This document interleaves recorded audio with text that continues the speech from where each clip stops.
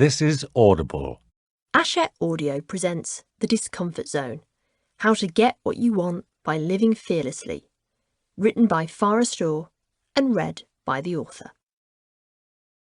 Prologue. Introducing the brief moment of discomfort method. Have you ever had the sense of being stared at? I have, by 25 different pairs of eyes, all at once. It was my first day on the job as editor-in-chief of Cosmopolitan magazine, and my new office was a glass box, 12 feet by 12 feet, slap bang in the middle of the office floor. It had one window that looked down on the streets of Soho below, an old navy blue leather sofa in one corner, graciously left behind by the former beloved editor, and 3 glass walls that looked out over 25 desks, behind which sat my new team. Except on that summer morning in 2015, I wasn't quite sure they wanted me there. And the truth was, I wasn't quite sure I wanted to be there either. Just a few weeks earlier, I'd been editing a much smaller magazine in the same building. It had been my first editorship, and the magazine, a health title called, rather unoriginally, Women's Health, was one I had grown to love.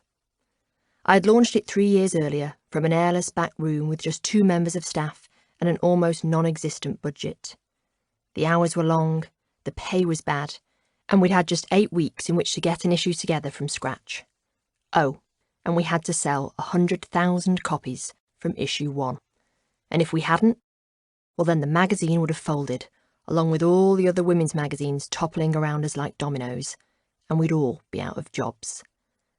I took the gamble regardless. After all, how hard could it be?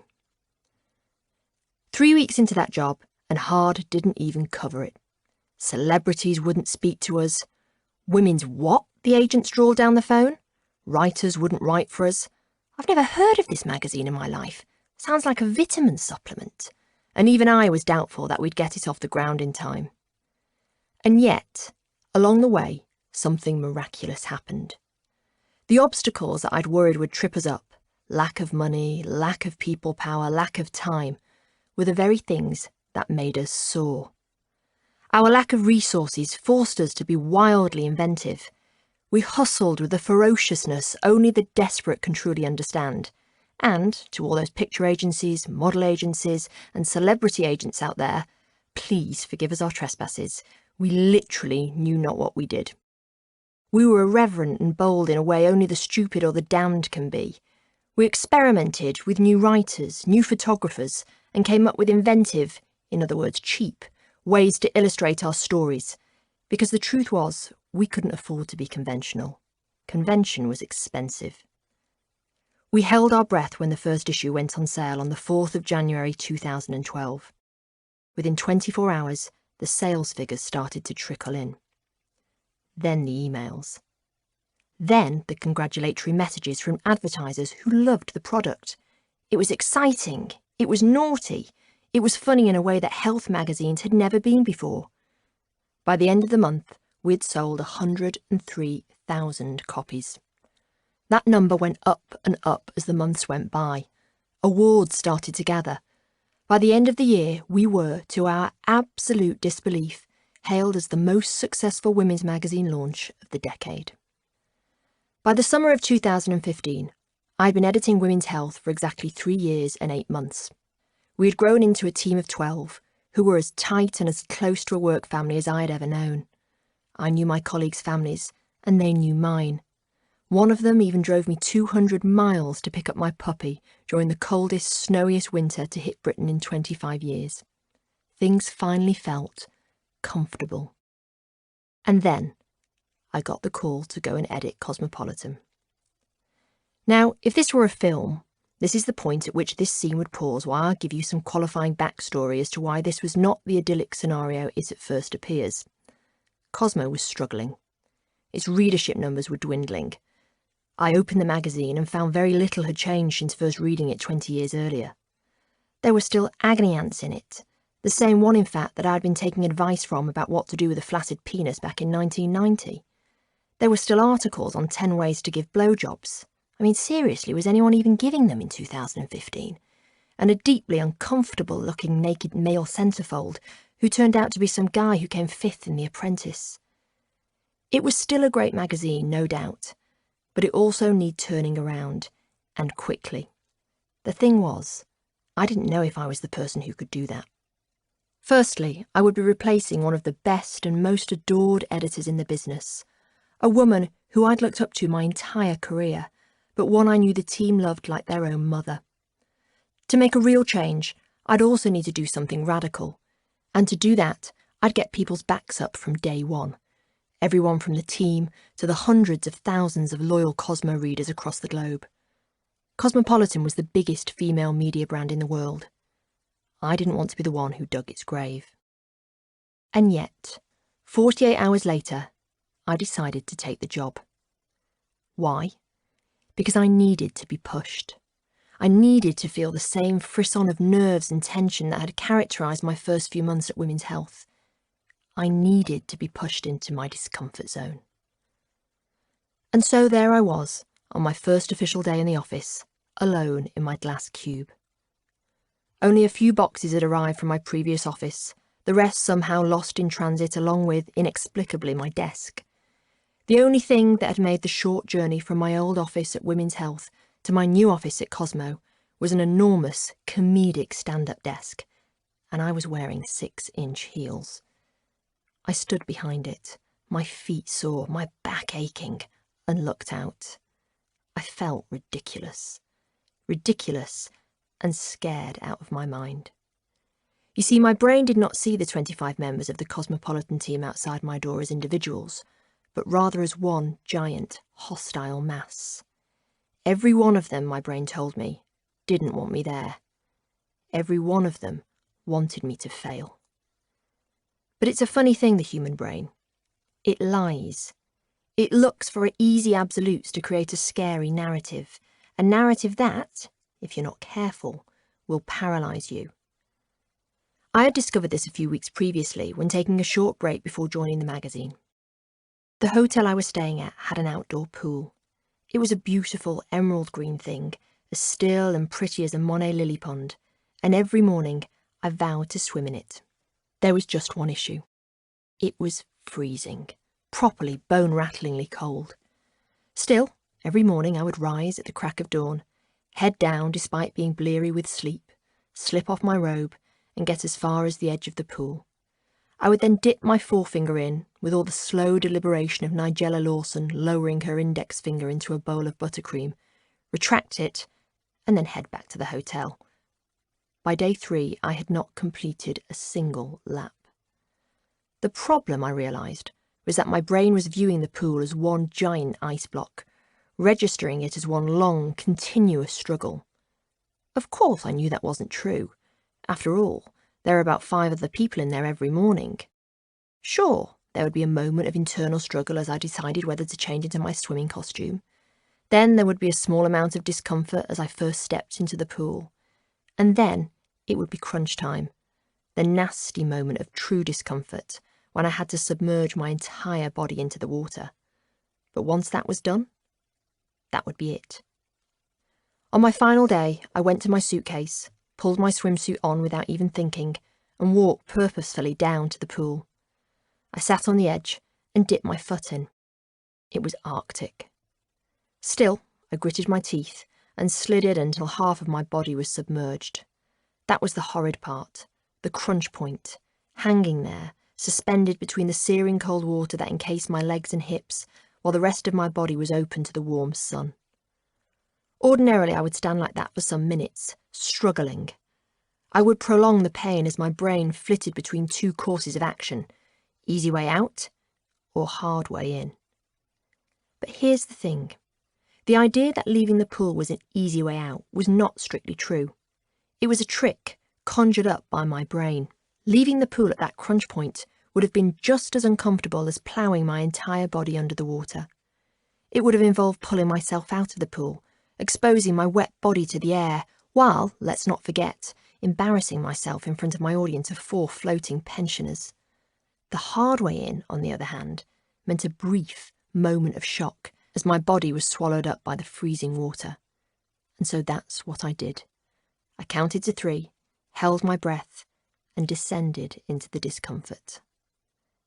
I don't remember the exact length of time it took before my teeth stopped chattering, but it would have been mere seconds. The pain was intense, yes, but fleeting.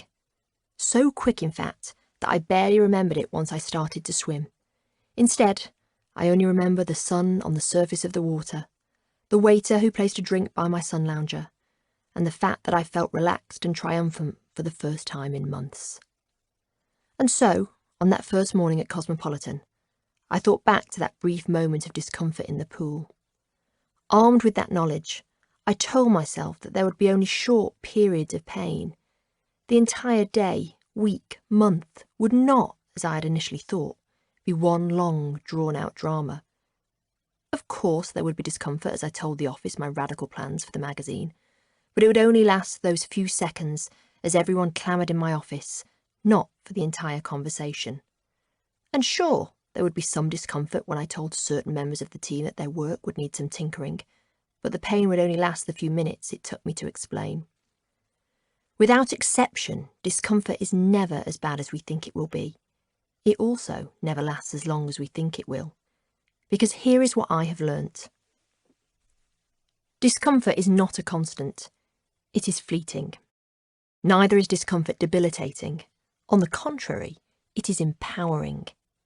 However, it has taken me years to realise this. Years of being thrown into deeply uncomfortable situations time and again, often through no choice of my own, in order to figure this out. I have moved to the other side of the world for a disastrous job, more of which later, have inadvertently found myself on a stage in front of 20,000 people, completely unprepared as what to say, the stuff of genuine nightmares, and been moments away from being sacked from my first job in journalism. But had I not unwillingly found myself in these difficult situations, I would not willingly throw myself into similar scenarios in the manner in which I do today. Because facing true discomfort not only helped unlock who I was, but more crucially, helped unlock who and what I had the capacity to become. Getting comfortable with being uncomfortable is the mantra I now subscribe to, and you will too once you realise how doing so has the power to unleash your true potential. Remember when you were growing up and your parents were always crowing on about how you weren't reaching your full potential, and you were like, what is this thing called potential, and how do I know when I've reached it? Well, stepping into your discomfort zone is the quickest way to find out. And by the way, if this all sounds like hard work for life's most hardened masochists, full disclosure time. I'm not tougher than your average woman. I've also not benefited from any extraordinary childhood that would prepare me for living this sort of life. In fact, I'm not tough at all. I was the kid who screamed at the nursery school gates when her mother kissed her goodbye. I'm the person who could, if allowed, spend all night locked in the toilet cubicle at a public function. I'm the person who, when asked to give a few impromptu words in front of a crowd, feels as though her sphincter muscle is about to give way. Or at least I was that person, before I got comfortable with the uncomfortable. Now, I can breeze through all of it without having a cardiac arrest midway. Better than that, I enjoy these situations, and you have my absolute word. Once you discover the ease with which anyone can appreciate discomfort, you will too. The BMD method. Momentary. That's what all pain and discomfort is. You know those little wax strips that you pat onto your moustache and rogue chin hairs? Men, close your ears and shut down all visual imagery now, please. That's what discomfort is. Teeny, tiny little frissons of pain that pass almost instantaneously. When you give a public speech, the only bit that's really uncomfortable is the part just before you walk on stage. Okay, or maybe the first 3 seconds as you look out at all those faces staring back at you. But after that, it's fine. You're in motion. You don't have time to register pain or difficulty. Your brain is too busy working on the situation in hand. I'll give you another example. You know when a well-meaning colleague comes round with cake and you're 30 minutes into some bizarre newfangled deprivation diet? Well, your crunch point, and by that I'm referring to the most uncomfortable point in your teeny tiny moment of discomfort, is that second when your mouth is salivating. The cake is in your direct eye line, and you must either shake or nod your head to confirm or deny access. Once you've made that decision and the cake has left the premises, it's easy. your brain moves on to something else. I call these BMDs, brief moments of discomfort. Anyone, and I mean anyone, can charge through short periods of change and pain. After all, most of us already do it every single day of our lives. We just don't willingly do it. I bet you've already had several BMDs today.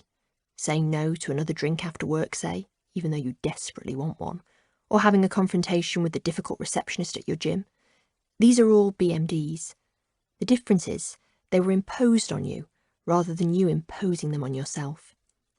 What's the difference? Well, the difference is huge. When uncomfortable situations are thrust upon us, we have no control, and not having control can lead to alarming consequences. But uncomfortable situations that you have imposed upon yourself give you the opportunity to go into them with a plan. And having a roadmap when you find you've drifted far out of your comfort zone and into the choppy waters of your discomfort zone is what leads to magical outcomes. The BMD method is something I've been using for the past 5 years of my life, and since following it, not only have I transformed the way I live my life, but also the quality of the life I live. I take more risks because I am no longer paralysed with fear about the outcome of those risks. And by taking those seemingly uncomfortable risks, new, unthinkable opportunities have opened up for me. I'll give you an example. A big part of my job is now public speaking across the world, something I would never have believed could be an option for me. And it wouldn't have, unless I'd put myself into my discomfort zone to begin with. So what is the BMD method, and how will it change your life? It's simple. The BMD method is a formula that anyone can use for any seemingly difficult situation. It's not complex, and it doesn't take time to remember. It's nothing more than a 3-point plan that you can use during any time or situation when you feel you're out of your comfort zone. You can use the BMD method for life, although the more I use it, the less I need it. That's because once you start to use it, you will, as if by magic, get stronger, more confident, and feel more in control of your life. I know these sound like big, lofty promises that a man on a stage with a head mic in his hands pressed together in pyramid pose might throw at you, but this is real, I promise. Step 1. Acknowledge your fear. In many ways, this is the hardest bit, because it requires a smidgen of honesty on your part. This is the part where you stop pretending that you can conquer the world, because if you can, how come you haven't already? And acknowledge what scares you. It involves you identifying where your comfort zone ends and your discomfort zone begins. This is crucial because simply finding yourself in, or indeed being thrown into, your discomfort zone can be hugely traumatic. You feel out of control, so you make quick, often erroneous and risky decisions. And if you're traumatised, then you're unlikely to ever repeat the experience again. Though, as you'll see from Chapter 3, there can be some positive outcomes from traumatic situations, but we'll get onto that. Through the BMD method, you will not only be able to identify the exact moment in which you step into your discomfort zone, but you will also understand all the associated feelings you experience when you're there: racing heart, sweaty palms, undulating intestinal movement. Yeah, I know. But it's absolutely crucial that you identify, acknowledge, and understand these physiological reactions, because that's the first step in helping you control them. Step 2. Identify your moments of discomfort.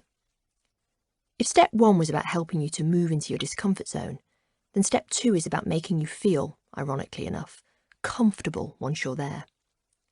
There are 2 types of comfort. First, there is deadly comfort. Deadly comfort is the sort that has people rotting in dead-end jobs and comatose relationships. Deadly comfort is like those animal onesies we all thought were a good idea to wear sloping around the house in 2012 until we found our bodies, beneath all that synthetic animal fur, were starting to resemble said animal. I gained an entire dress size. That's what deadly comfort does for you. Deadly comfort requires zero thought, zero discipline, and will ultimately give you zero gains. Active comfort, however, is a whole different ballgame.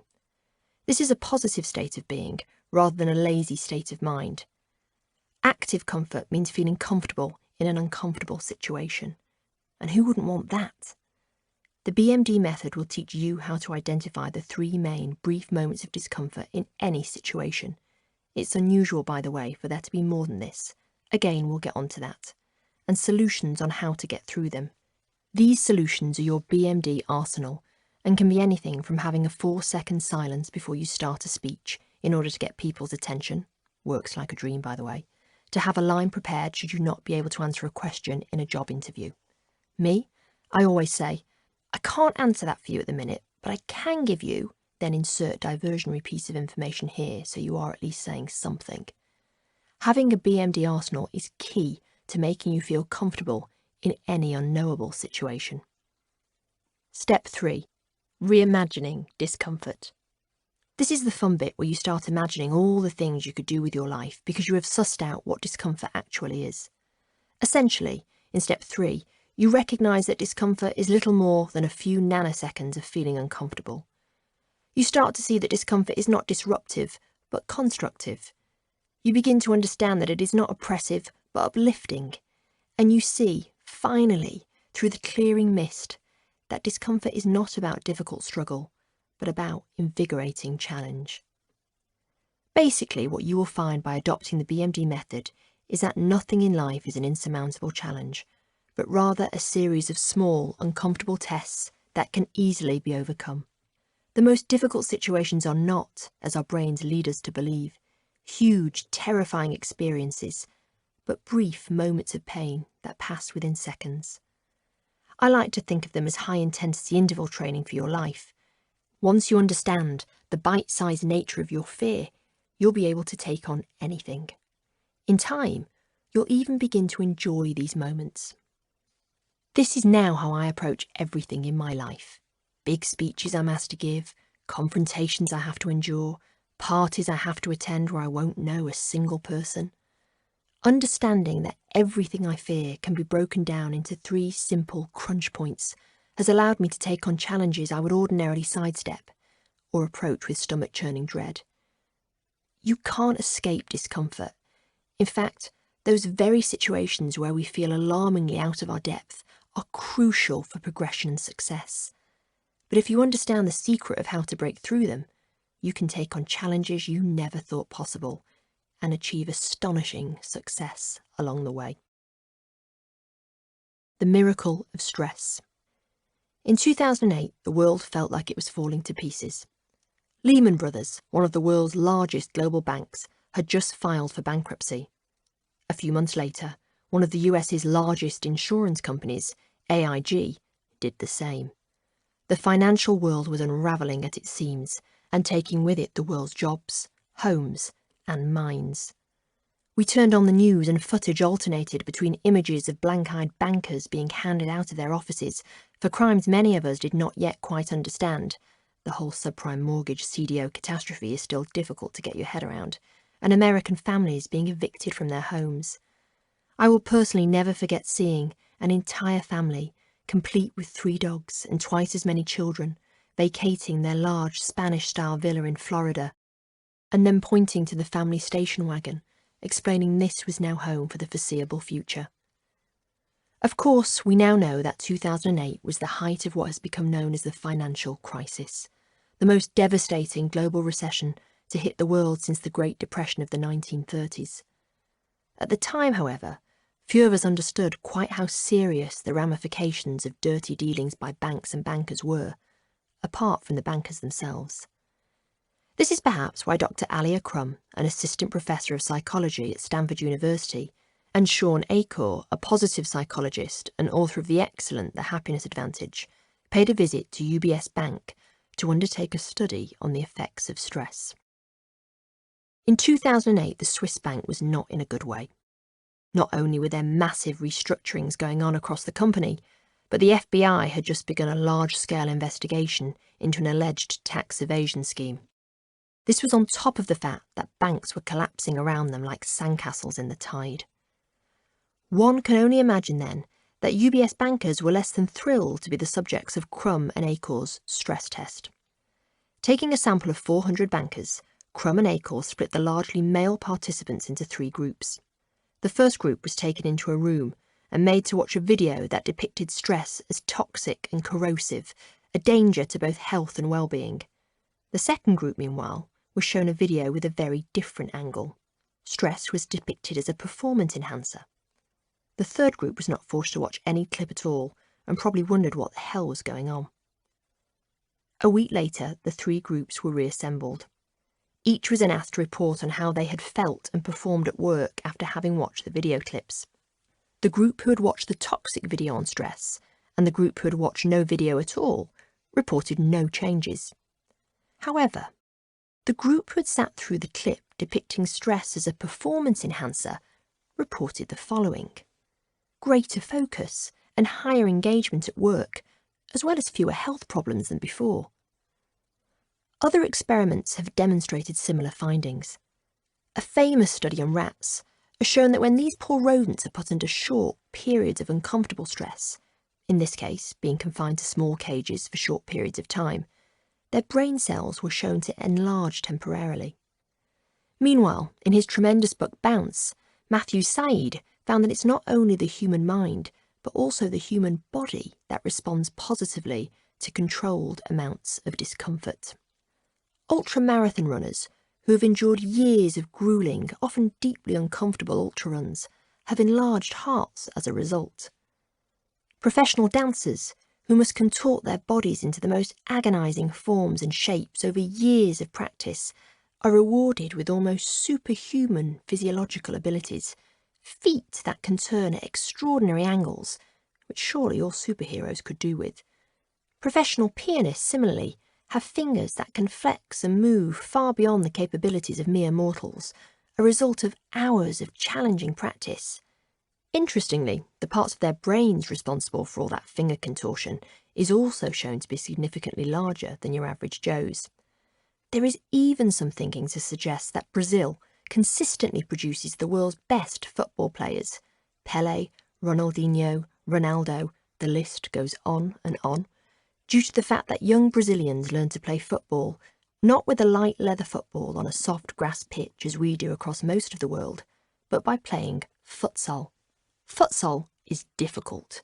It is uncomfortable, especially when played with bare feet, as most young Brazilian kids do. It is also a fast-paced game, played on a hard surface, with a smaller goal area, and with a ball that is firmer, heavier, and has 30% less bounce than your average football. That means the game requires more dexterity, greater creativity, and greater skill at shooting. In other words, every time a child agrees to play a game of futsal, they are throwing their bodies and minds into the discomfort zone. The result?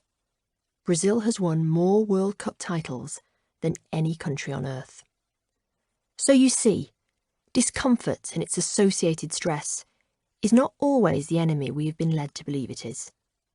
If harnessed correctly, it can have enormous advantages and effects. From pro athletes to young kids on a dusty futsal pitch, a certain degree of stress is a difference between excellent and exceptional. Of course, that's an unpopular view to espouse, and as the former editor of a health magazine, I'm sure you can imagine how well this idea goes down. We live in an era of stress. Everyone is stressed. Ask anyone how their week was, and the ensuing answer is likely to produce the word stress at some point. Studies tell us that young people are more stressed than older people, women are more stressed than men, and if you live in the UK and are a young woman, aged between 18 and 24, you're probably the most stressed out of all right now. But what if we've been treating the discomfort of stress all wrong? We have, after all, built an entire industry around protecting ourselves from it, rather than facing it head-on. Over the last 25 years, we have institutionalised stress, pathologised it, packaged it up and put a blue ribbon round it, then sold it back to ourselves as luxury retreats with zero Wi-Fi and massages with stress-relieving juju powers. Every challenge we face, every obstacle that stands in our way, we slap a diagnostic label on it, and that label is stress. And what has happened is this. We have become terrified of stress. It is toxic. It will massacre your brain cells. It will lacerate your immune system. It will make your heart beat like a tribesman drum and pickle your internal organs in cortisol. Your blood pressure will be dizzyingly high. Your hair will thin and grey. Stress will pin its thumb down on your body and mind, leaving you wizened and cracked like a piece of gum on the pavement. And yet we have created a culture in which we insulate ourselves from anything we perceive as harmful or stress-inducing. It's the reason why schools are still dishing out medals for first, second, and last. It's the same reason that children's homework is no longer marked in malignant red pen, but in pink, because red pen is seen as too damaging and too indicative of failure. In our universities, we have seen the dawn of these strange new places, known only as safe spaces, a coddled zone, free from noxious talk, dissenting viewpoints, and basically anything that doesn't concur with our worldview. There have been a boom in stress-relieving colouring books for adults, while employers such as Nike and Uber now offer employees nap time to help ease office tensions. If that's not enough to eviscerate your stress woes, then perhaps the Googleification of offices around the land can help, where managers have substituted cold, corporate desks for chilled-out beanbag zones, evicted scary meeting room tables in favour of ping-pong ones, and ditched perfectly good internal staircases for giant slides, so that stressed-out grown men in polyester suits can come tumbling down like massive toddlers with canines. Oh, and if work can't help you eradicate all that nasty stress, then the lifestyle holiday sector can help. Simply let them whiz you up a stress-free break on which phones are taken from you like toys sequestered from naughty children, and extracurricular activities include tug-of-war, apple bobbing, and evening sing-alongs. This, by the way, is certifiably true and can be found along the east coast of America, servicing frazzled New Yorkers. But what if we have got it all wrong? What if a little bit of the right sort of stress is exactly what we need? Because here is the thing. The human body is made to strive. It can, in fact, perform better under certain stressful conditions. It can not only survive discomfort, but soar within its confines. Remember back when we were all doodling in caves, throwing woolly mammoth steaks on the barbecue and wearing bones like a Tiffany pendant? We were also on high alert most of the time. This was the environment in which we and our ancestors before that developed. Life was hard. Discomfort was the norm. We were hunter-gatherers living in a world where we regularly experienced food shortages, swings in temperature, and attack from animals 5 times our size. We had to tough it out to find food and strive to keep warm and out of harm's way. We lived like this for thousands of years, and as such, evolution has paid us back by creating a human mind and body primed to experience daily stress and discomfort. But modern life has slowly taken away these stressors. We call this progress. In the Western world, there are now restaurants open 24 hours a day. You can buy your meals pre-chopped, pre-cooked, and pre-digested. Seriously, this exists. And then get them delivered to your front door with a click of your computer. We have aircon for when it's too hot, and central heating for when it's too cold. Small, benign-looking robots, Google's Echo, Amazon's Alexa, Apple's HomePod, now share our homes. They sit on our kitchen counters and bedside tables, waiting to be shouted at. Alexa, change the radio station. OK, Google, how many grams of sugar do I need to make a lemon meringue pie? I am waiting for the day someone brings out an AI machine that can empty your bladder. Here's hoping. The point is, progress has limited us as much as it has advanced us. We have become so smart at reducing stress that it is literally killing us. We are now faced with some of the greatest health challenges of our time. Obesity, diabetes, hypertension and inflammation, all of them byproducts of insulating ourselves from the sort of stress our bodies and minds were designed to withstand. This book is a call for something some of you may find challenging to accept, that we need to embrace discomfort, not shield ourselves away from it. We need to make it part of our everyday lives. We need to throw ourselves into it in order to stretch and test our capabilities. We need it in order to feel truly alive. Successful people know and understand this. Show me a successful person who said the ride to success meant never stepping outside their comfort zone, and I'll show you someone who isn't quite as successful as they think they are. Our most revered leaders, athletes and politicians spend much of their lives living within their discomfort zone. Stephen King, Oprah Winfrey, J.K. Rowling, Jay-Z, these are all people whose true success began when they were forced into uncomfortable situations. Oprah was fired from her first job. King's and J.K. Rowling's work was rejected multiple times at the beginning of their careers, while former drug dealer Jay-Z had to start his own record label after no one else would take him on. It was a brush with discomfort that led each one of them to recognise the magical, life-enhancing alchemy that happened as a result. You learn more in failure than you ever do in success, Jay-Z has said since, and amen to that. In this book, I have spoken to leaders, gold medal winning athletes, and regular men and women who excel at life.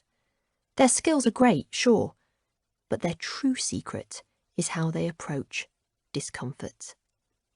Everyone, from the 26-year-old dropout who changed the way the modern world dates, to the award-winning female firefighter who has saved dozens of lives, will tell you how they step into their discomfort zone day in, day out, and of the remarkable results that have followed. Taking on board their lessons, as well as adopting the BMD method, will not only result in helping you make better decisions and braver choices, but will ultimately bring greater meaning and happiness to your life. Learning how to step into your discomfort zone and feel comfortable is the revolution you have been waiting for. You just didn't know it yet. Chapter 1. Reframing discomfort. Getting comfortable with the uncomfortable. How comfortable do you feel when adrenaline strikes? Are you ready for it, like an athlete on the starting line?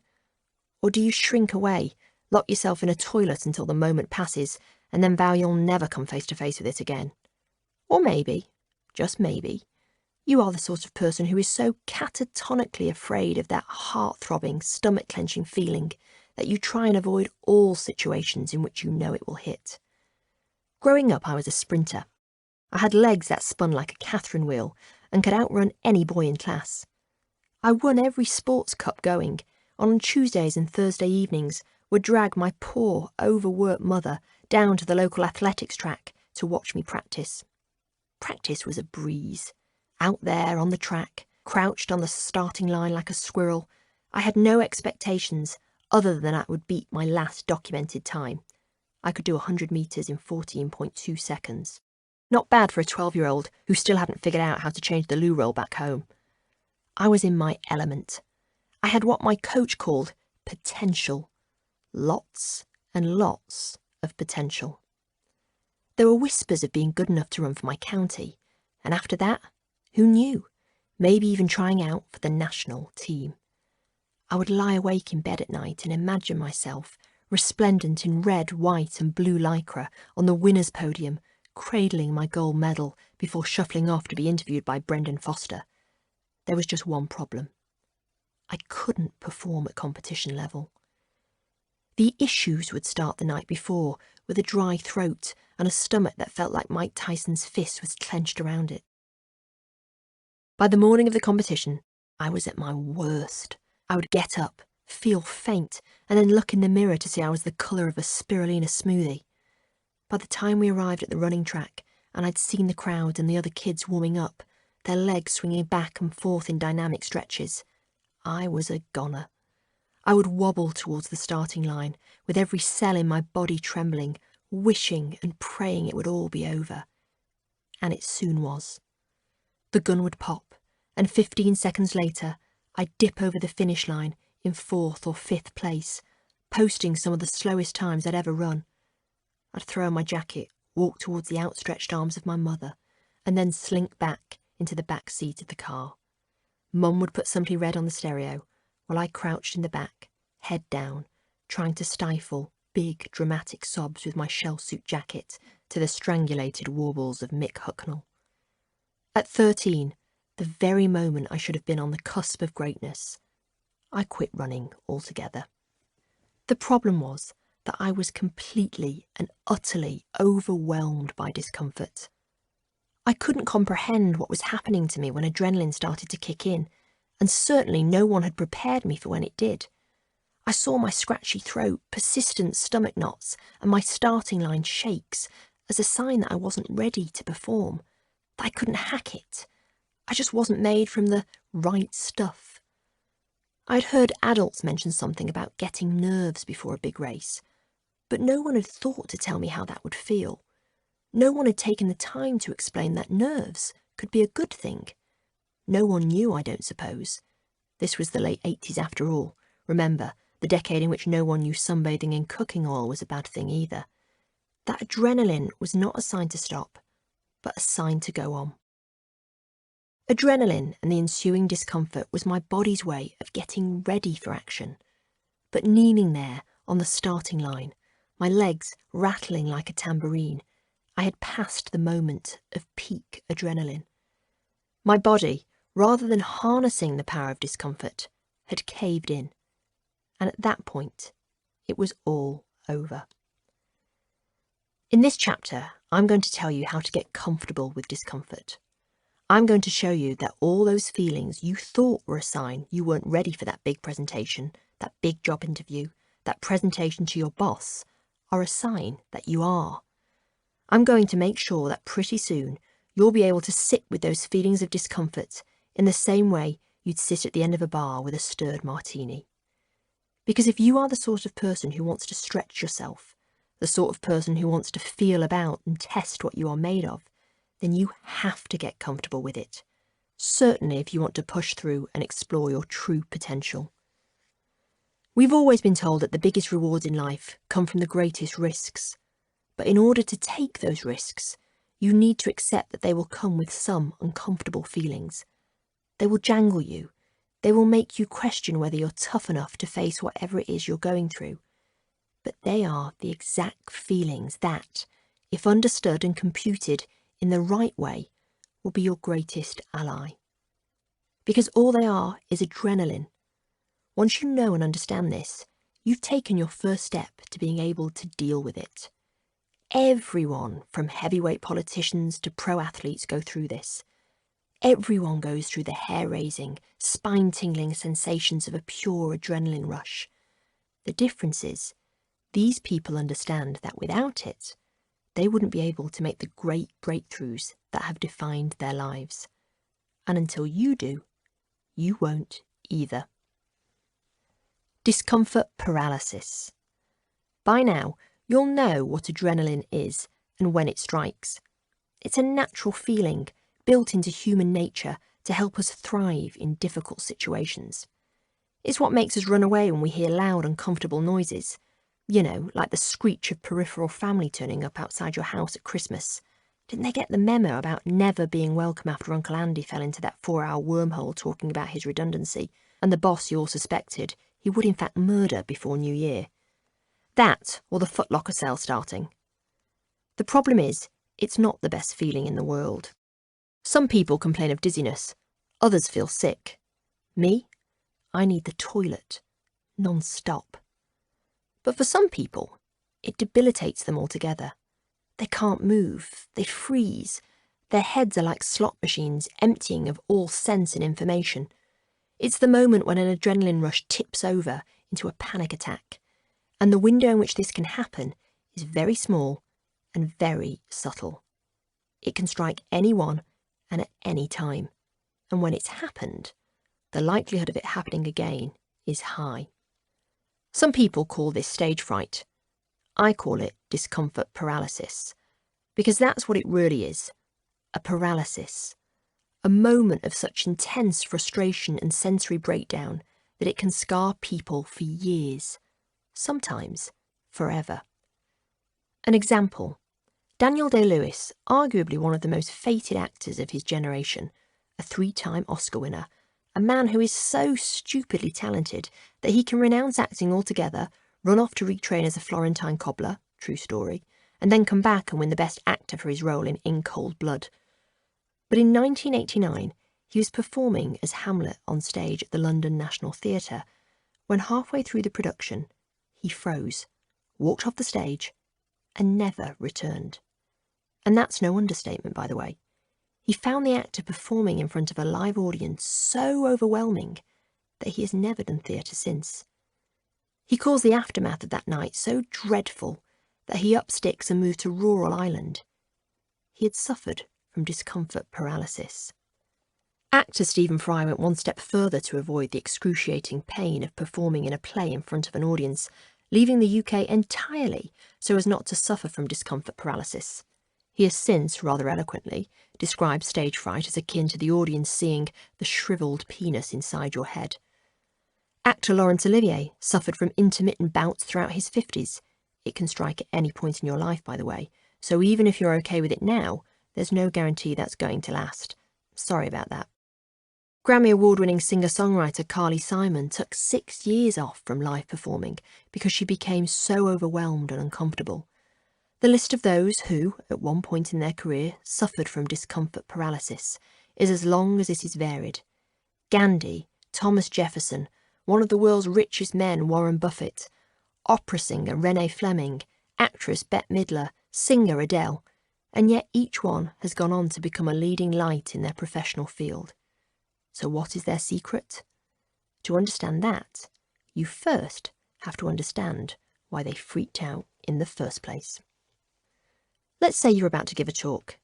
Maybe you've been chosen to give a short speech at a friend's wedding, or the boss has asked you to deliver a few well-wishing words to a departing colleague from your team. Simple enough requests. There is, on the surface, no imminent sense of danger. So why then do you feel sick? Why do you feel the freeze coursing through your body at the very moment you're about to speak? As I've mentioned before, your body, when put under stress, goes into flight or fight mode. Most of us recognise why this is. You either need to hightail the hell out of there when things get scary, flight, or you need to stick around and put up a fight. But there's a third response that doesn't get nearly as much attention, and which we have almost all felt. Freezing. Freezing and discomfort paralysis go hand in hand. It's that incapacitating feeling when everything, thoughts, feelings, normal human utterances, are catapulted out of the window. You are left rooted to the spot, unable to even make single eye twitches or small guttural sounds. It seems like an eternity. It rarely is, a few seconds at most, but it can derail everything. You've probably seen a performer suffer from discomfort paralysis on stage. Their eyes enlarge, their mouth hangs open, and they stand straight and rigid as a meerkat. It's as painful to watch as it is to endure, and it's the fastest route to losing the confidence of everyone who witnesses it. Here's the abridged version of what happens. That moment before you decide to fight or flee, you freeze for a few milliseconds to assess the situation before making your next move. Your eyes open a little wider as you take in all the information around you. Your mouth opens as you prepare to scream or shout, and you stand there, seemingly unable to move, as you conserve energy for your next action.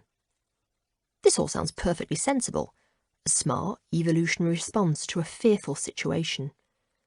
But sometimes those milliseconds extend into seconds, then a few more seconds, and before you know it, you're stranded, stuck in discomfort paralysis from which it is very difficult to return.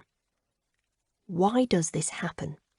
Well, it's thought that without any real imminent danger in modern life, no wildcats or cave bears battling down our mud huts, we instead start to obsess about outcomes and fret about things we think might be dangerous. We forecast fear, so to speak, and in doing that, we essentially juice up our amygdala, the bit of our brain that deals with fear and anticipation. And that's when the trouble starts. Is there a way to short-circuit this response? Is it even within our conscious power to escape from discomfort paralysis? And if so, how quickly can we make it work for us?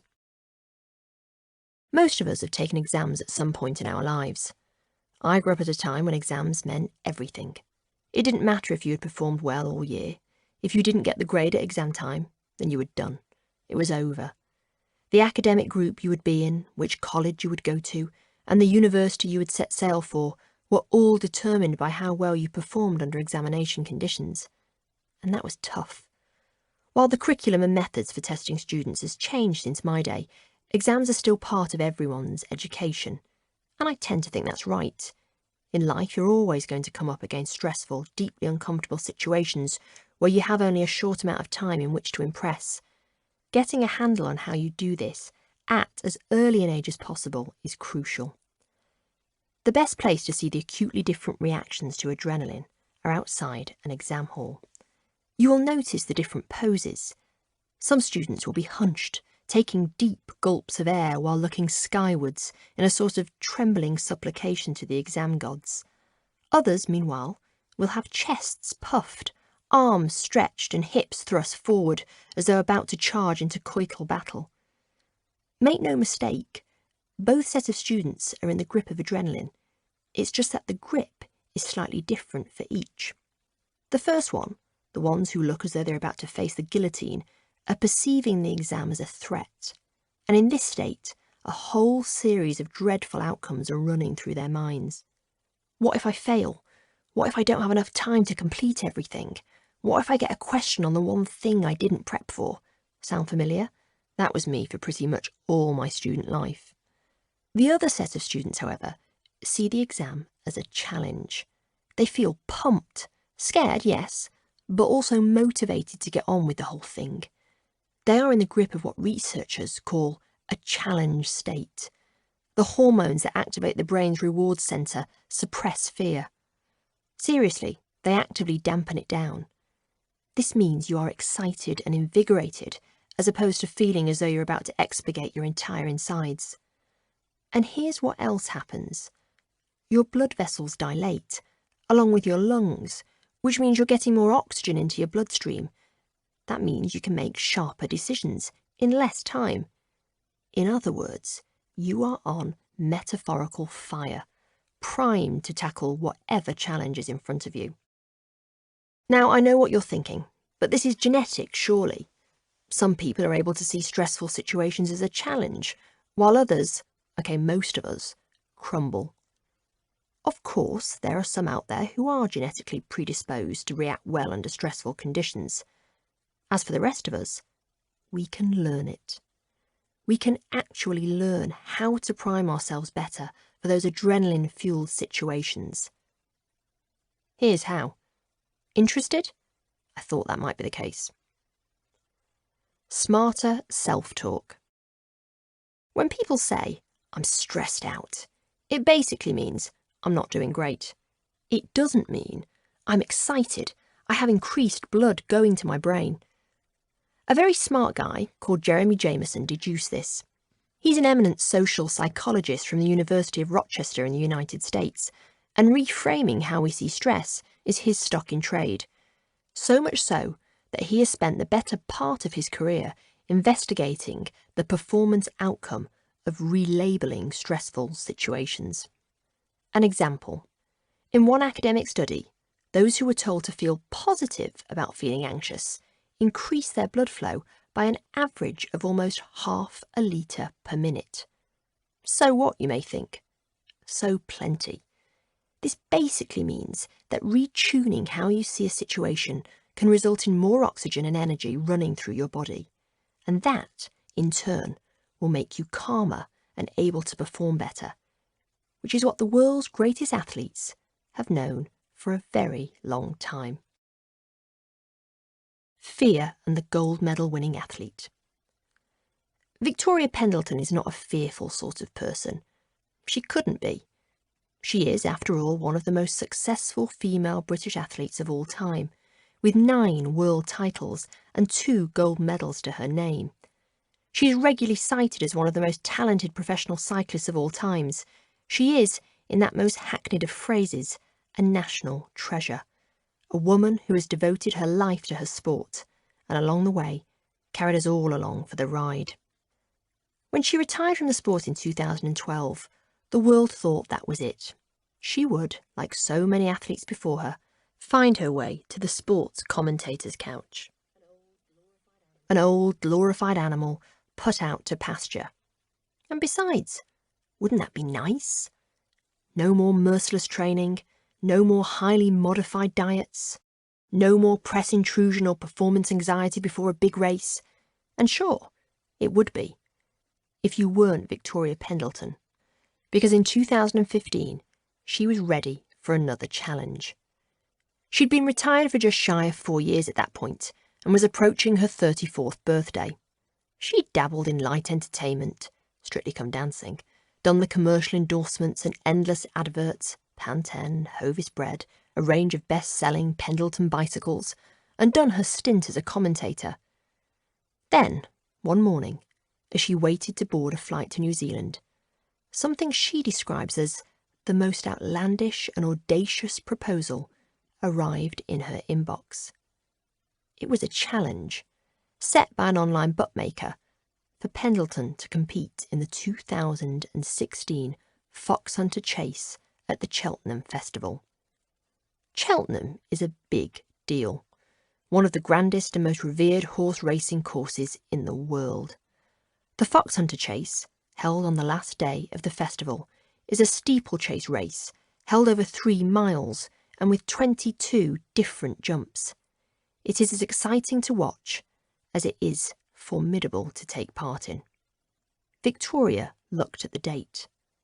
The race was in 13 months' time. What's more, Pendleton had never ridden a horse in her life. Plus, there were other things to consider. The world of horse racing is a hard, often insular world. Newcomers are rarely welcome. She would be competing against some of the most seasoned jockeys in the country on one of the most public stages. The risk of failure was great. The risk of a life-threatening injury even greater. It would require her to metaphorically saddle up and step into her discomfort zone. She solicited the advice of those around her. Crazy was what most people came back with. That, or it's a very dangerous game. People of your age don't start riding, one experienced rider told her, especially not racehorses. But then Pendleton had spent her career defying the odds. A slight, pretty woman from Bedfordshire, an unremarkable backwater county 60 miles outside London, she was, she says, never taken as seriously as other athletes. She was not the right shape. She lacked the bulky weightlifter silhouette many believed was necessary to blast through such races as the Kerrin, an 8-lap sprint round the cycle track. She was too girly, others said. She liked clothes and makeup, and when she wasn't on the track, she wore her hair long and blow-dried. She was not, many believed, what a true, powerful athlete should look like. And yet. So one glacial British morning, she set off to see the professionals, driving the short distance to a racetrack not far from where she lived. As she stood there in the fog, unable to see more than an arm's length in front of her, she heard them. 6 horses galloping down the track, the heavy beat of their hooves sending tremors through the ground. And then, finally, they appeared, cutting through the gloaming like something from a Manet painting. It's an exhilarating noise to hear horses galloping towards you. It gets the heart racing and the adrenaline pumping. The hairs on the back of your neck stand on end, she tells me. And I'm familiar with that feeling. I don't hate it. My experiences of being in that place make me comfortable with it. After all, you need that kind of stimulation in order to be your best, physically and mentally. A few weeks later, she signed on the dotted line. Why would she do this? Why, after years of pushing herself deep into her discomfort zone, with competition after competition, would she choose to do it all over again, and this time in a sport she barely knew or understood? She did it because she knows how easy it can be to feel comfortable inside your discomfort zone. Victoria Pendleton has spent her life competing. She knows what it feels like to be consumed with nerves before a big race. She knows the rhythm of her own heartbeat. She knows that nerves are all part of the success process. As a kid, I found competitions overwhelming and unpleasant, to be honest, she tells me. Even now, there are times in my career when the competition is almost traumatic because I've wanted to succeed so desperately. But when it comes to competitions, you're always going to have those feelings. You need them. You want to have them. It's a natural instinct. Your body does it to look after you. You can't control them. They will always be there. So you just need to better understand them and be familiar with them.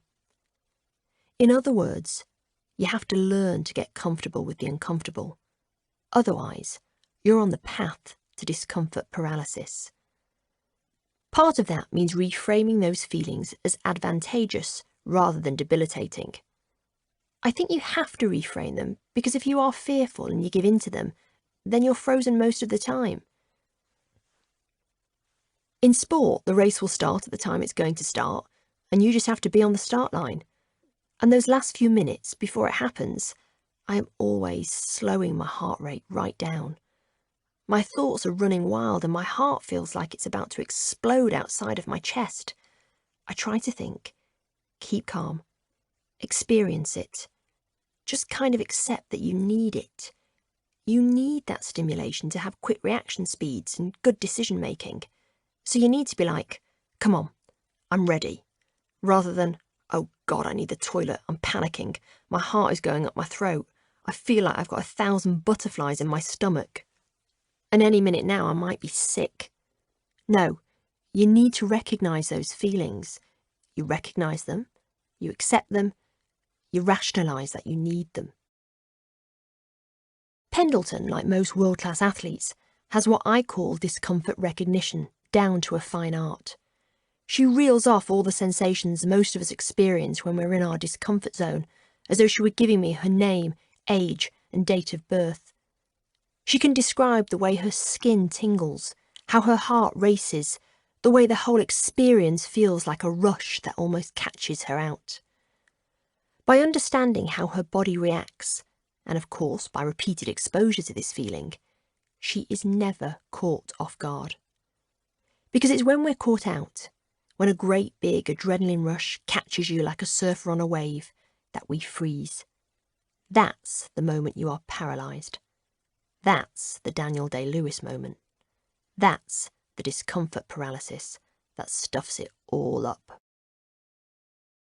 Learning to love discomfort. Remember those students who found themselves feeling challenged rather than terrified before taking their seats in the exam hall? That's the state you need to get to before your next big meeting, speech, whatever it is that you are dreading. Sports psychologists call it the challenge state, and it's exactly what Pendleton was talking about when she described her let's do this mindset before a race. But how do you get there? Sports psychologists say you need 3 things to reach your challenge state. 1, the perceived notion that you are in control of the situation. 2, self-belief. No biggie then. 3, your approach focus. In other words, do you aim to do your best, or do you simply aim not to do your worst? You've got to think it to be it. Some people say you've got to see it to be it. I go one step further and say you've got to think it to be it. Great leaders and performers know this too, which is why they turn to visualization to get them through their toughest challenges. They imagine what a successful outcome will look like before it's even happened. I call it montaging, kind of like playing a short film of your most amazing moments on a loop in your head. Most of us have done this about someone we fancy at some point in our lives. You know, work your way through all the best bits in your head, so that by the time you actually date them, they're actually pretty dull. Let's say you're about to go for a job interview. Imagine what a successful job interview would look like. Maybe you'd walk in, smile, take the right seat, waltz through your CV and have quick-fire answers to even the gnarliest questions. When you go to leave, they'd look you in the eye, shake your hand and say, "We'll be in touch," with all the sincerity of someone who is basically going to beg you to come and work for them by the end of the day. Of course, most of us don't do this, but we do montage. just in a completely different way. We negativise everything. We envisage what said interview will look like, imagining only all the bad things that could happen. We visualise ourselves tripping up on entering the room, taking the wrong seat, getting struck with discomfort paralysis when asked tricky questions, leaving the interview with little hope of a follow-up because we have basically ballsed it up from the minute we walked in to the moment we left. Montaging is a powerful thing, which is why catastrophising the outcome in our heads exacerbates our adrenaline reaction. We think about all the mistakes we're about to make, which makes our hearts beat faster and our palms sweat more, which in turn leads us to panic more, which in turn leaves us frozen and basically screwed. Why? Because the part of your brain that is being used to project the dismal future outcome creates a stress response, a response that basically causes you to go into meltdown and, more crucially, means you can't engage in the moment. But there is an answer, and it's way easier than you'd think. Simply imagine the outcome in a positive light, and your body's reaction will change. Take Wayne Rooney. Before every match, the former England and Manchester United football captain used to ask the club's kit man what colours the team would be wearing the next day. Why? Because it helped him visualise. Every extra detail that he could bring to his visualisation technique would impact his performance. I lie in bed the night before a game and imagine myself scoring goals and doing well, he said during an interview. You're trying to put yourself in that moment and trying to prepare yourself to have a memory before the game. Rooney admitted he had done this his entire life, even as a small child. But what may have been instinctive to this young footballer is exactly what sports psychologists and coaches have been teaching their pupils for years. Gold medal-winning heptathlete Jessica Ennis-Hill says she visualises her technique before a big tournament in the hope it will better affect her physical performance. Wimbledon champion Andy Murray has been known to go to an empty centre court and just sit there, imagining himself hitting balls over the net. One of Britain's all-time great rugby players, Johnny Wilkinson, goes one further and creates a multi-sensory mental image of his performance. You are creating the sights and sounds and smells, the atmosphere, the sensation and the nerves, right down to the early morning wake-up call and that feeling in your stomach. It helps your body to get used to performing under pressure, he says. Vivid imagery not only prepares you, but can studies show affect your performance. I know, sounds like some weird voodoo magic, but simply imagining yourself succeeding in a situation can have a significant effect on the outcome. Of course, just imagining yourself acing an exam or carving a six-pack is not enough. You do need to put in the effort too. That said, in a study by the Cleveland Clinic Foundation in Ohio, those who imagine themselves doing bicep curls 5 times a week for 2 weeks increase their strength by 13%. Go figure. Envisaging yourself in a situation performing brilliantly can trigger neural firings in your muscles, creating a sort of mental blueprint from which your body can work to produce a better performance down the line. So how can you do this? As you've seen from the examples we've gone through, the key is detail. Imagine you're a film director and your job is to create the most realistic mental montage of yourself as possible. How would you do that?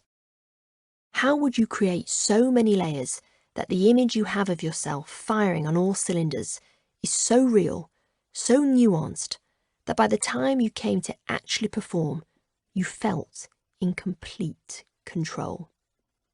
1. Set the scene. First, start by visualising the scene. Most of us can do this. If it's a job interview, say, imagine what the office block looks like. Google Maps means most of us can now get scarily accurate images of pretty much any building we choose. What area is it in? What street is it on? Sounds borderline creepy, but do Street View.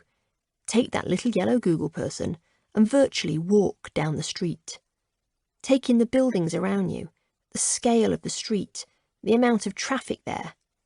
Sure, you could do an Andy Murray and hang around outside the building, but I'm not going to suggest that here because loitering outside the building where you are potentially about to work is not a good look for anyone. Keep adding detail as it comes to you. What are you wearing? What shoes do you have on? How do you have your hair that morning? All of this may not come to you straight away, so my advice is to start as early as possible, almost as soon as you have the interview penciled into your diary. Then get imagining. You'll find it's actually a lot of fun. 2. Build the ambience. Next, you need to create the sensory experiences around you. You can, of course, go into full-on method acting mode. This would include creating actual smells and noises you may encounter on your way to said interview, but how you're going to create the idle banter of colleagues as you walk towards the interview room and the smell of someone's wilting vegetable lunch from the communal fridge is anyone's guess. No, you're going to have to dig deep into your imagination for this one. I always try to draw on past experiences. I try and imagine the colour of the office carpet. Disclosure, it's almost always grey or hospital coat blue. Then I try and build up the picture with the noises attached. If there's a water cooler, there is always a water cooler. Imagine the gurgle it makes as the receptionist offers you a glass of water. And by the way, always accept the glass of water. Even if you're not thirsty and are worried it will make you need the toilet. It takes your voice down by at least an octave. If you're struggling with this part, then try and aim for at least 5 associated sensory experiences. Any fewer, and I tend to think you can't build up a realistic picture. 3. Get acting. This is the Johnny Wilkinson bit, and some people find this easier to do than others. Sometimes just thinking about the event can trigger a nervous system response, so you may find your stomach doing backflips and your breathing becomes shallower as you imagine yourself sitting in front of your future boss, being grilled like a Nando's chicken thigh. This is good. You can work with this. Slow your breathing down. Count it out. Count slower and slower, making your breathing match the numbers. This should stop your heart beating like a jungle drum. It should also help your stomach relax. Hold on to this feeling, because every time you montage the scenario, and I'd suggest doing this at least 3 or 4 times before the big day, though you can do it as often as you like, try and recreate these feelings. It may sound like lunacy, but remember, whether you like it or not, it's going to happen on the big day. So the best we can do is to prepare for it, so that when it does, you are quickly able to make the feeling subside rather than getting overwhelmed. You need to conserve all your energy for showboating just how exceptional you are after all. 4. Write the script. For some people, writing this down helps, so go wild. Write your own script. And I'm talking about old school pen and paper, by the way. Remember those? Studies show that the simple act of writing something down, not typing it on an iPhone or laptop, helps to lodge it into your memory. It's one of the reasons we tend to remember storylines and become more immersed in a book when we read it from a tangible paperback rather than an e-reader. It also goes some way to explain why book sales are increasing for the first time in years, while e-reader sales are declining. It doesn't have to be War and Peace. You can break down your visualization into chunks and just commit to paper the bits you think you'll struggle with on the day. The one thing to remember when you are montaging is to be true to yourself. I know that sounds like some sort of half-baked Instagram quote, but I'm serious. There's no point in imagining yourself suddenly speaking with a deep voice if your own voice is higher pitched and soft. No point montaging yourself striding into a room with all the bombast of Don Draper if you're the quieter, more reserved sort. No point embellishing to the point of unrecognisability, because ultimately this will trip you up. No, make this montage true to who you are. Only then will you be able to inhabit it when the day comes around. What will montaging do for you? It's the surest way to guide you towards a challenge state rather than one of discomfort paralysis when things get tough. Remember how sports psychologists say you need 3 things in order to reach your challenge state? Control, a positive approach focus, and self-belief? Well, montaging can help you achieve all three. Having a clear plan, one that you have rehearsed over and over again, even if only in your head, will automatically make you feel in control of the situation. Feeling in control of the situation and having a clear mental image of what a positive outcome could look like will give you a positive approach focus. As for the self-belief part, it's a nebulous old thing. The truth is, it's very hard to say to someone, you've got to have self-belief, because hell, wouldn't we all love to have it? And wouldn't it be lovely if there was a simple trick or tip that gave it to us? In my experience, self-belief comes with practice. By practicing the process and the outcome of whatever it is that you are terrified of, your self-belief will bubble to the surface. As for Victoria Pendleton, when the day finally came, after months of practice, months of pressure from both the press and the horse racing world, as well as the months of near falls and the occasional actual fall, she was ready. She was ready to throw herself into her new discomfort zone. She blocked out the crowds, zoned out the fact it was a 450-kilogram beast beneath her and not a 7-kilogram bicycle, and breathed. She listened to her body. She accepted that her quickening heartbeat was part of the process, not part of the problem. She leaned into it. She imagined crossing that finish line. She was comfortable with the sheer discomfort of it all. She was not only ready, she was excited. And the result? She came fifth and described it as probably the greatest achievement of her life. Chapter 2. The Obstacle Illusion. The Danger of Avoiding Discomfort. I want to give you an idea of how much I used to like comfort. I was the classic middle child, quiet, deeply unremarkable, cushioned by all the failings and boundary testings of my elder siblings before me, and spared the overindulgence bestowed upon my younger brother. As the third child of 4, I could slip under the radar. I was wrapped in a big, comfy proverbial blanket, and I didn't need to do very much to justify my existence. A popular elder sister at school meant I was shielded from sharking bullies. A culture nut older brother meant I was handed my tastes in films, music and books as though a tray of sweets, and told not to question them, just to swallow and accept that I would enjoy every one of them, which I dutifully did. When my sister moved from Manchester down to London, I followed dog-like 5 years later. I dressed the same way, spoke the same way, hung out with the same crowds, or, should I say, hung around the same crowds she hung out with. I basically spent the first 18 years of my life being so comfortable, inhabiting a world so ready-made for me by everyone else. As I slid out of my teens, I realised that not only did I have no idea of who I was, but I had no idea of who I could be. And so, on the eve of my 21st birthday, I did something radical.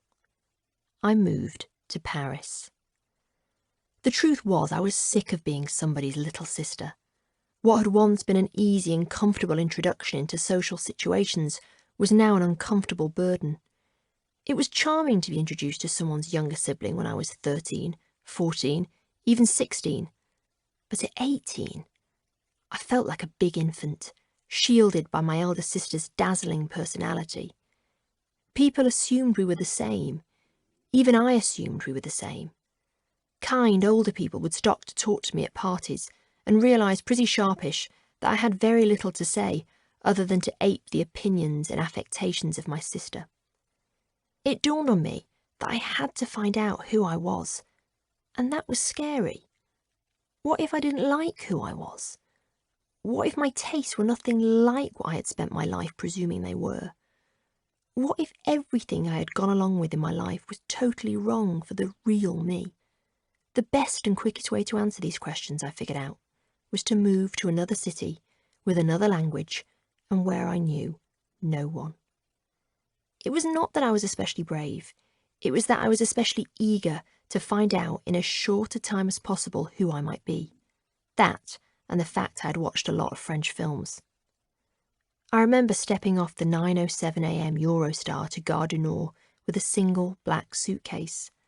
I had little money, nowhere to stay, and a job I had hooked up teaching English in one of the toughest neighbourhoods in Paris.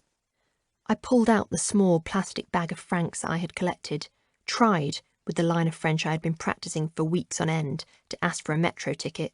It didn't work, and then headed to my hostel deep in the centre of Paris. The hostel smelt of old cooking fat and the mellow fruitfulness of unwashed armpits. I was handed a key to my room, in the way only the French can hand you a key, with a grunt and a finger that pointed in a vague direction towards the back of the building. I turned the key. The room was not the quaint, floral wallpapered garret of my imaginings, but was a single box room, painted a bright, fleshy pink, kind of like a giant vulva, with a pair of bunk beds on which currently slept a person of unidentified sex and nationality. I placed my bag on the bed, sat down, and stared at the ceiling. I needed comfort. I went to find my packet of change to phone my mum and discovered it was gone. I didn't know how to make a reverse charge phone call from France because I'd never had to do such a thing before. So I just sat there, my cheeks burning, holding back the overwhelming impulse to cry, because of course I couldn't do that with a complete stranger snoring above me. I had hit an obstacle. I had entered my discomfort zone without a roadmap to follow. And in that moment, I had two choices. Stay in Paris and move forward into that obstacle, or move around it, go back to England and seek the comfort of home. I chose to stay. It wasn't an easy year, but it was a magical time of growth and challenge where I discovered things about myself. Turns out I could control a classroom of 30 rebellious teenagers. Leadership skills emerge in the strangest of places. I was way tougher than I had thought too. Alone in a foreign country with a terrifyingly small vocabulary, I learned the art of turning up alone to parties where I knew no one. Grab a drink and head to the kitchen. The friendliest or most obliterated people are always in there. It was a transformative 12 months and the making of me. By embracing the discomfort of the situation and recognising the obstacle as an opportunity for development rather than a roadblock towards it, I was rewarded with an acute understanding of who I really was and of what I was capable. You've read plenty of fairy tales growing up, right? Snow White and the Seven Dwarfs, Little Red Riding Hood, the Three Little Pigs. What you'll know is that they all run along pretty similar lines. Basically, life is blissful and uncomplicated until one day a terrible wolf, witch, or monster changes everything. Well, the wolf is kind of like an obstacle. Sure, the reality may be less dramatic, but it essentially serves the same metaphoric purpose, a difficult, often frightening roadblock that is stopping us from getting where we need to get to. The obstacle is difficult because it is unexpected, and so it freaks us out. Our bodies flood with cortisol.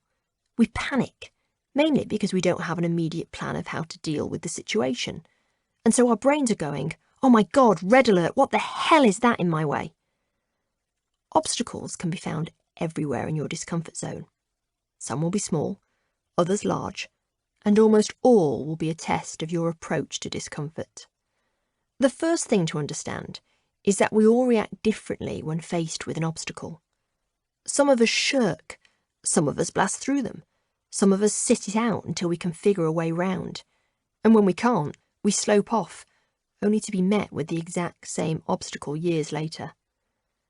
I call this your obstacle mindset, because it really is a mental typecasting. If you're not sure of yours, then let me walk you through the most common ones.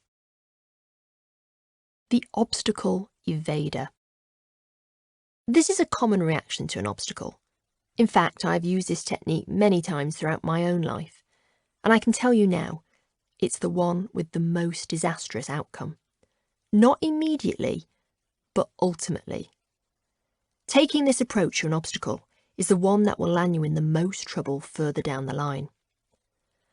I'm going to give you an example of someone I know, who I'm going to call Emily. At college, Emily wanted to be a scriptwriter, and she got a pretty good head start on a lot of us. Straight out of university, she landed a couple of internships working alongside some of the country's most well-known and respected writers. Sure, the pay was terrible and the hours crappy, but it was what she'd always wanted to do. It was her grand passion. It was what she had dreamed about as a young girl, writing plays for her troupe of Barbie dolls. It was what, in her heart, she felt she was destined to be. One day, a full-time job came up on the writers' team she was assisting. It was between her and 3 other interns. She made her application, in her own words, shit hot. And guess what? She didn't get it. What's more, her internship was up. She was going to have to go it alone. She spent a month calling round the few contacts she had made in the scriptwriting world. No one had any work. She had hit an obstacle. So what did she do? She cried. Then she got angry. She blamed the profession she had chosen for not spotting her talent and giving her the job. She then did the craziest thing of all. She decided she didn't want to be in scriptwriting anymore. It was too competitive, she said, and really badly paid. And the people who worked in it were not that smart anyway. Far better to try a hand at journalism instead, she decided. So she started all over again. She got an internship and then, a few months later, landed a job as a junior writer on a nice little magazine. It wasn't better paid as it turned out, but she got to have a name in print every few months.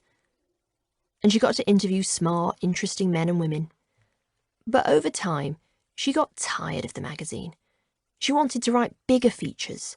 She wanted to interview celebrities. Her boss told her she wasn't ready. So guess what she did? She blamed the boss for not being encouraging enough, and the job from holding her back. 9 months into the job, she quit. No matter, she told herself and everyone she knew, she was going to start a blog. If she was her own boss, she could write whatever she wanted, when she wanted. And besides, she had heard bloggers were making good money for writing very little. But, like so many blogs, it didn't pay the bills. She blamed the timing. She'd come to blogs too late in the day. It was a saturated market.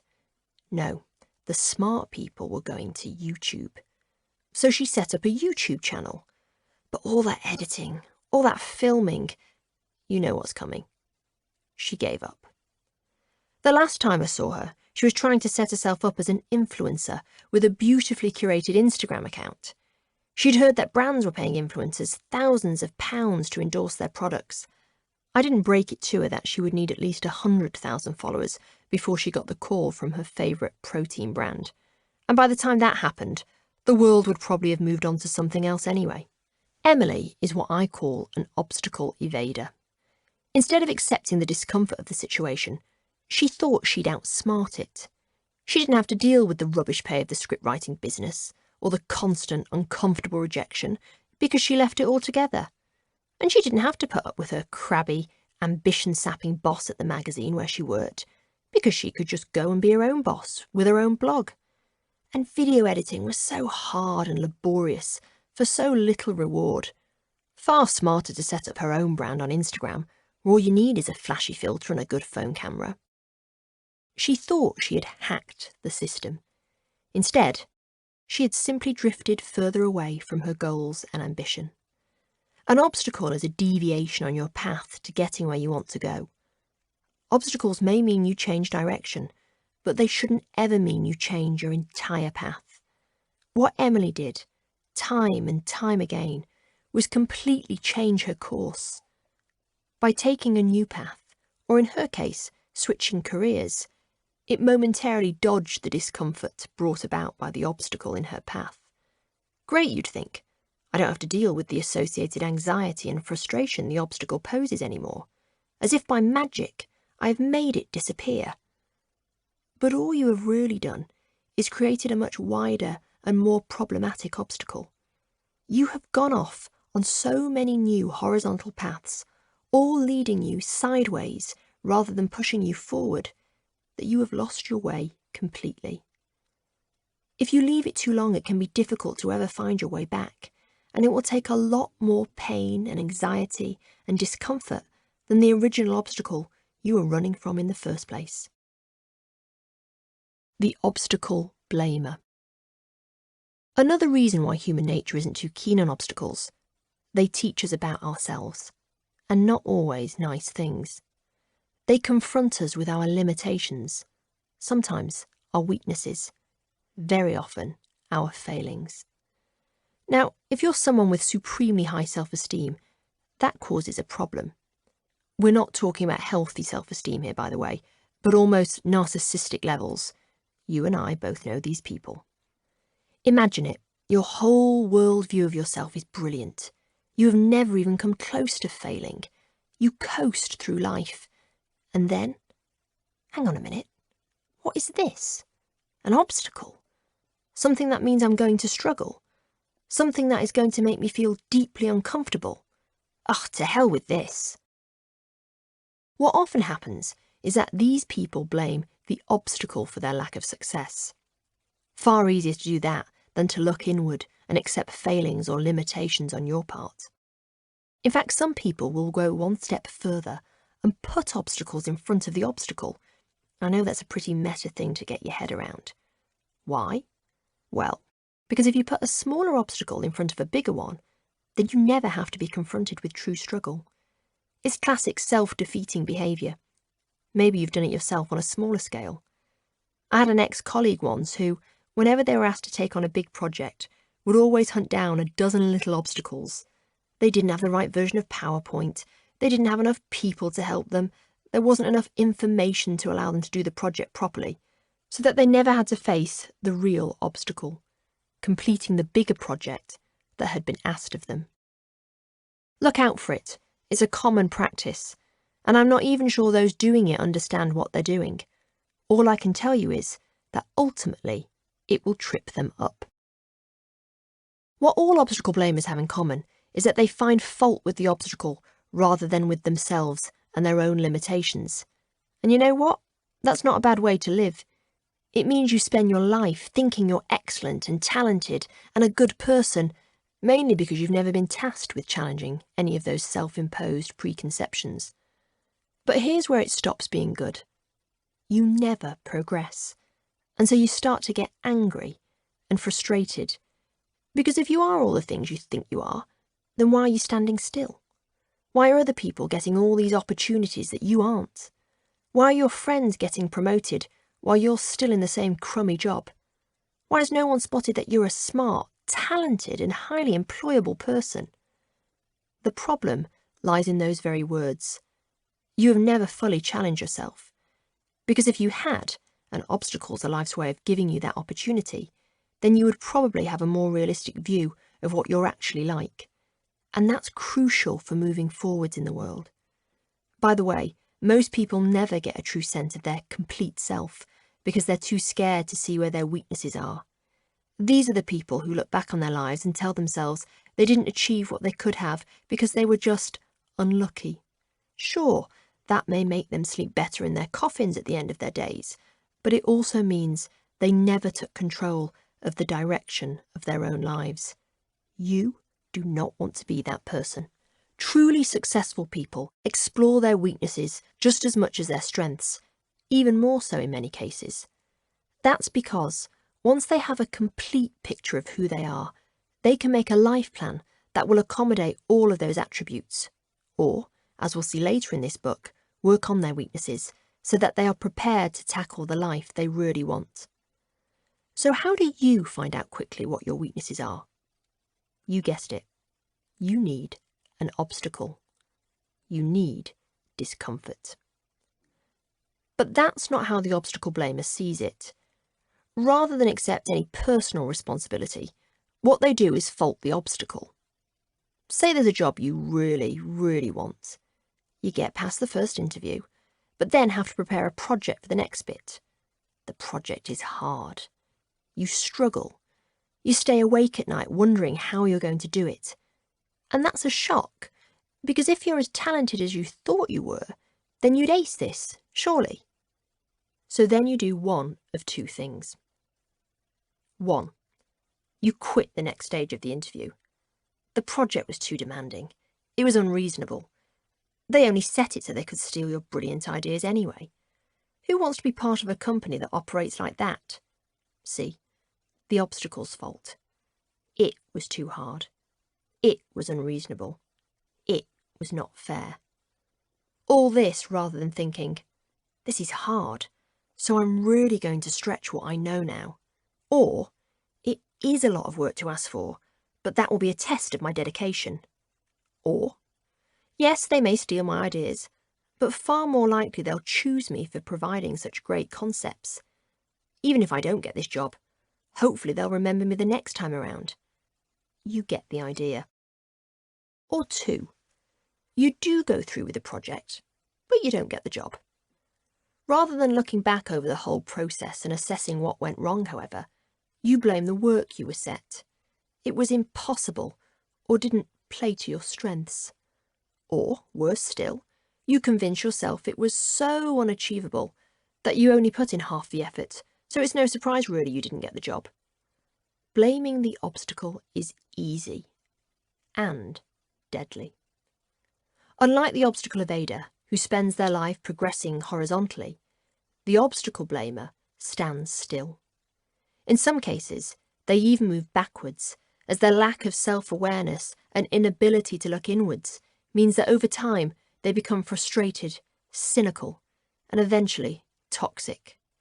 We all know the person who talks about how much they could have done if they'd had a nicer boss or more connections. This is not somebody this book will allow you to be. The obstacle magnifier. Now I take less umbrage with this person. Why? Because we have all been this person at some point in our lives. In fact, even when you're mountaineering over obstacles with all the nuance and skill of a Hebridean goat, you will still have vestiges of the obstacle magnifier within you. Because here's what they feel. Fear. They see an obstacle and they get scared. Rightly so, though we've discussed how you can convert that fear into challenge and excitement. Obstacles are the great unknown, and that's frightening. But there are different types of fear. There's the kind that can be utilised and galvanised into something positive and ultimately rewarding. And then there's fear that can crush you. The latter is the sort the obstacle magnifier gets caught up in. They become so frightened of what's in front of them that they not only abandon their path, but also let the obstacle colour everything they do thereafter. I experienced this early on in my career. Back before I became a journalist, I was a door-to-door saleswoman. The job was pitched to me as press and marketing assistant for a new drinks launch, but essentially it was selling a bunch of fermented Austrian cold drinks to department stores and bars. It was 2001, at which moment in time most people thought fermentation was something that happened when you left an egg sandwich in your school bag. Ironically, fermented drinks are now the height of chic in hipster bars. Still, I set out every morning with a box full of heavy glass bottles and a list of meetings I'd set up with buyers across London. One day I turned up to a total of 15 meetings, all scattered across town. 7 of those meetings never happened because the buyers weren't around. That, or they had forgotten, or were too busy. The final one made me wait for over an hour before I overheard them saying, "Can someone go and see that girl about those weird drinks?" In the end, the meeting lasted all of 2 minutes, and it was with the Polish woman who worked the catering section and who, although lovely, understood about 17% of what I was saying. It was a pretty shitty experience for sure, but to my 22-year-old self, it was everything. I completely calamitized it, magnifying it to such a degree that I handed my notice in the very next week. It wasn't just that I told myself that I couldn't sell a bunch of fermented health drinks. I convinced myself that I couldn't sell, full stop. I magnified the day and my incapacity to sell anything to the degree that I vowed never, ever to work in sales in any capacity ever again. And I never did. Even up until recently, when any aspect of my job has come close to selling, I tended to avoid it. That one bad day clouded everything for years, and I'm sure I missed out on some pretty epic opportunities because of that. Whichever of these types you identify with, and chances are we all have a little of each of them in us, the bottom line is this. In order to grow, you have to get over the obstacle. There's a hard way to do that, which is to throw yourself straight into it. Or there's another way. Interested? I thought so. Obstacles don't have to stop you. If you run into a wall, don't turn around and give up. Figure out how to climb it, go through it, or work around it. That's basketball star Michael Jordan, one of the most successful athletes in American history, as well as sport's very own bard. Seriously, put his name plus quote into Google and see the whole search engine light up with motivational sonnets. Going through a wall or climbing over it is all well and good if you have the mental and physical constitution of an A-grade athlete. Grit and perseverance are hardwired into their DNA. But for the rest of us, we take a micro deviation. The micro deviation. So we've established what you don't do when you're confronted with an obstacle. You don't veer off your path.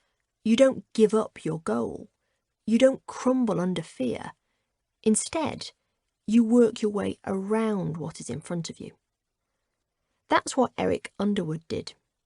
Eric, by the way, is one of the 21st century's greatest solo dancers, a man who has performed with everyone from the American Ballet Theatre in New York to the Royal Ballet in London, where, incidentally, he was the first black soloist. To look at him now, Eric Underwood is not a man who appears to have many obstacles in his path. He has had a long and bountiful career as one of the most successful dancers of his generation, and, since leaving the Royal Ballet in 2017, has had an equally successful career as a fashion model, appearing on the front of Italian Vogue with Kate Moss, and is currently the global face of H&M. But ask him about obstacles, and he'll tell you. Obstacles have made him what he is today. Eric's mother always knew her youngest son was destined for greatness. It wasn't that he showed any particular flair for acting, or even any great aptitude for dance, although when Saturday night rolled around and she broke out the Al Green and Marvin Gaye LPs, that kid could move. No, she knew her son Eric was going places, because she was going to teach him something that he would use for the rest of his life.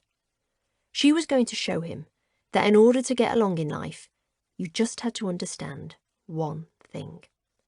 That when you came up against an obstacle, there was always a way around it.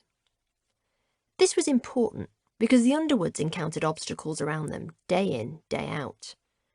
Eric grew up in a tough neighbourhood on the outskirts of Washington, D.C., a place where gangs were rife and the sound of gunshots and police sirens pierced the evening air. One night, a young police officer came to the Underwoods' door. A man had been murdered outside the apartment block where they lived. Had they seen anything? Eric's mother shook her head. She had done and would do everything in her power to make sure her family were not affected by the chaos outside her door. At weekends, the old soul records she would play when she pushed back the furniture to make a dance floor for the kids drowned out the sirens. And when the sound of guns being fired outside got too bad, she would bring the children into her room at the back of the apartment and make them lie very low and still on the floor. The crime-ridden suburb into which Eric had been born was its own giant obstacle, but Mrs. Underwood wasn't going to let that stop her children going places. A performing arts school not far from where they lived was a ticket out for young Eric. He was an animated child with a vivid imagination. At home, he was forever putting on fashion shows or amateur plays he had written. So his mother had an idea. She would make sure Eric got into this school, rather than the tougher public school down the road. She marched him to the local library, found a monologue in a book about a young boy in a wheelchair, and made Eric learn every line off by heart. When the school's acting auditions came round, she sent 14-year-old Eric off with a kiss, a smile, and a prayer. But when he got to the audition, something terrible happened. He got discomfort paralysis and blanked halfway through the audition. The teachers waited and waited. Time seemed to stand still. And then he heard it, delivered with all the compassion of a reality star judge. "I'm sorry, Eric. This just isn't for you." This is the point where most of us would grab our bags, hold back the tears, blame ourselves, or the teacher, let's be honest, for failing to grasp our potential, and rethink our entire performing arts career. But that's not what Eric Underwood did. I remember as soon as they said, "This isn't for you," I walked out thinking, okay, it's not for me, so on to the next thing. And then, before I could even get that thought out of my head, I saw a couple of girls doing splits, getting ready for a dance audition that was about to happen. I had on jean shorts, and so I hiked them up and joined in. I thought, well, I'll give it a go and see what happens. And if this doesn't work out, then I'm going to try and become a painter. I'm going to be here all day long auditioning, if that's what it takes. What Eric demonstrated that day, and what he went on to demonstrate throughout his entire dance career, was an unusual but highly effective response to obstacles. I call this obstacle blindness. He didn't see them.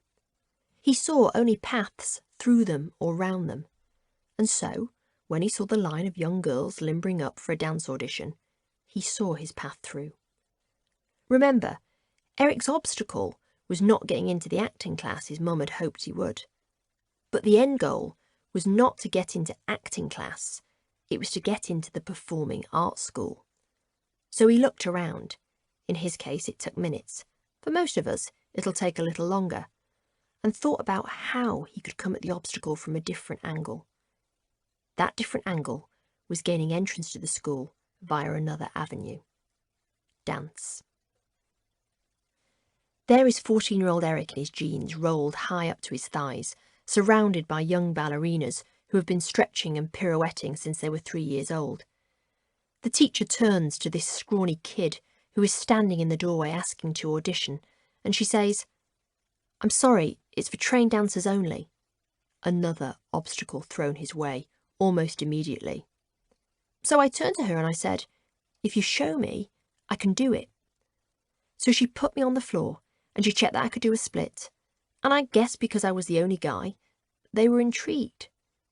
Then she said, "Okay, try it out. You're far behind, but we'll try it." And to me, that was it. But it wasn't easy. To say Eric was far behind was an understatement. He was 14 years old. He had never had a formal dancing lesson in his life. He knew he could move, but that was it. One day, 3 weeks into his time there, one young girl turned to him and said, "Eric, why can't you just dance?" I was really frustrated with myself because I was thinking the exact same thing, he tells me. The teacher would say to me, "You have the flexibility, you have the ability to jump, you have the balance." But I didn't have the coordination. I knew street dance. I could move, but I didn't have posture, and I didn't know how to hold myself. Obstacle number 3. How do you make up 11 years of technique in a matter of months? Not only this, how do you come to terms with this huge, seemingly insurmountable obstacle without crumbling? I asked Eric. Well, the difference when you're 14 and someone says, "This is right, this is wrong," is it's really easy to achieve right because you've become obsessed and it's really clear. When you're 3 years old, you're just mimicking what someone's doing, but without a clue as to why you're doing it. So at 14, I felt I had an advantage in the sense that I understood what I was trying to achieve. We've already established that obstacles are hard. That's the point. They're a test to see what you're made of. I always think most people are much stronger and more capable than they ever thought possible. The issue is, most people never get to see that because they are not prepared to take the difficult, obstacle-strewn journey to find this out about themselves. Even taking a micro-deviation is not easy. It will be easier than blasting through the obstacle, but it will test you. What you have to do then is give it positive meaning. In Eric's case, the micro-deviation was getting into the dance class as a means to getting into the school. Once he had done that, however, he was still faced with an obstacle. Now, this was a far less overwhelming obstacle than failing to get into the acting class, but it was an obstacle all the same. For while Eric was good enough to be there, he had almost a decade less of a dance education than everyone else in that class.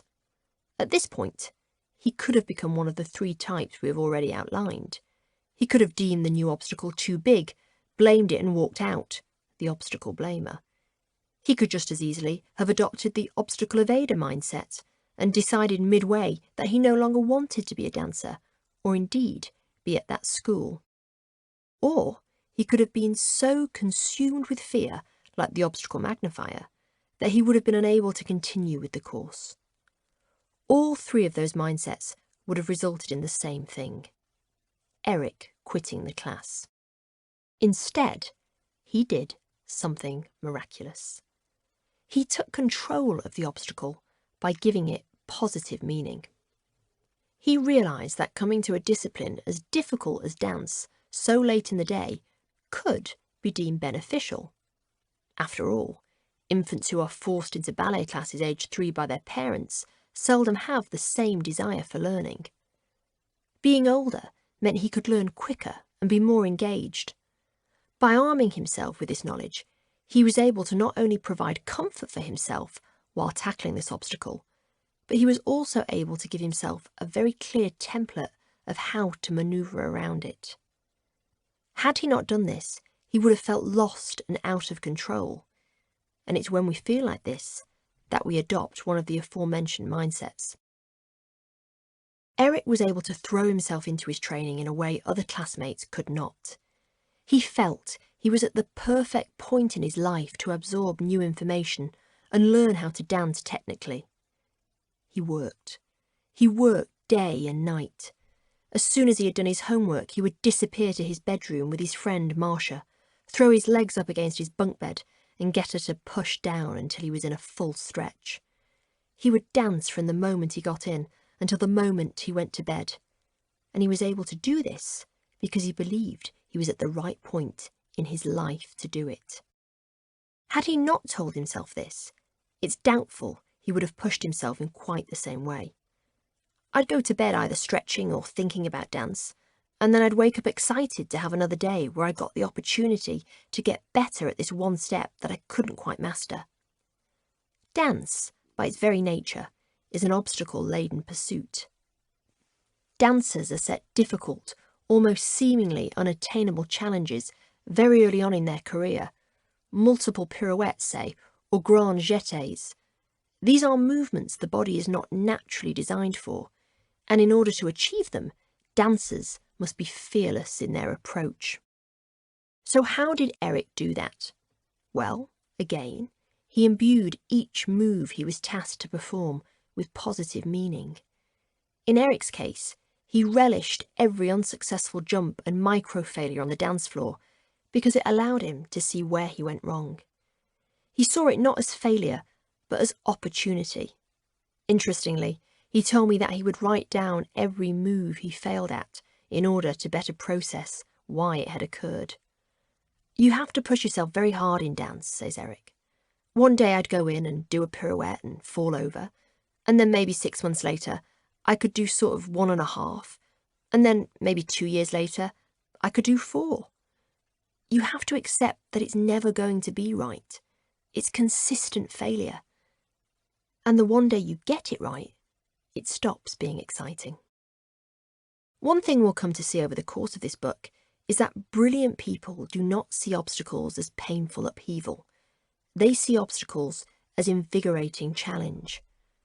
When I asked everyone in this book what their greatest problems were on their way to success, they all struggled to give me an answer. Why? Surely it wasn't that their lives had been without problems and stress. No, it was that they never chose to see anything as a problem or an obstacle. They implicitly understood that discomfort was part of the process towards greatness. The obstacle illusion in practice. 1. Know what is on the other side. All this practice is rendered useless if you don't have one thing very clear in your mind before you set out on your obstacle-strewn course: your goal. What is it that lies on the other side of the obstacles you're going to face? Because you need to be very clear about this, and you need to be very specific. Simply saying, "I want to be successful," is too vague. You're not going to be able to come up with a plan or micro-deviation to get to where you want to go. Unless you know exactly where you want to be, your journey will be a lot harder. Where do you want to be in a month, a year, in 3 years? Sometimes it's too hard to know where you want to be in 20 years' time. Some people are lucky. They know exactly what they want to be and never deviate from that path. For most of us, though, life is a constant exploration of where we want to end up. And it changes all the time. Break it down and ask yourself where you want to be in a specific time frame. Start by thinking about your immediate goals. For example, you want to be able to leave work earlier every night by the end of next month. Great. So what is the obstacle that is currently stopping you from doing that? Maybe it's that you spend the first hour of the day chatting with your colleague instead of putting your head down. Switch it around. Talk to her on the way out or the way home instead. Maybe you leave the hardest bit of work until the end of the day, so when you get to that, it takes you twice as long as you thought. Okay, so move it to the front of your to-do list. Maybe you promised yourself you can't go home until you finish your to-do list. If that never happens, then the obstacle may be that your to-do list is too long. Think about cutting it by a third, and then see if you can finish it. These are all micro-deviations, but we can only think of them if we can identify where we want to be. By knowing that, we will quickly see the obstacles in our way. And remember, obstacles are not always obvious. Do this again, but use a different time frame next, 6 months or a year. Where do you want to see yourself? Got the answer? What is the main thing stopping you from getting there? Examine it in the same way we did above. You'll be amazed how quickly you will come up with answers. The human spirit and mind finds it much easier to come up with small, manageable solutions than grand ones. Once you've done this, move the time frame again. Keep doing this until you feel like you have a plan of where you're going in the next 3 years. If you think you can imagine even further into your life, then great, but 3 years tends to be a realistic time frame. I, for example, couldn't imagine what I'll be doing in 10 years' time, but 3 years seems just close enough to vividly imagine the life I might have. A word of caution here, though. Try and think about what the main obstacle is when you're doing this exercise. If you come up with a long list, you're never going to feel ready to tackle it. It will feel too overwhelming, like an attack by a small army rather than one giant foe. And besides, most of those smaller obstacles will be masking one major one. Let's say your ambition in 3 years' time is to have your own home. The obstacles you come up with are, "Well, I don't earn enough money," or "My rent is so high I can't save," or "I've got too many other financial commitments at the minute." These are all the same obstacle. You need to take control of your money. Recognise that many small obstacles are often a shield for a major one you've been avoiding for a while. 2. Give discomfort meaning. Remember how Eric reinterpreted his struggle in the beginning? How he told himself that he had an advantage over his fellow dancers, despite the fact they had been training for many more years? How he believed starting from scratch later in life was actually beneficial because your body and mind were ready to learn? Well, that's what you're going to do from now on. Once you've identified where you want to be and the obstacle you have to overcome in order to get there, you need to get through the hard yards you're going to have to face. Even the best book in the world can't tell you how to make an uncomfortable situation comfortable. But what I can tell you is that you can build a mindset that means you are better equipped to deal with that discomfort. One of those ways is to endow the experience with positive meaning. How do you do that, I hear you ask? Easy. You need to ask yourself one question. Why am I the best person to be going through this now? This forces you to look at all the positives you possess in order to fight the discomfort you're about to go through. If we use the example of saving for a house deposit, for example, usually we would look at ourselves and think of all the reasons why it's the worst point in our life to take on this obstacle. You're not earning enough. You're dating, so need money to go out. The housing market is crazy, yada yada. But now think about why it could actually be the best time. Maybe you don't have the responsibility of children yet. Maybe you're single, so you don't have to take another person's choice about houses into consideration. Maybe, because you're younger, you can work longer hours or take on a second job as you're in the best health of your life. The list could go on and on. What is essential is that you see meaning in your struggle.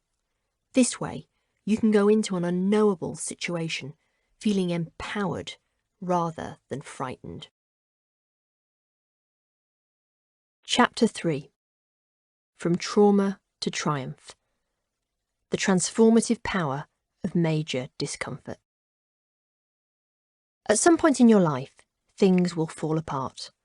Quite without knowing why, your life will feel as though it has been ripped open at the seams and that there is no possible way of sewing it back together. It will be a situation that goes beyond simple discomfort. It is called major discomfort, and it is a son of a real bitch. But if you harness it in the right way, it can also be one of the greatest opportunities you will ever be given.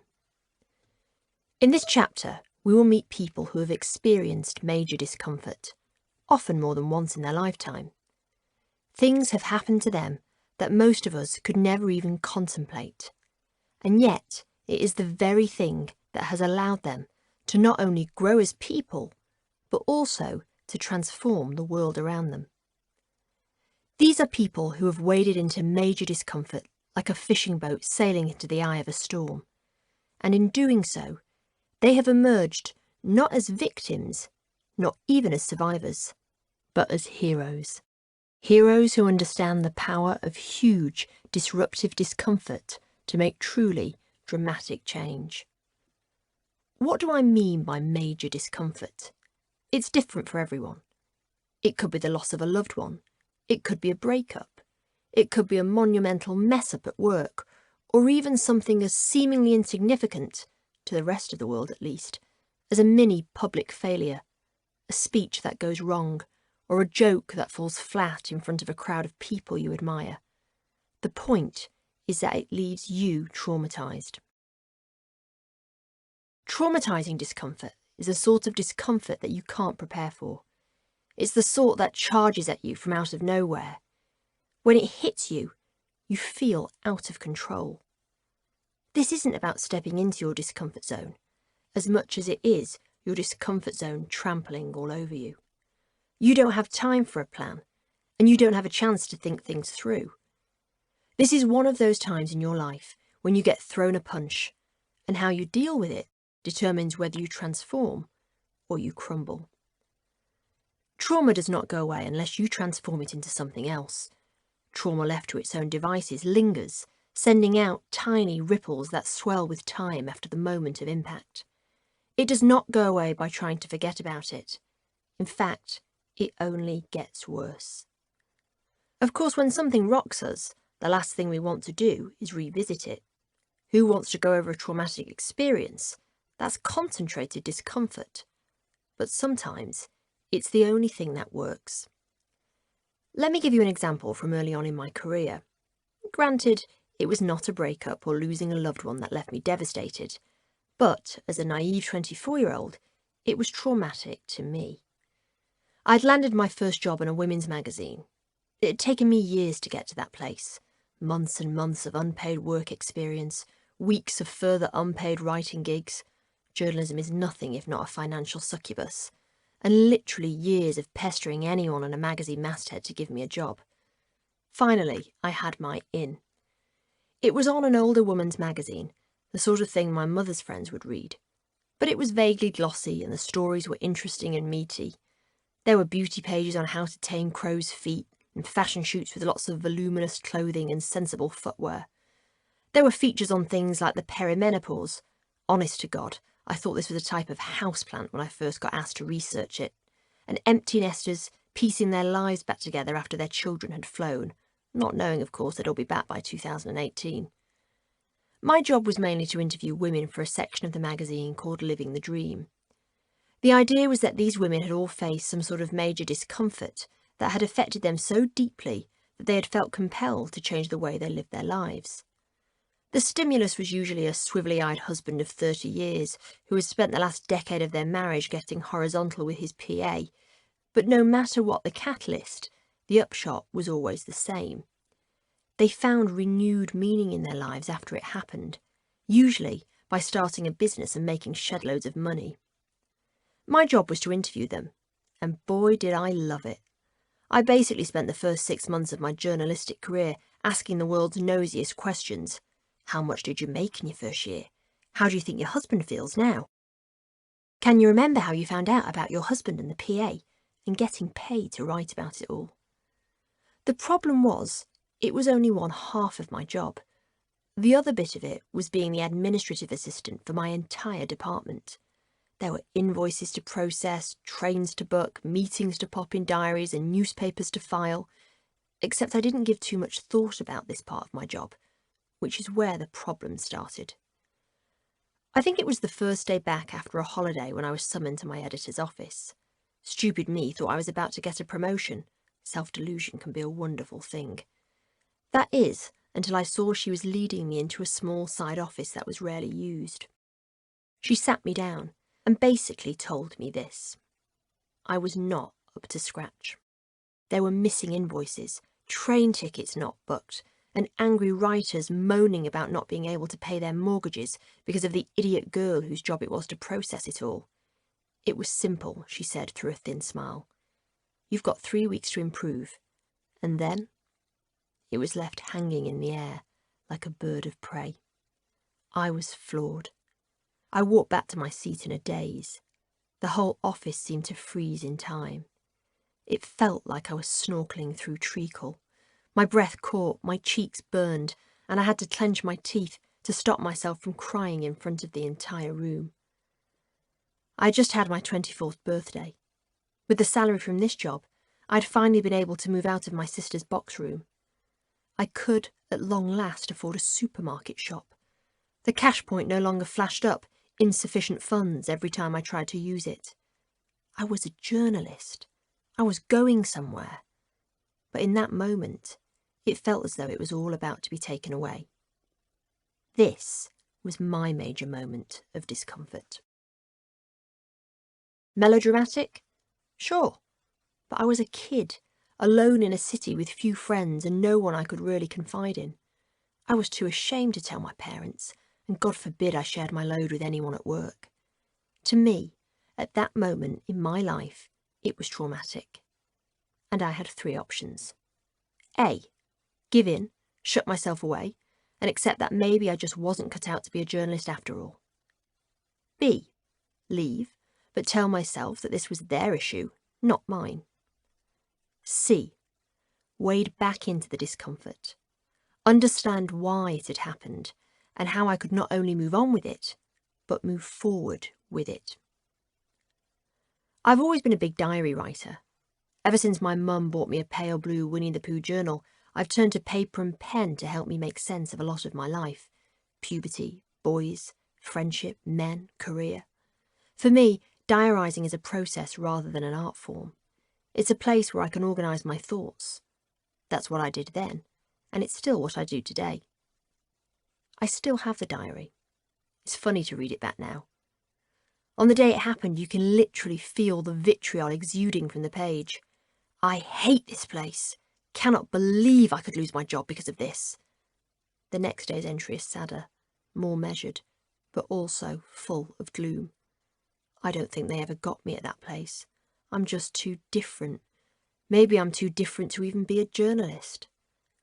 But as the diary extracts go on, what I notice is this. The language becomes less inflammatory, with fewer dramatic statements and more considered thoughts. It's also more organised. Whereas the first few entries are a jumble of highly emotional thoughts with no structure or timeline, they gradually settle into a more coherent, structured format. The very best bit is this. It becomes less about the problem with other people. She doesn't understand me. She's too harsh. And more introspective. I think I might be too disorganised. I feel a bit out of my depth some of the time. Bit by bit, through writing the diary, I started to pick apart where I had gone wrong. And the more I analysed it, the more I understood the true nature of what had actually caused this period of major discomfort. Sure, I was creative, but when I look back over all the things I had been doing, sitting on invoices, putting organisational duties like booking train tickets to the back of my to-do lists, I realised I was also woefully disorganised, something I had never realised about myself before. If you'd have asked me if I was a disorganised person, I would have said no. My life wasn't particularly chaotic. I was punctual, my bedroom was immaculate.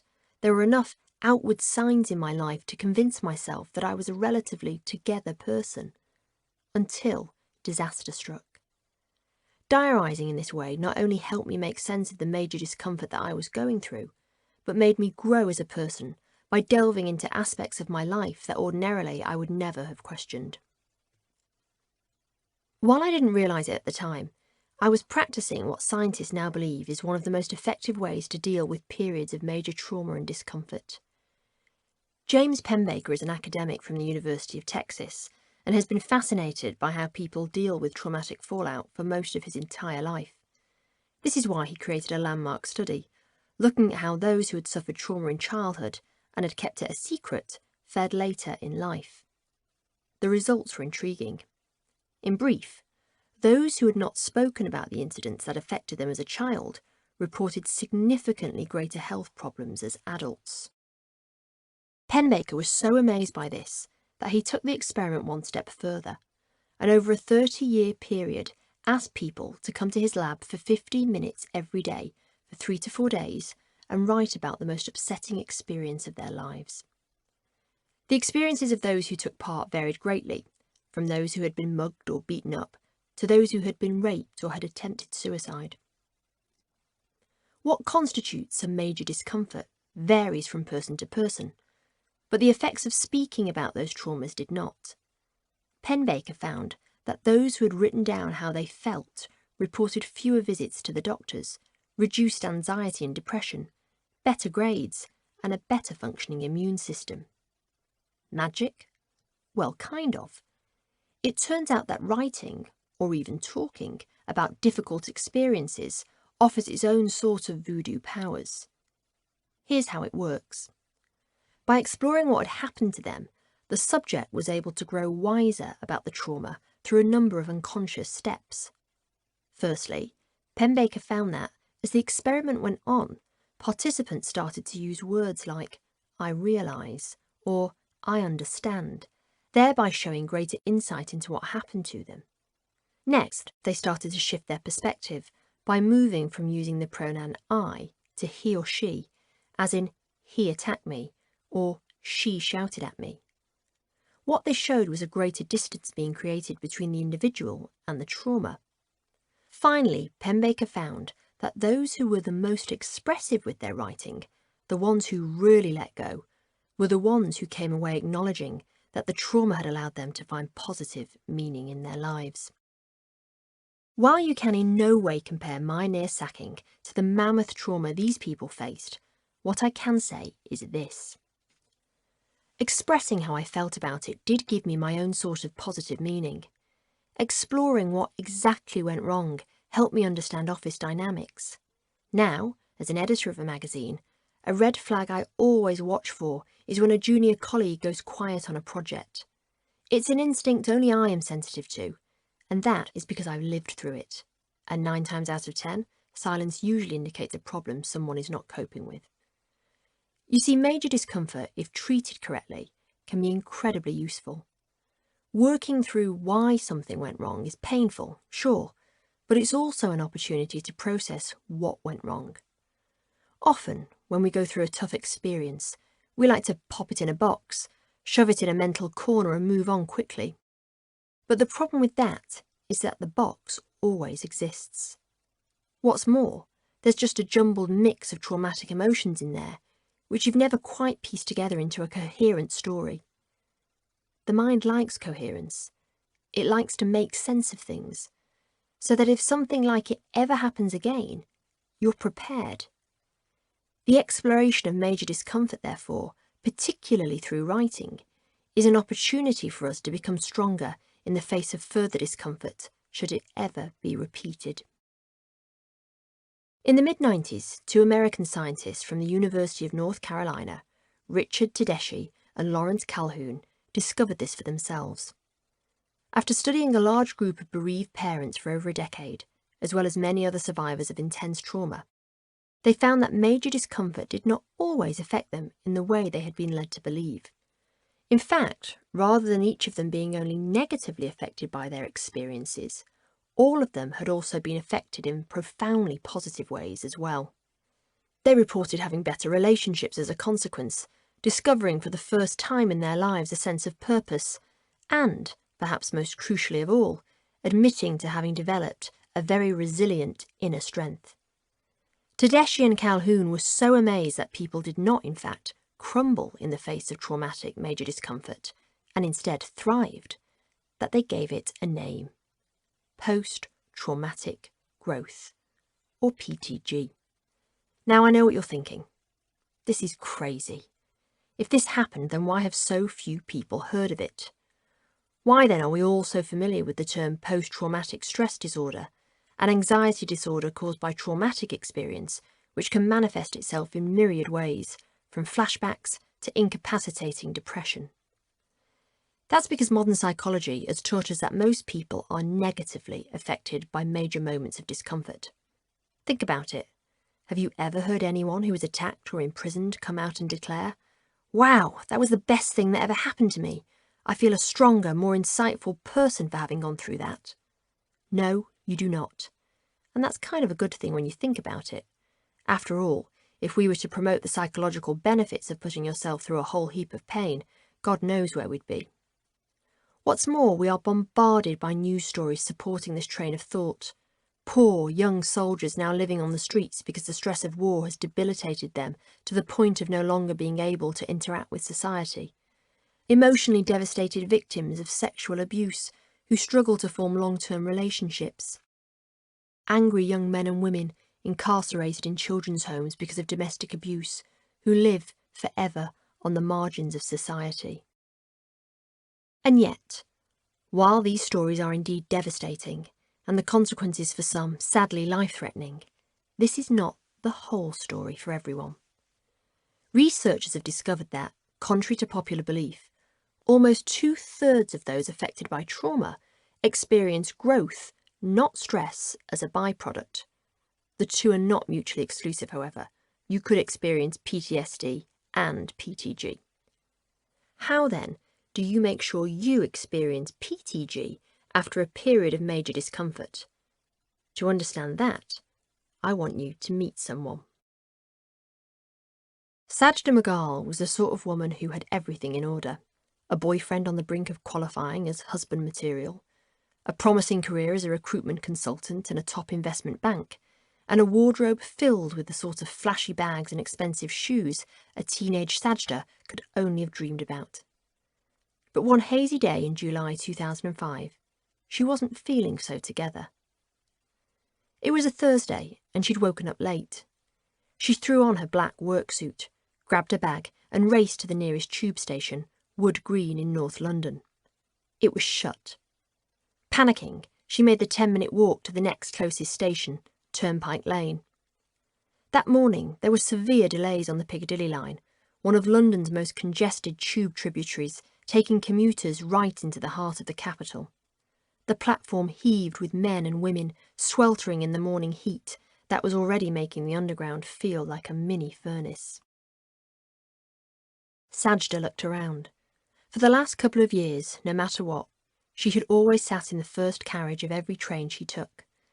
She put it down to the mild OCD that had been gathering pace over the last few years, but that day, for reasons she did not quite understand, she decided against it.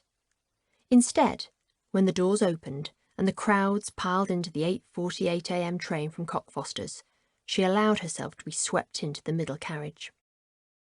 For the next 10 minutes, as the train made its way into central London, newspapers rustled on commuters' laps, overexcited foreign students peered over maps of London, and a pregnant woman opposite Sajda shuffled in her seat to try and get comfortable. All Sajda Mughal could think was, "I'm late. Again." The train pulled out of King's Cross station and rushed into the darkness of the underground tunnel. And then, bang!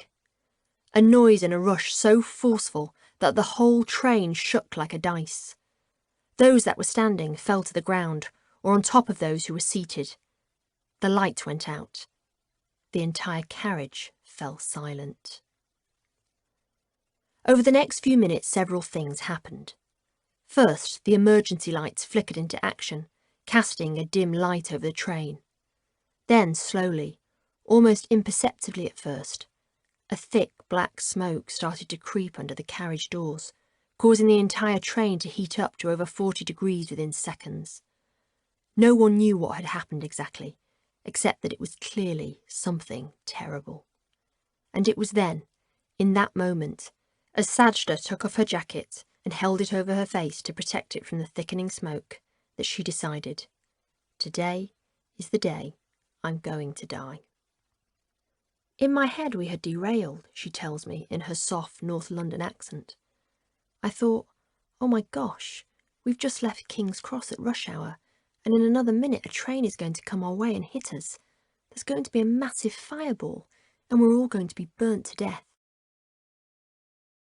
I asked her if she could remember her moment of major discomfort, when she believed her time was up. First of all, my heart felt like it had a rope around it that had been pulled so tight I could hardly breathe. Next, I started to have this trail of thoughts of everything I hadn't done with my life. I hadn't said bye to my mum or my siblings. I hadn't said bye to my boyfriend. I hadn't got married or had children or travelled the world. And then something weird happened, which I get emotional even thinking about now. I started to get all these old, happy memories flooding back. Me at school, me playing with my father when he was still alive and when I was just a little girl. There is a silence. And then I remember focusing on the date and thinking, so this is it then, July 7th, 2005. This is the day I will die. We now all know this day as 7/7, a day of major trauma, not only for the hundreds of men and women who were caught up in the multiple terrorist attacks on that day, but for the entire city of London. 56 lives were lost that day, at the hands of 4 young terrorists who had travelled down from various corners of the UK with one thing in mind, to serve London its own kind of 9/11. Sajda Mughal, however, didn't find out until much later that day what exactly had happened. It was only that evening, as she sat in the semi-darkness of her mother's front room with the curtains drawn around her, that she heard the word bomb, followed by Islamic terrorists. Days later, as she pieced everything together, she would discover that a 19-year-old man named Jermaine Lindsay had walked onto the first carriage of the train in which he was travelling that day at King's Cross. He had waited just a few seconds until the train pulled out of the station and into the tunnel that linked it to nearby Russell Square, and then he had detonated the several pounds of explosives he had strapped to the inside of his rucksack. 26 people died on Sajda's train. Most of them had been sitting in the front carriage, the exact place where Sajda had sat every single morning for the previous 2 years. It's been over a decade since 7/7, and yet Sajda is still affected. She still remembers with absolute clarity the blood from the bodies on the platform as she was pulled up to safety from the rail tracks that day. She can still taste the smoke from the carriage. She can still recall the loud, shrill screams of those on the train, as well as the duller, softer moans of young men and women whispering, "I don't want to die, I don't want to die." She can still see the pregnant woman sat opposite, eyes closed, slumped peacefully in her seat. She tells me that, As the anniversary approaches each year, she talks in her sleep. Her husband hears her. She relives the moment she thought she was going to die, he tells her, repeating the names of all those she had not said goodbye to, and all the things she had not yet done with her life. And yet, ironically, the effects of 7/7 have also had an extraordinary effect on her life. That's because Sajda now runs one of the most important NGOs in the country, the Jan Trust. It's a charity dedicated to fighting and preventing extremism in the UK, and its work has been so instrumental that in 2014, Sajda Mughal became Sajda Mughal OBE. Her days are now spent crossing the country to reach parents, siblings, and even friends who suspect that those close to them are at risk of being recruited into extremist terrorist groups. She talks to young men and women, some as young as 14 and 15, who are on the precipice of running to Syria to join ISIS as child fighters or ISIS brides. It is not easy. Every day she must step into her discomfort zone. She has had violent threats made against her for the work she does, both from those she is trying to protect and far-right extremists. Her office has been vandalised, hate mail posted through the door, and her life has been threatened time and time again. And yet, when you ask her why she does it, her answer is, why wouldn't she? That is because she is one of those who found strength from what happened on the 7th of July 2005. She knows others who were on the train that day, whose lives have splintered into very different directions. Many are on antidepressants, she tells me, probably for the rest of their lives. Others are too scared to step outside their homes. And then there are those who, to this day, find it almost impossible to talk about what happened. If 7/7 had not happened, I would have had a very different life. I would have married later, had kids later. My life before 7/7 was preoccupied with making money and having a good life. I wanted to buy shoes and handbags. It was a very self-orientated way of living. What happened on 7/7 changed everything. Her life has certainly been enriched since 7/7. Her relationships are stronger, she tells me. She married a husband 2 years after the bombing and had 2 children before she was 30. She is stronger as a person and, she says, finds greater meaning in her life.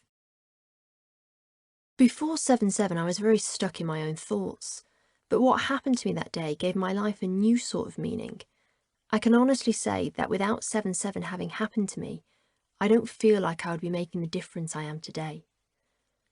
What made Sajda grow from her major discomfort where others diminished? She waded into it. Though she didn't write anything down, from day one Sajda has, she tells me, been very vocal about what happened, to friends, family, and even strangers who had wanted to know more. The first question she says she asked herself when she discovered what had taken place on the morning of 7/7 was not, why did this happen to me? But, why did these young men do this? Sajda is herself from a devout Islamic background. Her work, of course, has allowed her to answer this question, but it has also allowed her to ruminate on what happened to her. It's no coincidence that Sajda's job running the Jan Trust means she must speak about 7/7 almost every single day. The interviews she has given to newspapers and books like this one means she also reads back her words time and time again. And whilst that doesn't lessen the pain of what happened that day, it has helped to transform her into a braver, stronger woman. I often question why I didn't on the first carriage that day. I often question why I survived when others didn't. And I rationalised that I was given a sort of second chance.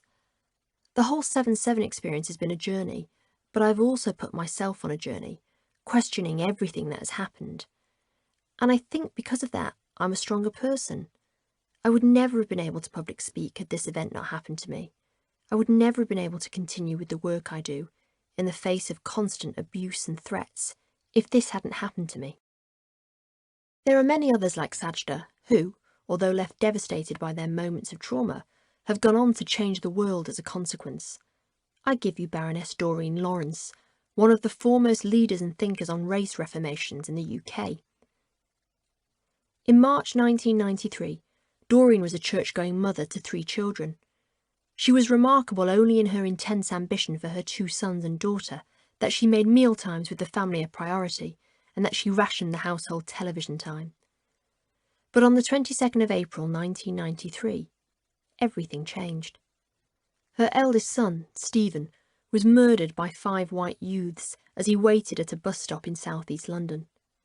To lose a child is one thing, but the murder of Stephen Lawrence was exacerbated by bungled evidence, police errors, and institutional racism.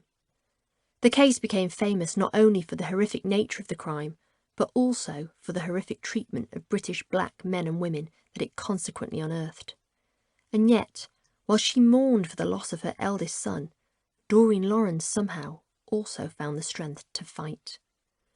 When the identified killers were acquitted, she put together a private investigation. She lobbied government to open a public inquiry. Her tireless campaigning made her a target for far-right abuse, but it also made her son's murder an important stake in the sand for race relations in the UK. Finally, in 2012, 19 years after Stephen's death, 2 of the original defendants were jailed for his murder, and Doreen Lawrence became a national hero. While there is no question Doreen Lawrence would give back everything she has achieved to have Stephen by her side, what his death did was allow her to unearth strength she would not ordinarily have found. The same is true of John Walsh, known to many as the presenter of America's Most Wanted. To millions, he is the silver fox who dresses like the man from Milk Tray and signs off by saying, "Remember, you can make a difference." But what many do not know about Walsh is that he not only created the highly successful TV series, but that he and his wife have been instrumental in creating both the Missing Children's Act of 1982 and the Missing Children's Assistance Act of 1984. And if you've ever seen a milk carton in the US with a picture of a missing child on the back, that too was Walsh's initiative. Walsh has also known trauma. On the 27th of July 1981, Walsh's 7-year-old son Adam was abducted from a Sears department store in Florida. 16 days later, his severed head was found in a drainage canal 120 miles from where he lived.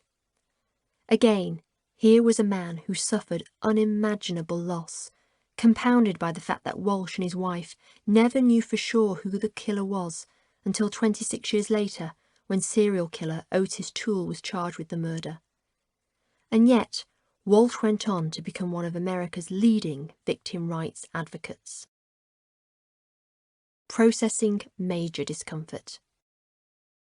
Trauma, if not dealt with, can hang over you for the rest of your life, often in unconscious ways. Ever noticed how you can tell which kids were bullied at school? They're often the ones who walk with a slight sag to their shoulders. They're awkward with eye contact. They tend to shy away from confrontation, preferring to stick to the edges of a situation. And where does that get them? It makes them prey to further bullying. Human beings are very clever at picking up on unconscious signals, and untreated trauma can manifest itself in ways you didn't even realise. So what should you do? Well, you start to pick through what went wrong. Let's take my example. The first question I asked myself: how had I got to a place where I was being forced out of my dream job because I'd overlooked a pile of admin? The answer? Well, maybe it wasn't just about the admin. Maybe I was letting things get out of control in other parts of the job too. The second question I asked myself: why would you let that happen? The answer: I did it because I struggle with organisation, but had said I was organised in my job interview. The third question: why do you struggle with organisation? The answer: I struggle because I'm not naturally organised, but I'm also afraid of asking for help for fear of looking weak and underqualified for my job. The fourth question: why did no one notice sooner that you're out of your depth, though? The answer: because I never communicated properly with my team. The fifth question: why didn't you communicate with them? The answer: I was scared of getting negative feedback on anything. Journaling is a great way of rinsing a painful experience of its discomfort, and thankfully that was what I did.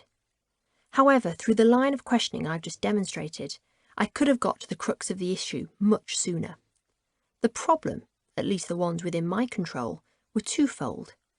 Basically, I didn't like communicating because I was scared of getting feedback I might not have liked the sound of. Interestingly, as a boss, I'm now obsessional about feedback and communication. I get nervous if anyone goes quiet on a project and force many of my long-suffering team to comb back through something that went wrong. That way, we have a framework so that it hopefully never happens again. And if it does, then we'll know how to deal with it.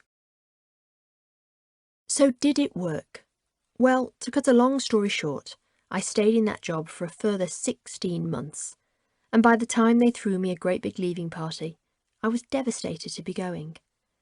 I can honestly say it was one of the most career-defining jobs I ever had. And the most influential part of it? That meeting with my editor. Because that excruciating moment and the discomfort I forced myself into afterwards by examining what had gone wrong was the beginning of my true growth within the workplace. How to build yourself back up after trauma. In the scheme of things, getting a serious ticking off by your editor isn't that big a deal. You may have to confront far greater things in your life.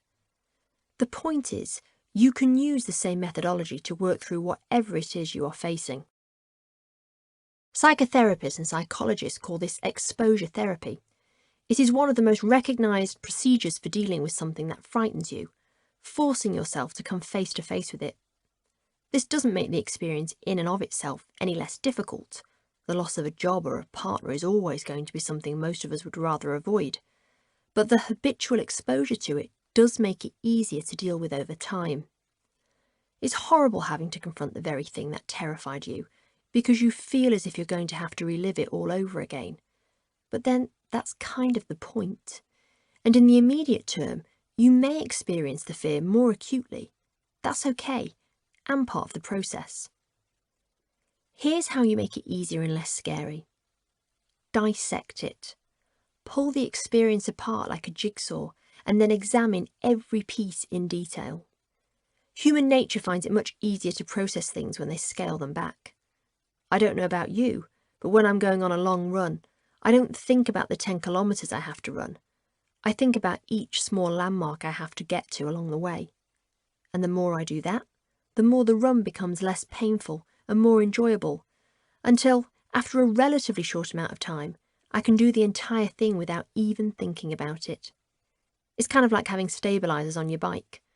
Most of us have those things attached to our bicycles for far longer than we actually need them. But you keep them while your psychophysiological makeup is getting used to the sensation of riding a bike. In the same way that Sajda started to pick apart what had led to the events of 7/7, the more you analyse your situation, the more your understanding will grow in terms of how to deal with it should it ever happen again. And that's reassuring for your brain, because not having a template of how to deal with a repeat of this sort of event causes you to panic. Your brain fills with anxiety, you don't know how to behave, and 9 times out of 10, you'll walk right back into the same traumatic hole. Like Sajda said, you have to get back on the train, so to speak, to get to the place you need to go to. Here's how you do just that. The jigsaw method. The following method is based on the practices of exposure therapy, but with a few extra guidelines that I found work for me and those I have led in my career. You can do this practice mentally, when you're walking to work in the morning, say, or you can do it with an obliging friend. I tend to prefer writing it down. That's a personal choice, largely because I'm a writer, but also because I find it can be helpful to read back through how you made sense of a difficult situation, should you ever need to fall back on it again. 1. Take 15 minutes to start. I tend to think anything less than this and you're not giving yourself enough time to fully explore the situation. It could be a 15-minute walk, or 15 minutes sat in silence or with your diary open and your pen poised. Go through what happened, adding as much detail as you can. Set the alarm on your clock. 15 minutes will feel like a long time, but if you're going through it in enough detail, really mentally throwing yourself back in, then you may need even longer. 2. Start with how. Once you've worked your way through the series of events and have them in some sort of coherent order, then you need to delve in. The aim here is to go as far back as you can. That will be hard at first. Let's use the example of someone getting fired. How did this happen? Well, it happened because I was late for work every day, and I didn't respect my boss. Okay, so how come you were late for work every day? The answer might be because you overslept. So then ask yourself, how is it that you overslept when you knew you had work the next day? Well, maybe you went to bed too late. Right, but how did that happen when you knew you had to be up early? Well, because I didn't really care if I was a bit late for work every day. You keep picking and picking at the problem until you get to the core. This won't happen overnight, by the way. A friend who can push you will really help here, because I often find most of us stop too early in this process. If you don't have someone to do this with, then try asking how 7 times. This should get you far enough into the problem to be able to start gnawing at the roots of it. 3. Follow with why. Once you've hit upon the reason, you need to question why you behave like this. In this example, you would need to look at why it is that you didn't care if your boss saw you coming in late every day. Is it that you felt better than your boss? If so, why? Is it that you wanted to draw attention to yourself? Well, let's explore why that is then. Is it that you felt overqualified for the job and so believed coming in late didn't really make any difference to your performance? The essential thing to remember here is that you cannot blame the other person. Remember what I said about only working with what you can control? You couldn't control the way your boss behaved at work, only how you behaved. So if the answer you came up with is, I behave this way because my boss is a moron, then you need to restart, taking the emphasis away from the other person. You can't change your boss, but you can change your behaviour to be better equipped to deal with them. 4. Chase up with what? Say the reason you came in late is because you felt a bit over the job. It didn't feel like a challenge anymore, and you were just going through the motions. What could you have done to change that? Could you have put in time with your boss to ask for extra responsibilities to extend your role? Could you have applied yourself to your own personal project every morning before work to get you out of bed?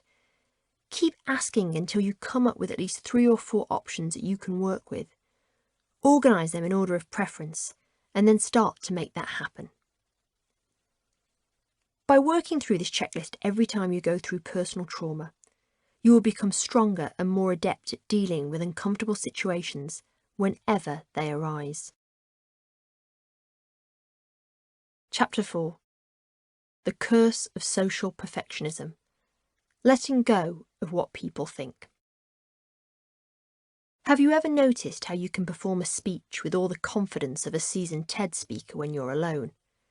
How about the eloquence with which you can talk about yourself and your accomplishments when it's just you and a mirror for company? Ever wondered why you can perform a perfect headstand when there's no one to witness it, or recount a joke with the perfectly nuanced timing and deadpan delivery of Sarah Silverman when there's ironically no one to laugh at it? If you've ever given any thought to even one of the above, I'll tell you why. Other people's opinions of you. Or, more accurately, what you think other people's opinions are of you. The reason we find ourselves freezing in the middle of a speech is not because we don't know the lines, but because we've suddenly seen someone in the audience whose opinion we value and fear their judgment. Not being able to recount every high-achieving detail of your life in the middle of an interview situation is not due to a failure to recall them, but because you are paralysed by the discomfort of what the person in front of you thinks. Once you add people to the mix, you also add a huge weight of perceived discomfort to the situation. It is a sort of internal agony we all feel of being judged. And trust me, everyone suffers from it. The curse of the social perfectionist. For most of my life, I have been a social perfectionist. That is to say, I care deeply about what other people think of me. This has tripped me up at all stages of my life, both personally and professionally. There have been men in my life that I have fallen hopelessly in love with, and who will never know it because I was too scared to tell them for fear they would think I was foolish or pushy. There have been job opportunities I have never pushed for, Not because I didn't feel ready for those jobs, but because I feared the judgment of the person on the other side of the interview table, thinking, who is this woefully out of her depth candidate? And every time I see friends or colleagues perform karaoke, I long to join in, but don't, for fear of what they'll think of me. I know, 39 years old and still care. Does any of this ring true for you? I bet it does. That's because most of us are, to some degree, social perfectionists. That is to say, we not only care about what others think about us, but what they expect from us. And that can lead to crippling internal discomfort. Much of it, often without validation. If you are a mother, for example, you worry that others expect you to fulfill the role of dutiful, attentive mother. If you are a leader, you worry that others expect you to fulfill the role of fearless warrior, ready at a moment's notice to lead your brigade through even the most uncomfortable patch. If you are a shop assistant, you worry that the manager expects you to be unfailingly polite. Or if you're a father, you worry that your family expects you to provide for them at all times. These are tough roles to consistently fulfill. And for those of us who measure high on the social perfectionist scale, we all fall somewhere along that scale, you cannot help but feel duty-bound to perform these roles and play up to these identities. And that can be dangerous. Cataclysmic in some cases, with studies showing a direct correlation between those who are extreme social perfectionists and suicide rates. When social perfectionists feel they have failed others, they feel utterly defeated, which is the reason many of us don't put ourselves out there to begin with. We are, we believe, setting ourselves up to let others down, and in doing so, are setting ourselves up to let down ourselves. But there is something we are forgetting. Nobody cares. Not really. Certainly not as much as we think. In fact, studies show that we all massively overestimate other people's opinions of us. The truth is, most people are too busy thinking about themselves to think about you. I've come to this conclusion when I give speeches. A lot of my internal discomfort comes from worrying about what the audience will think of the way I move my hands or the way I walk across the stage. Yet the more I look at the audience, the more I realise they are not thinking about me at all. I know this because every time I listen to a speech, and in general I'm pretty attentive, I barely give the speaker a second thought. Yes, I vaguely listen to what they are saying, and yes, they will have made a vague impression on me when they walk onto the stage, but by the time they're even a few minutes into their speech, my eyes are wandering, or I'm thinking about what they're saying in relation to myself and my life. Psychologists call this the spotlight effect, the phenomenon of thinking people notice more about us than they actually do. There's a funny meme that sums this up perfectly. It shows a woman with baddish hair, and her thought bubble reads, "When the fear is not really about having a bad hair day, but about people noticing it." But imagine what you would do and what you could achieve if you thought other people weren't judging you. You'd probably speak up more in group situations. I used to speak up far less than I do now, not because I wasn't sure I was right, but because of my internal discomfort of what I thought everyone else in the group would think. You'd probably wear brighter clothes. You'd probably put yourself forward for jobs you suspected others thought were outside your league and capabilities, and you'd probably ask out a hell of a lot more potential partners if you carried less judgment about their supposed judgment of you. If this is you, you're not alone, by the way. Some of our most impressive public figures feel the same. Actress Kristen Stewart has said, "I care deeply about what people think. I'm an actor. All I care about is being understood. All I want to do is convey myself." All of us are plagued by the discomfort of what we think others think of us. The conform norm. But why? Why do we care so much? Well, we care so much because the desire to be liked is an integral part of being human. It's a feeling as primitive as the apes, designed in fact to keep us alive. Think about it. Don't you love it when people agree with you?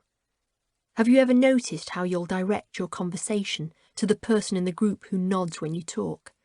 Or the way in which bosses tend to favour those colleagues who parrot their own views?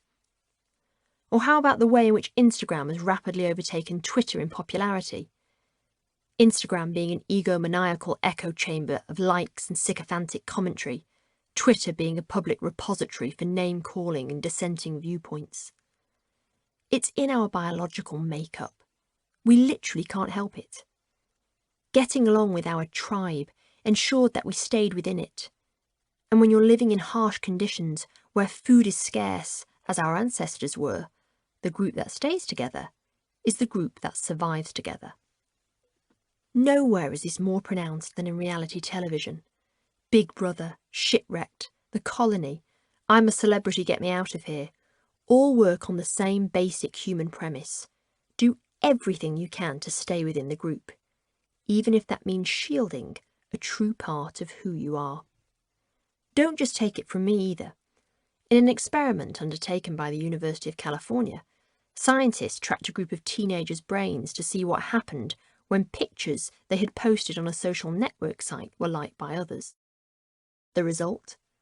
When the teens saw their images had received a large number of likes, the part of their brain associated with reward, in other words, the bit that registers pleasure, lit up like a fairground. But what's even more interesting than that was that those same teens were more likely to like an image if it had already received a large number of likes from their peers. Coincidence? Or the purest form of expression to show exactly what we're talking about? We care what others think about us to such a degree that we let our opinion of what we think they think dictate the directions of our decisions. But what is it that we're so afraid of? After all, we no longer have to stay within our social groups in order to survive. Though numerous studies do show that those ostracised by their social group can experience depression and anxiety. If we disagree with or disappoint those around us, what is the worst that can happen? If we give a speech that goes slightly off track, we may irritate a few in the crowd. No biggie. If we tell an off-colour joke at the office party, then we may lose favour with a few co-workers. So be it. But it's not that. Not really. What we're fighting for in today's world is not physical survival, it's social survival. And that can be a minefield of discomfort. The social self. In the Western world, we prize successful individuals with high social status. That doesn't mean we value those who have a big house or drive a fancy car more than we do someone who lives in a bedsit. But it does mean we are more attracted to those people who command respect within their social groups. In fact, researchers have found that high social status amongst our social group makes us happier than earning more money. A study which backs this up, and one I have always found pretty amusing, is the one that discovered most people would rather earn £50,000 if all their friends were earning £25,000 than earn £250,000 when all their friends are earning £1 million. What is high social status exactly if it's not about money then? It's about positioning. An individual with high social status is the person in your group whom others defer to. It is the person who others, often unconsciously, emulate. You'll have seen this in action when colleagues suddenly start dressing or talking in a similar way to their managers. Psychologists call this a prestige cue, the act of deferring to and copying the person in the group who has the most attention. A large part of high social status is having your viewpoint held in high regard by your group. Ever wondered who has the highest social status in your group? A good litmus test to find out is to start a debate and see whose opinion everyone else starts to come around to. You may be surprised who it actually is. So if having high social status is what we all crave, then losing it, or having low social status, is what we want to avoid. At all costs. And that, therefore, is what we think is at risk when performing in front of others. And make no mistake, social status can be lost quickly and mercilessly.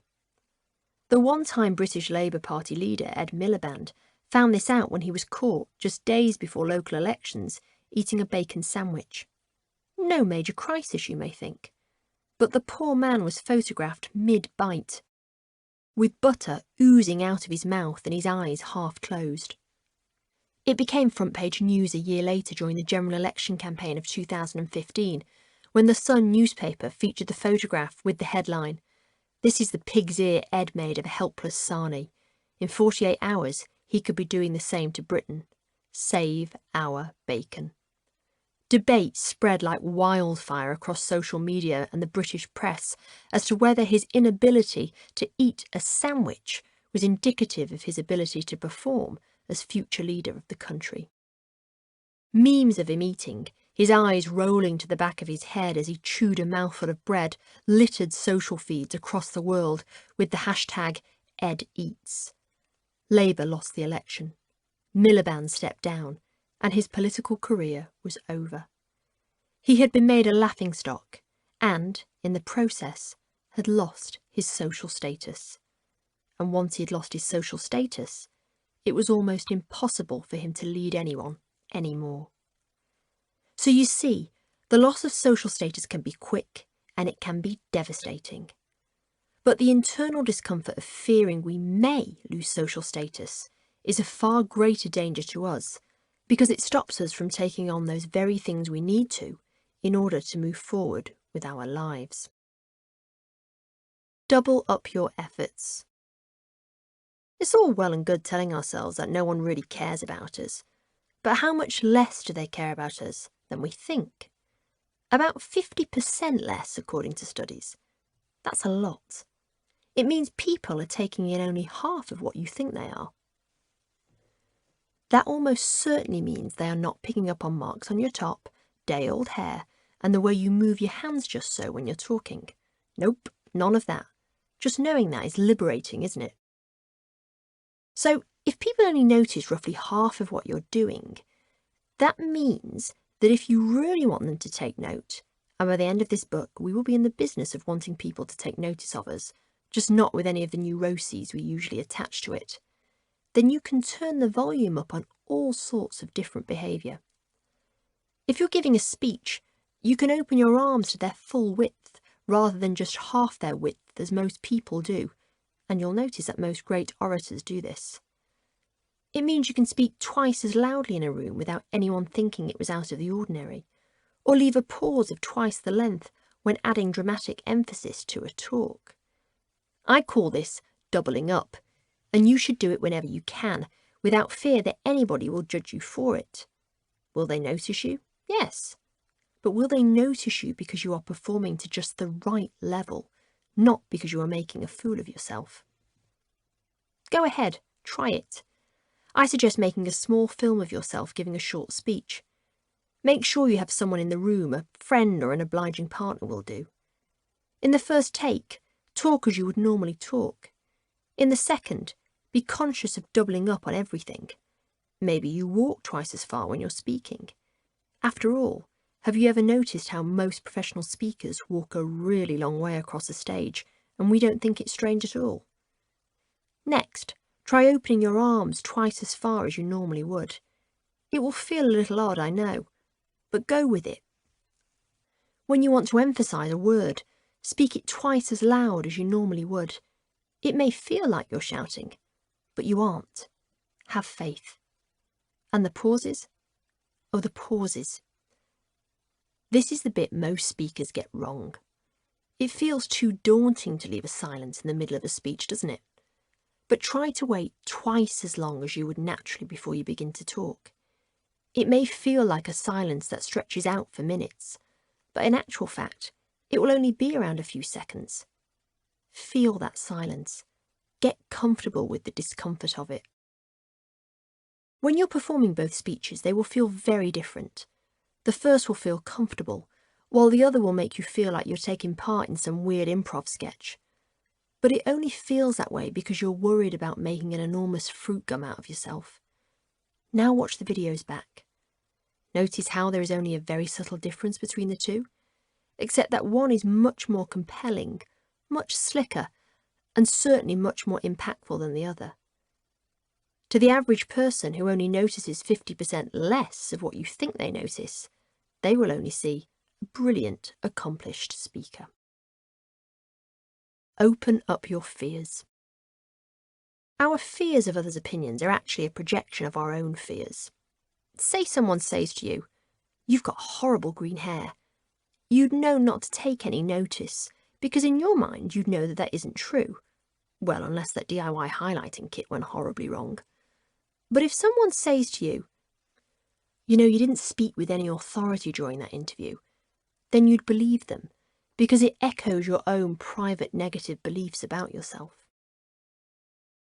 A lot of people would give you the following advice. Stop believing the negative, self-sabotaging talk. But this isn't that kind of book, and I'm not that sort of person. If life was that easy, we'd all be shrugging off everything, letting thoughts of, "Do I look fat in this? Do I gesticulate too much? Do I smell after having used that crystal non-deodorant deodorant?" slide off us like butter on hot toast. And we don't, because it's really hard to do. Instead, here's what I say. Own the discomfort of what you imagine others think of you by putting yourself out there. Accept that you'll feel a certain way. Scared of what your boss will think of you before a meeting? Nervous of what a new date will think of you? Twitchy before a speech because of the judgmental audience? Whatever. And admit it to others. By releasing those feelings of internal discomfort, you also release yourself from the shame attached to them. This will feel like being freed from an iron grasp, one created by you. When you release a thought or a feeling that you have kept boxed up inside you for weeks, months, in some people's cases, years, you are allowing yourself to no longer be internally defined by it. I mean, why do you think Catholics have confessionals? Of course, I'm not saying the end goal is to release yourself from shame and internal discomfort altogether, which can be simultaneously positive and negative. Both can sometimes be useful in telling us when we have behaved inappropriately, and you should use that and listen to it. But any emotion taken to an extreme is destructive. And shame without merit, shame that we have imposed on ourselves because of fear of what others think, can be extreme. It also means we can end up with ideas about who we actually are that have zero basis in who or what we actually are. Start by talking to someone you trust, a close friend, your partner, or a work colleague you have known for years and with whom you feel safe. Or just grab the person you did the DIY video with. I'd put them on some sort of commission by the end of this book, actually, because you're going to be calling on them a lot. Tell them how you're feeling. If it's before a big meeting, tell them you're feeling nervous about the opinion of others in the room. And go into detail. Explain exactly what it is that you're nervous about, because chances are it won't be the entire situation, just an element of it. So maybe you're anxious about what will happen if you're asked to give your opinion and don't have an answer. What will they think of you? Will they think you're stupid? Not qualified for the job? Or maybe you're nervous about making your voice heard over the other strong characters in the room. By admitting your internal discomfort, you will discover 4 things that you probably didn't know before. 1. Everyone feels the same, and simply knowing this will automatically make you feel better. 2. The person you're confiding in will be surprised, since what you're feeling inside is rarely what anybody else thinks. I've lost count of the number of times I've told someone I'm feeling nervous, and they've turned around and said, "But you'd never know." That is also guaranteed to make you feel better. Trust me. 3. It will release you from feeling defined by that feeling. According to studies, internalizing any discomfort or negative emotion is not only detrimental to our health, those that keep things bottled up are at a greater risk of suffering from heart disease, but also put us at risk of clouding our judgment about who we really are. 4. It will make you feel brave. Simple as.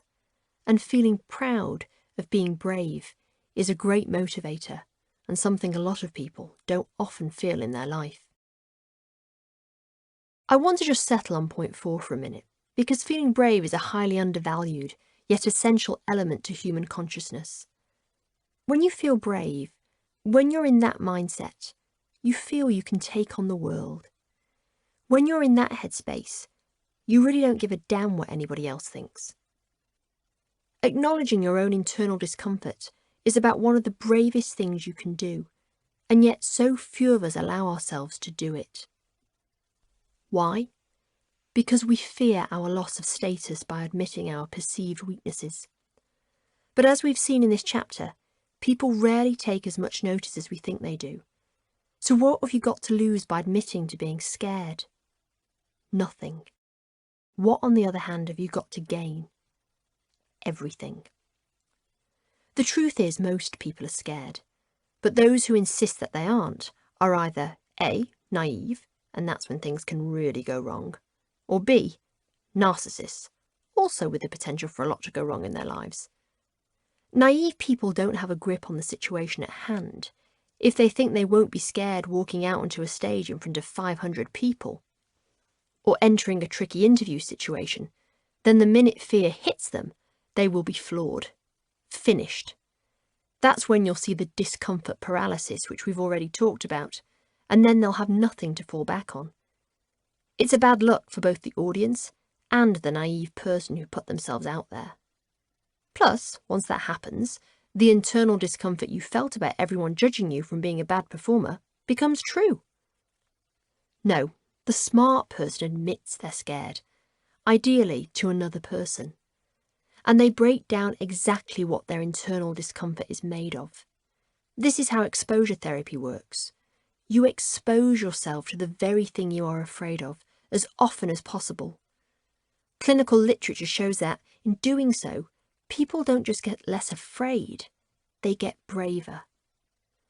The crux is this, however. They only become braver if the exposure is voluntary. If it's involuntary, then the opposite can happen.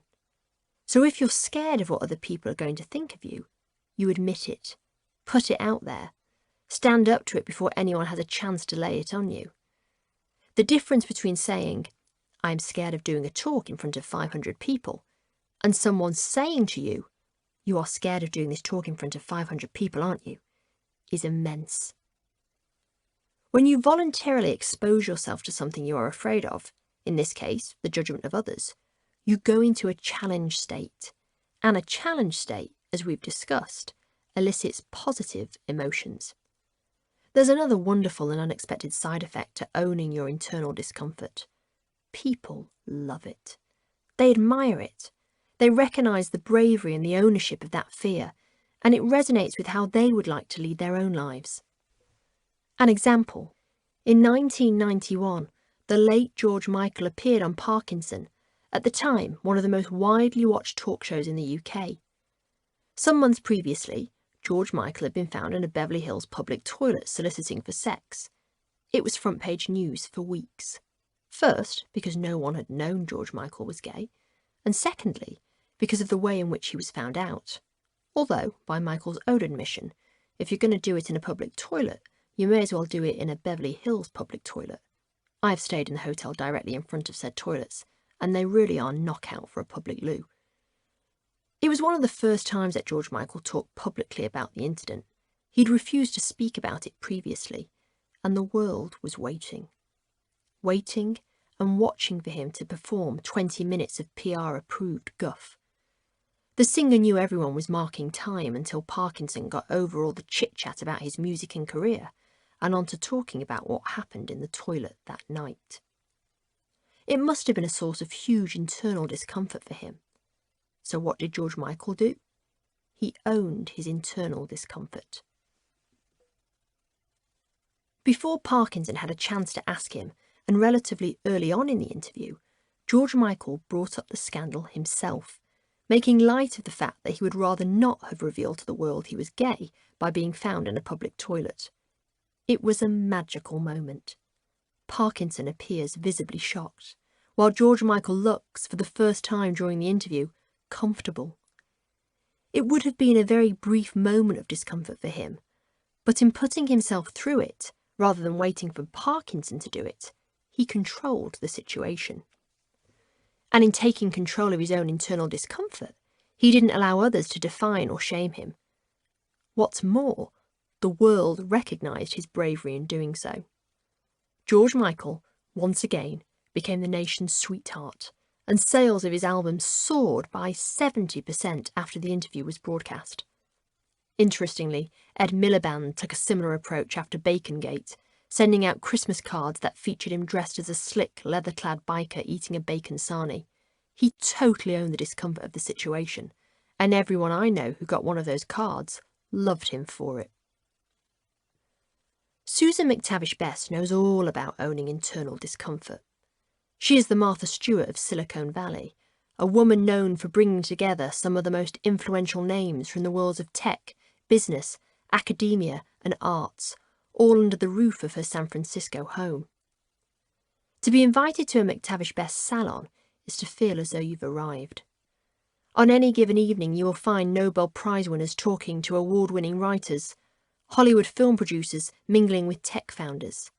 And there, at the centre of it all, is Susan, a lithe, flame-haired presence whose job it is to move around the room, introducing and assuaging with all the deftness of a foreign diplomat, as well as to hold court among some of the most powerful people on the planet. To watch her in action is to watch someone so at ease with herself and the judgment of others that you wonder what her secret is. The answer was a brief moment of life-changing discomfort that could have ended her entire career. On the 25th of January 2002, as she cleared away the vestiges from yet another late-night salon, Susan leaned over the fire that still smouldered in the front room, and bam! Flames leapt towards her face and started to engulf her body. It felt like I had cotton candy all over my cheeks, she tells me, but as I moved my hands towards my face to pat it away, I realised my whole face was on fire. The next few minutes passed in a blur. She remembers jumping in the shower, running around the room to make sure nothing else was alight, and then finally hearing the ambulance sirens approach. For the first few weeks it was touch and go whether she would even live. She lay in hospital, a human ragdoll, her limbs suspended around her. When doctors finally told her she had come through the worst, she then had to come to terms with the lasting damage to her body. She had suffered 2nd and 3rd degree burns to 20% of her body. Her legs, arms, hands and face were affected the worst. Only a pair of glasses she had been wearing that night saved her eyesight. She was too sick to look in a mirror, but she could feel the damage. Her entire face, from forehead to chin, felt like the surface of the moon, mounds of open, suppurating blisters covering her once beautiful porcelain skin. It would be a miracle if she ever looked the same again. And yet, when she was released from hospital several weeks later, she had a decision to make. Would she hide away from the social scene she had been such an instrumental cog in because of her own internal discomfort of what she believed others would think of her transformed appearance? Or would she face the stares and whispers she was so scared of? In the end, she confronted them. I wanted to feel that life was moving forwards, so just a few weeks later, I threw a big salon, cooking for people, with one leg up on the kitchen counter. I had to keep it up at all times. Sure, I was slightly jarred when a few people said how brave I was for letting others see me in that way, but ultimately, I didn't care how others saw me. Most people barely commented at all. Learning to let go of internal discomfort. Finally, the only way to truly not care what others think about you is to have a solid sense of who you are. Easier said than done, I know, but often we don't ever find out who we really are or what we really think because unconsciously we are afraid of being excluded. That means some people can spend their entire lives not knowing what really makes them tick, and that's a sad place to be. In order not to be excluded, we repeat phrases and opinions we have heard before, so much so that pretty soon we don't know where we start and everyone else begins. Well, here's where you start. You start by saying phrases you think apply to you. Maybe that word is frightened. Maybe that word is creative. As you're saying each word, pay attention to how you feel when you say it. Does it make you feel stronger or weaker? If it makes you feel weaker, then don't say it anymore. Instead, keep saying the word that makes you feel strong. Part of the key to nuking your internal discomfort about what the world thinks about you is to remember that most people don't have an opinion about us, full stop. Simply knowing and reminding yourself of that is incredibly liberating. But also, and I think this is crucial, if you still can't get those niggling thoughts out of your head, then confide in someone you trust. A trusted friend who has the ability to be as impartial as they are caring can help you navigate your internal discomfort. They can tell you whether your fear is founded on something true or is simply a projection of your own fears, and often you'll find it is the latter. As author Olin Miller once said, "You probably wouldn't worry about what people think of you if you could know how seldom they do." Chapter 5. Unexpected Discomfort and How Your Gut Instinct Can Save You. A couple of years ago, I was asked to interview a tech founder at a conference. I'd been told little about the conference, other than that I had 30 minutes on stage at the end of the day. But when I arrived, both myself and the chap in question realised we were speaking in the biggest arena in the entire country, in front of 20,000 people. The largest number of people I'd ever spoken in front of was 50. The tech guy looked at me, and I looked back at the tech guy, and we both kind of giggled in the manner of two children who realise something really bad is about to happen. We were stranded in our discomfort zone without a buoy, and no idea how to stop ourselves from sinking. "Okay, so it's a massive crowd out there," yelled the show's completely over-adrenalised organiser to us backstage.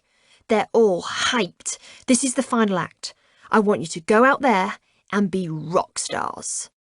The man I was about to interview, though charming to a fault, was not a rock star. He was a tech wizard in pressed shirt and jeans. I was a middle-aged journalist in a tuxedo. We were about as far from rock stars as it's possible to get. Then, as the countdown began, 60 seconds, 45 seconds, 30 seconds, he delivered his final uterus-twitching coup de grace. "Oh, and we have to get some pictures, so we'll need you both to stand in front of the crowd for 15 seconds while we get those." Before we knew it, our names were announced, and we were cast out into the blinking light. I imagine if you're a genuine rock star, a Mick Jagger or a Beyoncé, say, then the feeling of having all those smiling faces pointed in your direction is exhilarating. Everyone is there because they want to see you. But no one was smiling when we stepped out. They just waited there, expectantly, frowning. I had no idea what to do, who to look at or how to keep the crowd engaged. I waited for rational thought to kick in and give me an answer, but it didn't come. What felt like whole minutes ticked by as the discomfort engulfed me. I started to perspire under the white arena lights. My body felt stiff, like it had just come out of the deep freeze, even though it was 30 degrees in there. Come on, I willed myself. What do I do? What do I... And then something miraculous happened. My gut kicked in, and for the first time in years, I listened to it. Before I knew it, I was instructing the heaving crowd of men and women to raise their phones to the sky, turn their lights on, and have a giant selfie with me and my guest. And the craziest thing? Not only did they oblige, but they hung like that for the 15 seconds it took for me and my guest to fiddle with our phones in order to capture the scene. The hysterical organiser got his picture, my interviewee felt calm and relaxed before our talk, and I didn't defecate in front of an arena of thousands. It was a good moment. When you find yourself mired in a discomfort zone that feels wildly out of your control, the buoy you need to lift you to safety is your gut. Why your gut is a silent hero. If I had waited for the fractional few seconds for rational thought to kick in when I was standing up there, then I have no doubt my body would have given way. I would have been consumed by discomfort paralysis as I waited for my thoughts to click into place. My body would have frozen, and it would have been game over. Instead, my gut had the answer and saved the moment. But what is gut instinct but a bunch of emotions, right? A hunch, a feeling. Sure, it's all of those things, but it is also one of your body's most useful tools. Gut instinct is what firefighters, pilots, the police and the armed forces turn to time and again when they find themselves in their discomfort zone. In fact, studies compiled by Gary Klein, one of the world's leading thinkers on intuition and gut instinct, found that army officers use gut instinct in 96% of their decision-making, while naval commanders used it in 95% of theirs. This is because, in times of intense discomfort, those pressurised moments when time is not on your side and your body's burning up stress like dead wood in a forest fire, rational thought often doesn't have time to kick in. Wait for it to come, and instead your anxiety will build and build. And as your anxiety rises, your thoughts, those rational, smart thoughts you're hoping will save you, will get muddled. You will become even more anxious, and before you know it, you're in full-on panic mode. And then, in discomfort paralysis hell. Why is your gut better at rescuing you during brief moments of intense discomfort than your rational thoughts? It's because your body often recognises discomfort way before you do. I'll give you an example. Logging into your bank account. It's a simple enough action, and yet it's suffused with fear. We all hold our breath and feel the slow creep of dread as the numbers start to download on the screen. We get a little dry-mouthed. Sometimes we even feel a bit sick. This is crazy, rational thought tells you. Why am I feeling this way? It's just a screen with some numbers printed on it. But it isn't really. And your body knows this. It understands that those are not just numbers on the screen. They represent your current life and your future life. They are an accurate window into how you behave in the real world. All the times you spent money you didn't have, when you threw responsibility to the wind, when you acted impulsively and without thought. It is a list of numbers that acknowledge who you really are. And that is uncomfortable. And that's why you can't always trust rational thought. It's open to manipulation. It can restructure narrative at will. It can sell you the story you want to hear rather than the one you need to hear. Your body, on the other hand, there's no way to manipulate a stress response. No way to respin a rapidly beating heart. No way to disguise sweating palms and a perspiring upper lip. Not only can your gut act far quicker than your brain, but it's a truth teller. Your gut can pick up on the slightest visual cue in nanoseconds. Your brain takes longer. Think about it. Have you ever been on a dark street at night and seen someone loitering on the street just ahead of you? My bet is you crossed the road before you had time to think about why. Once you rationalise why you did this, you will probably have told yourself one of the following. He was a lone man out at night. That's never a good sign. He was looking in my direction, probably sizing up my bag. He was wearing a hooded top. Why would he be wearing a hooded top? With the hood up? Of course, there may have been many reasons for all those behaviours. He might have been locked out of his house and had to hang about until his mum got back with the house keys. He may well have been looking at you, but maybe to see if he knew you. After all, he knows most people in the area. And what about his hooded top? It's freezing. He's got cold ears. And besides, it's Alexander Wang. You're meant to wear it with the hood up. Now, you could have stopped and thought it through. You could have taken a really long, hard look at the poor guy and then made a more informed decision. But it's late, and it's dark, and frankly, that would just be plain weird. Hell, he'd probably cross the road. So you have one thing to go on, your gut. And your gut says, cross the road. Now.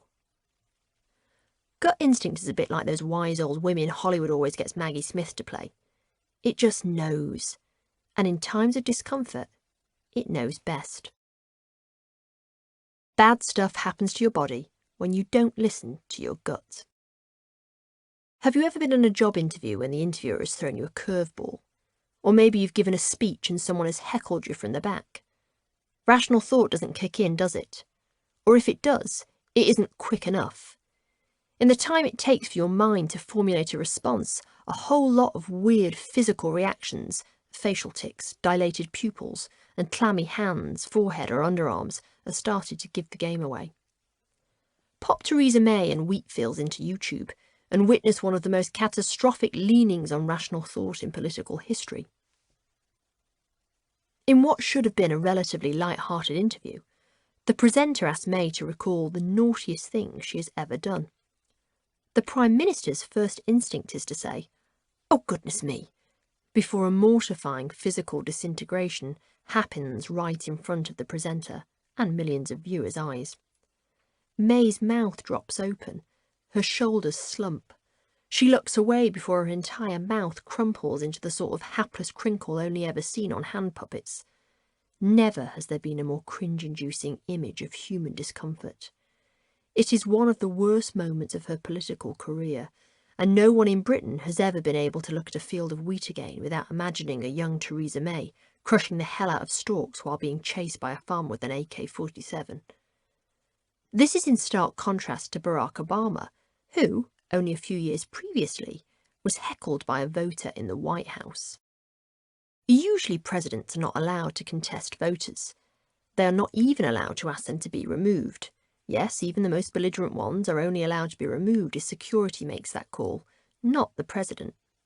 But finally, exasperated, but still with a soft smile on his face, Obama said to the heckler, "You're in my house now."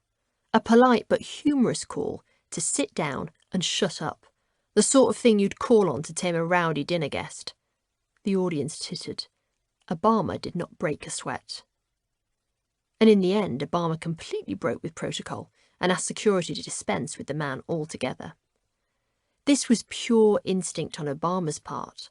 No PR or Svengali would have instructed him to do this. Even though it went against every rule in the presidential book, it was somehow just right for that brief moment of discomfort. So why are some people able to channel their gut while others freeze and wait for rational thought to save them? A young firefighter from South Wales can tell you. She knew only two things about the fire. First, that it was a house fire not far from the fire station and had been burning for some time. Second, that there were people trapped inside. Sabrina Cohen-Hatton was only 24, but she had already mountaineered her way up to the ranks to become Chief Fire Officer for the small station where she worked in South Wales. This meant it was her job, on her patch, and she was in charge. As the other firefighters, all men much older than her, piled into the fire engine, she climbed up in front. "Okay, everyone, it's a house fire. Persons reported. We don't know how many people are in there, and we don't know where they are. If they could blast through the traffic, they'd be there in 5 minutes. Sabrina busied herself instructing the team. She had been in the job for almost 6 years now, but every time a new call came in, her body responded in the same way. Dry mouth, clammy hands, and a racing heart that felt like a trapped butterfly deep inside her chest. They pulled up outside the house, a narrow terrace typical of this part of Wales. Unlike the many house fires Sabrina had previously attended, there was something different about this one. It was quiet, eerily so. There were no family members screaming for help or pointing to a bedroom window where a child had last been seen. There were no neighbours to brief her on the situation, how long it had been burning, who was in there, how many people lived at that address. Instead, she had nothing to go on but the fire itself, a thick, raging bloom that had already engulfed the entire building. The call had said there were people inside. If they were in there, they would almost certainly be trapped, gasping for air. And so, Sabrina had a decision to make. Send in her team to try and rescue those who were inside, or protect her own men, keep them back, contain the fire, and live with the consequences. Seconds passed. Rational thought did not have time to make that call. Instead, standing there deep in her discomfort zone, her men waiting for her command, breathing apparatus on, she had to make a decision. And that decision had to come from her gut. In the end, I decided not to send my men in, she tells me. a pretty, petite woman with the handshake of a WWF wrestler. It was a severe fire. There was smoke coming from the downstairs window and the upstairs windows. For the upstairs to have caught fire, that meant it had probably been burning for around 30 minutes, at least. To be that advanced, there would be little chance anyone in there would still be alive. That meant to send her men in would be to risk their lives too. It was the right decision. Thankfully, it turned out that there was no one inside, but we didn't know that at the time, she tells me, as she sits on a small plastic seat inside the London Fire Brigade's Central London office, where she's now Deputy Assistant Fire Commissioner for the capital. Sabrina was one of the fire chiefs who were sent down to Grenfell Tower in London's Notting Hill in the early hours of the 14th of June 2017 to attend to one of the most devastating and controversial fires in British history. The speed of our gut reaction is quick.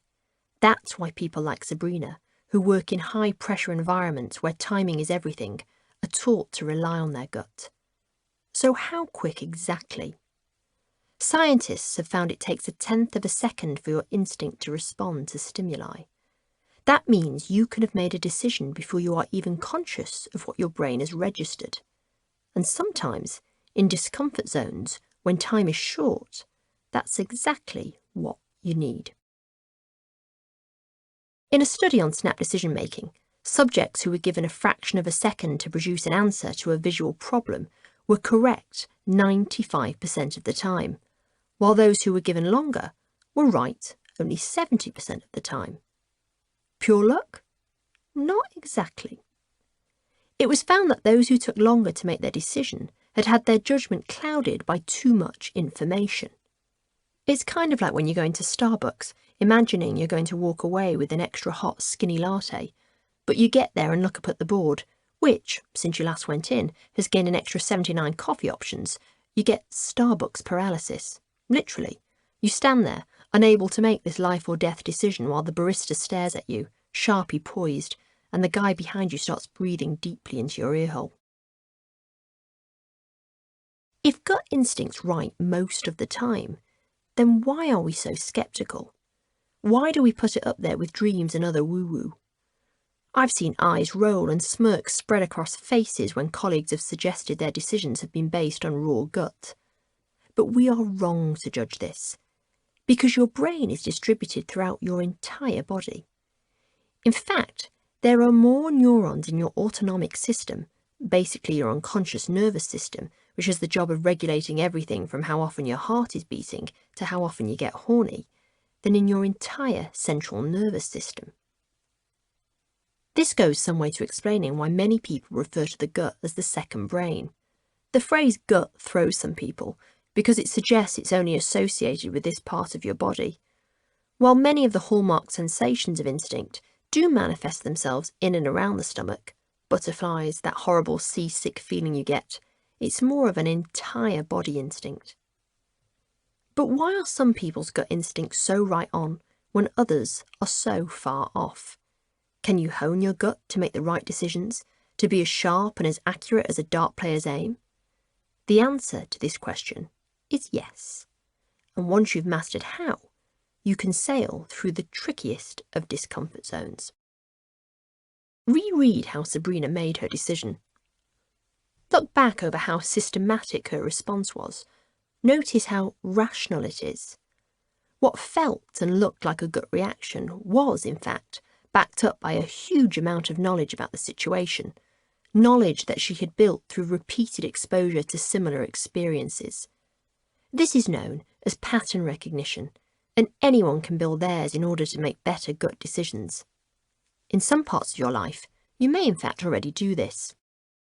For example, if you're a vintage obsessive, you're probably used to scrabbling around at car boot sales and rummaging through charity shop rails. So much so that often you can walk into a shop and know within minutes whether there is anything decent to be found. It's a gut instinct, or at least you think it is. But in fact, all those hours you spent vintage prowling has given you the ability to thin slice any vintage situation. Thin slicing is basically your brain's ability to do a kind of supersonic audit of the situation at hand, and it often happens without you even being conscious of it. It's like a magic power that can size up a situation, and 9 times out of 10, it helps you make the right decision. Now, I know what you're thinking. Give me some of that thin-slicing mystical magic, and you'd be right to want some. Sabrina was able to thin-slice the entire situation in front of her when she turned up to that fire in South Wales. Without realising it, I was able to thin-slice the arena situation. But why? Because both of us had had experience of similar situations before. Admittedly, mine had been with a much smaller audience. There would certainly have been other incidences that would have fallen into my underpinning knowledge of that particular situation, but none of it would have been conscious enough to come to the forefront, Sabrina tells me. But almost certainly, other incidents that I had been to, looking at decisions other people had made in those kind of situations, the tactics they used. For me, it was similar. While the largest number of people I had spoken in front of publicly before that moment was 50, I had given countless other talks before that moment, which meant the adage, practice makes perfect, is only a half-truth.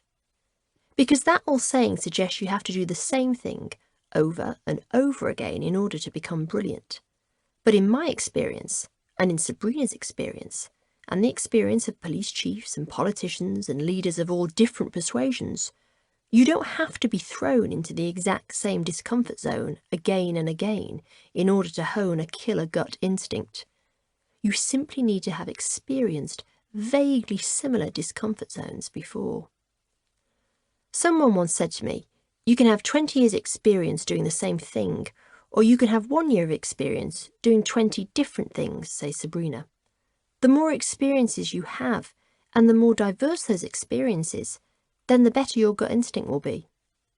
So how the hell does that work? Well, the human mind has a thing about looking for patterns. It can figure out that the same techniques you use for giving a speech in front of 3 strangers can then be re-employed when you turn up to do a speech in a stadium in front of 20,000 people. It can figure out that the 3 repetitious notes you use to compose a funny little ditty for your partner's birthday can be used to write a song of staggering beauty. It can work out how to deal with a tricksy CEO by drawing on that time you had to have a tete-a-tete with that deranged manager of your local corner shop. It's smart like that. You just have to give it something to work with.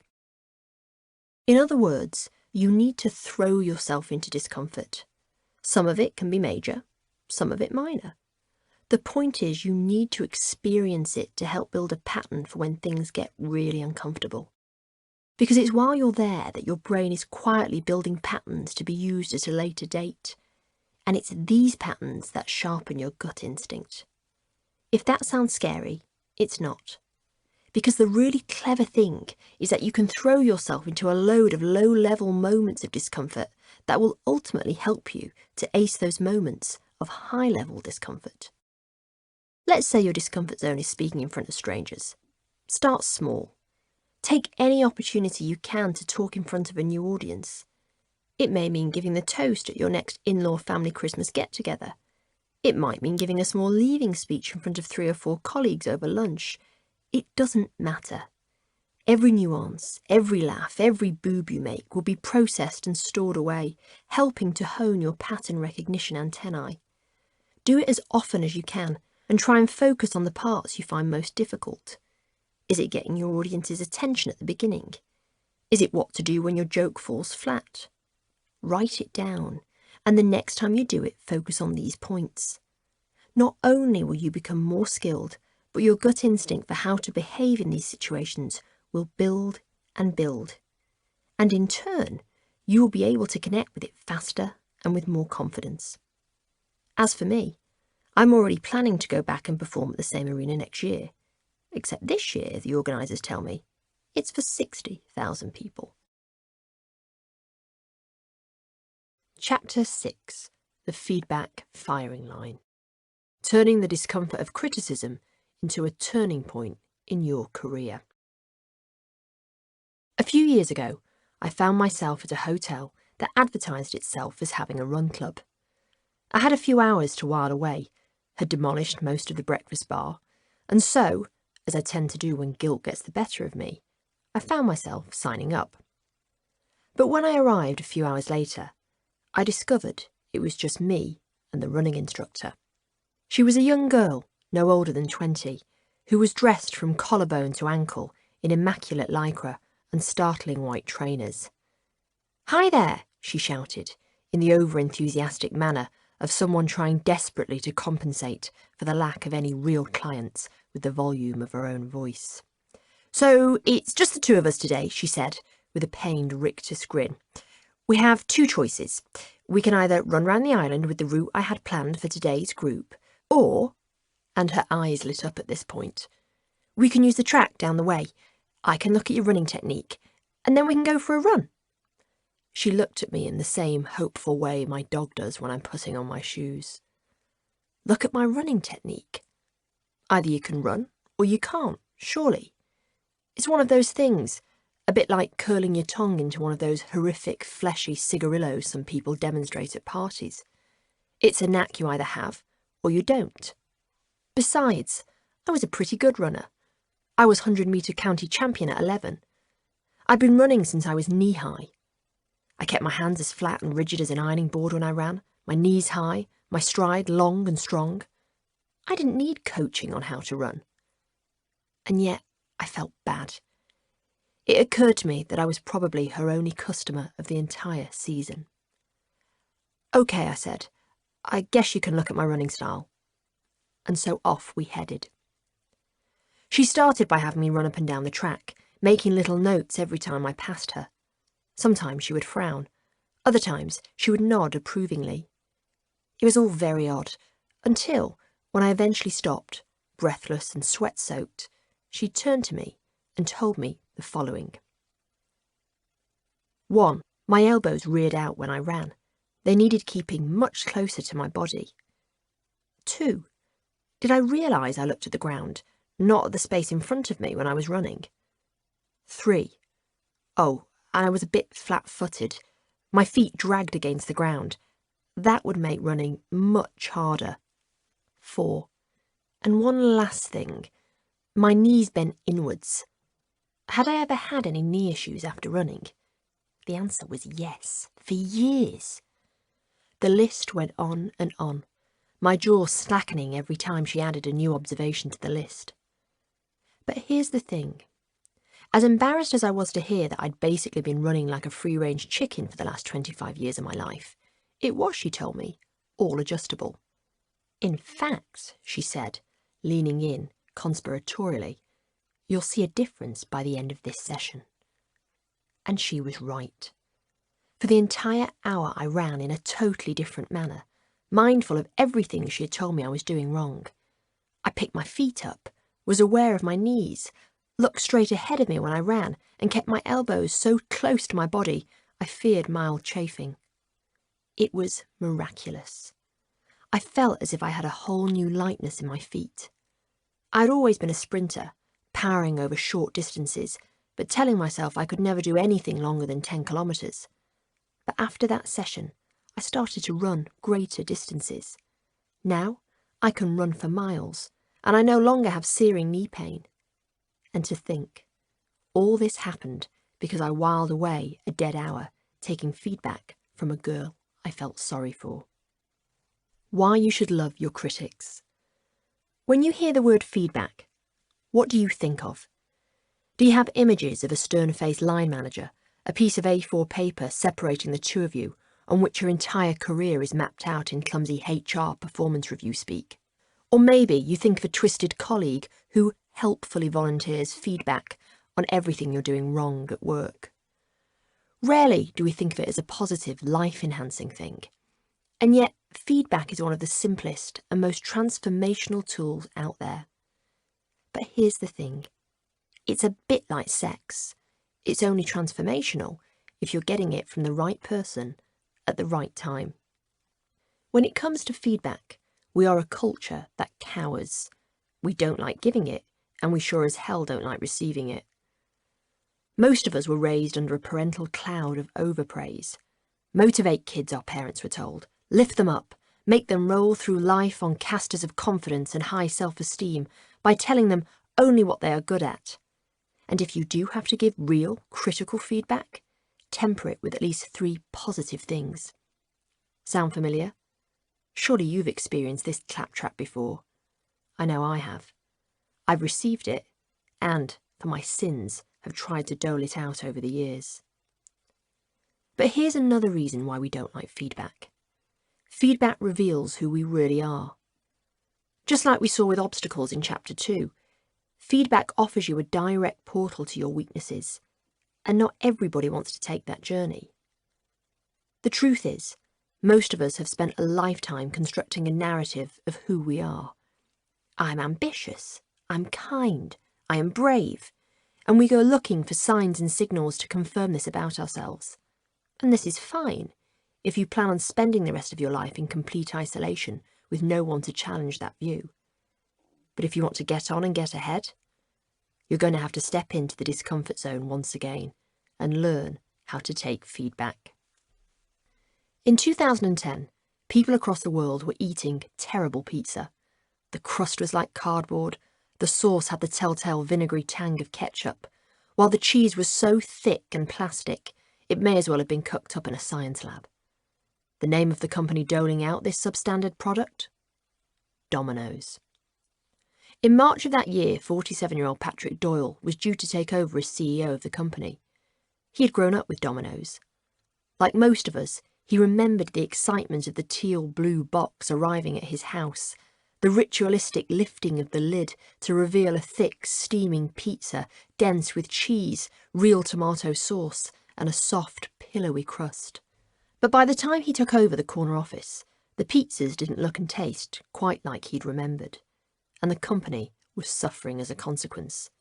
Sales were dropping, share prices were at an all-time low, and they had come last in a consumer taste test of fast food products. Their problem? They had spent years going big on the delivery element of their pizza. Domino's, after all, invented pizza delivery in the 1960s.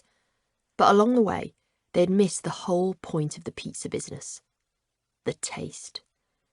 This meant that by 2008, Domino's had no fans, no loyalty to the brand, and no option but to go back to basics and take a long, hard look at what they were doing. Rather than sit around in a meeting room with their top executives, shooting the breeze on what to do, they decided to ask those who'd give them the most crushing, critical feedback: their customers. The very same customers who were also ordering pizza from Papa John's, Little Caesars, and Pizza Hut.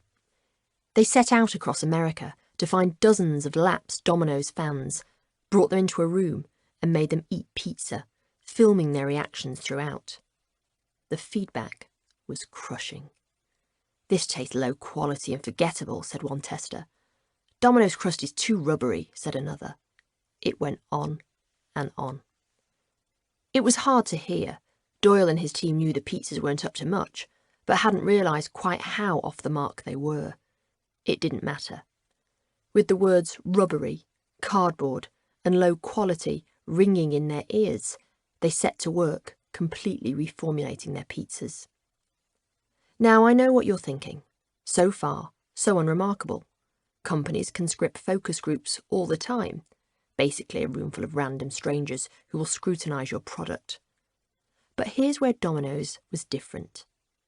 They made the feedback of their pizzas a crucial part of their marketing campaign. They showed, on nationwide television, customers consistently berating their product. Domino's called it the Pizza Turnaround campaign, and you can still find it on YouTube. I'll wait here while you go and take a look. What's more, to show just how seriously they took their customers' feedback, they then took their new, reformulated pizzas back to their harshest critics' home for a second taste test, filming the entire thing for part of the Pizza Turnaround ad campaign. Risky strategy. But because Domino's had listened so intently to what their customers had been saying, they were confident the results would be positive. And hey presto, they were. The same men and women who had said the company was over and that their pizzas were rubbery were caught on camera evangelising about the product. Within 3 months, Domino's share price had soared, and sales of Domino's pizza in the aftermath of the campaign skyrocketed, breaking all industry records for same-store sales growth in the first quarter following the launch. Domino's is now hailed as one of the most successful turnarounds of any company in history. Fluke? Or was it their ability to put themselves into the discomfort zone of critical feedback that got them there? To figure that one out, we need to talk to someone who forces people to throw themselves into the feedback firing line every single day. Entering the feedback zone. Tasha Yorick is something of a feedback expert. Most days you will find her sitting with a frowning CEO hunched over his or her desk, perplexed as to what they are doing wrong. And in her lovely, warm, smiley way, she will tell them. She's not always popular for this reason. After all, nobody likes to hear all the ways in which they're failing at their job, particularly not those at the top of their game. After all, if they needed improvement, how do they get to be the boss in the first place? Tasha sees this sort of confusion all the time. In her 15 years as an organisational psychologist, she has been flown around the world to speak with leaders who have never been given feedback. That's a problem not only for them, but also for the people and the companies they lead. So many of us use the excuse that we're waiting for feedback as an excuse not to seek it out, she tells me. People often think if no one has told them, then they're probably not doing anything wrong. For example, I once coached a man in his 50s who was by all accounts a terrible leader. One of the things he told me when I was giving him feedback was, "How have I been doing this for 20 or 30 years and nobody has ever told me?" Here's why. Entering the feedback zone is hard and scary. The same reasons we don't ask for feedback are the same reasons we don't volunteer it, Tasha tells me. It's evolved over time, back to the days when we were hunter-gatherers living in groups. If the group had voted us off the island, to use the modern term, we would probably have died. As a result, we have evolved these social impulses.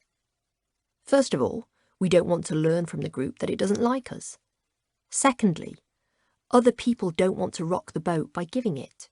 So we're living this charade, and it's stopping us from getting feedback that could help us be so much more successful. A great example of where feedback has built better, stronger, more successful individuals is in sport. Take tennis players, for example. Today, some of the game's most celebrated players are also its oldest. Roger Federer, one of the tennis world's most artful and skillful players, is also one of its oldest. In 2017, Federer was one of the oldest players to have ever won Wimbledon. In fact, take a look at the age of most of the super elite tennis players participating in today's top-tiered competitions.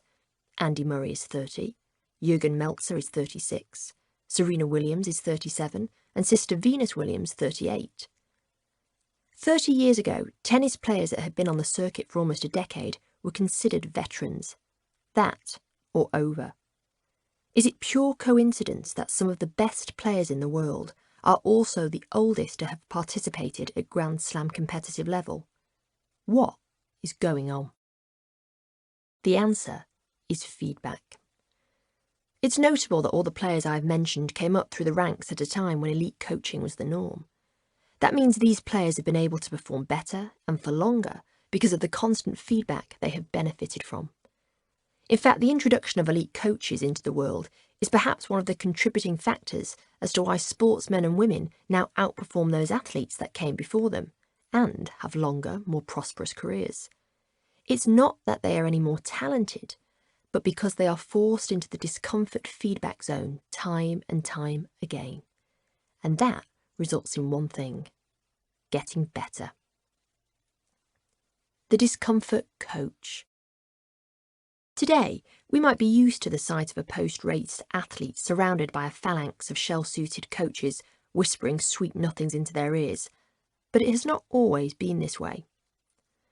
Back in the 1970s, tennis players turned up to Wimbledon, played the game, and whoever was the more talented player and had put the most practice in, won. Simple.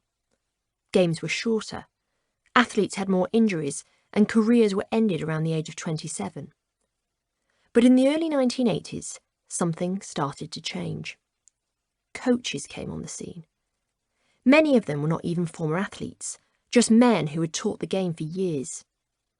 Some of the more senior players started to work closely with them, Jimmy Connors, Martina Navratilova and John McEnroe, and something remarkable happened. They started to get better. Not marginally better, but significantly better. Their serves were sharper, their backhands harder, their endurance levels higher and better than ever before. Now the world's very best champions, who enjoy longer careers than their peers from previous decades and can also play more extended and physically demanding games, have gone one step further and employ super coaches. These are former tennis champions turned professional coaches who not only have an immaculate technical grasp of the game, but also a brilliant mental understanding of it too.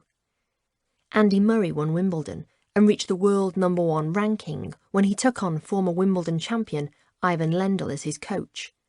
Stefan Edberg helped Roger Federer win 11 tournaments in his 30s, while Novak Djokovic worked with Boris Becker, the youngest player ever to win Wimbledon at age 17, for 3 years, winning 6 Grand Slams under his tutelage. Is it possible that one person could make such a difference to another's performance? The answer, it appears, is yes. By having an impartial source give consistent feedback on everything from how a player holds their racket to even how they breathe and think when they're coordinating a volley, has significant effects on a player's performance. Coaching has now become big business. There are career coaches, athletic coaches, coaches for confidence, coaches for fat loss, you name it. And they are people specifically employed for their analytical feedback. Many people have experienced enormous growth simply by having a coach give them feedback on their performance, whether that's how they perform on a gym floor. Sure, a personal trainer's job is to motivate, but it's also about giving constant feedback to how they behave in the office. I have had friends whose careers have been transformed by the addition of a career coach, for example. One friend, an exceptional leader by all accounts, whose weakness was her inability to hide her emotions when someone made her mad, which happened on the hour, every hour, her coach had to break it to her, is now as calm and measured as the Dalai Lama, and she has just landed a huge promotion, just 6 months after employing said coach. But I hear you. Who can afford a coach? And who has the time? And if we're being really honest here, unless you're a CEO at the top of your game, doesn't the concept of an employed coach seem just a little bit excessive? Especially if, like most of the world, you're still overdrawn weeks before payday. Here's the good news. Most of us have a coach within our midst. That person who has the rare ability to look at our behaviours and performance through unfiltered eyes. This person is able to give you the feedback you need, while also not putting you through the depths of hell in order to get it. You don't need a lot of time with them. It's completely free. And the best bit, it can improve your relationship with that person too. So how do you find this mythical person? Chances are, you already know them. The caring coach. In 2012, athletes from across the globe boarded flights bound for Brazil. Their destination, the Olympic Games in Rio de Janeiro. Most of them had been coached up to their eyeballs. Hours and hours of advice from an impartial, bystanding coach who had spent the last year monitoring and analysing their technique and performance. They were ready, or at least as ready as they were ever going to be. And yet, weeks later, many of the same athletes came away empty-handed, while other athletes, competing in the same arena, at the same discipline, took home medals. Of course, in some cases, the better, more naturally talented and more experienced athlete won, and people could live with that. But what about those winners who, on paper, looked identical in terms of skill, talent, and training to the losers? This is exactly what researchers at Bangor University in Wales have been investigating for some time. What, they wondered, made one set of elite athletes win medals, while another set, with the same experience, same level of talent, and the same amount of groundwork, didn't win any at all?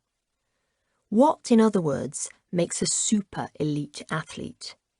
The answer, many believe, was down to the style of coaching they received. All the athletes, when questioned, said they received adequate technical support from their coaches, but the super elite athletes also took great emotional support from their coaches. In other words, their coaches acted as a sort of surrogate parent, motivating, encouraging, and offering critical feedback. This is where Tasha Eurich comes back in. Sure, you can get feedback from anyone and anywhere, she says, but the best feedback comes from someone she describes as a loving critic. When we ask for feedback, it's almost always never as bad as we fear it might be. It's not going to be an indictment of us as a person, especially if we get it in the right way and we're asking the right person. In her exceptional book, Insight, Tasha studied dozens of exceptional leaders. Those she found to be the most effective leaders were, unsurprisingly, those who asked for constant feedback. But what intrigued her most of all was who exactly they were getting it from. One of the things that surprised me when I did my research about these leaders was just how picky they were about the people they sought feedback from. I expected the opposite. For most of them, it's less than a handful of people. You have to be really sure that these people have our best interests at heart. After all, not all feedback is intended to help. You'll know this from unhelpful feedback you've had from colleagues with an agenda, them or people with zero clue. If you've ever had feedback from a distant relative or friend who suddenly feels the need to wade in on how you deal with your work colleagues without having any idea about the world in which you work and operate, then you'll know what I'm talking about.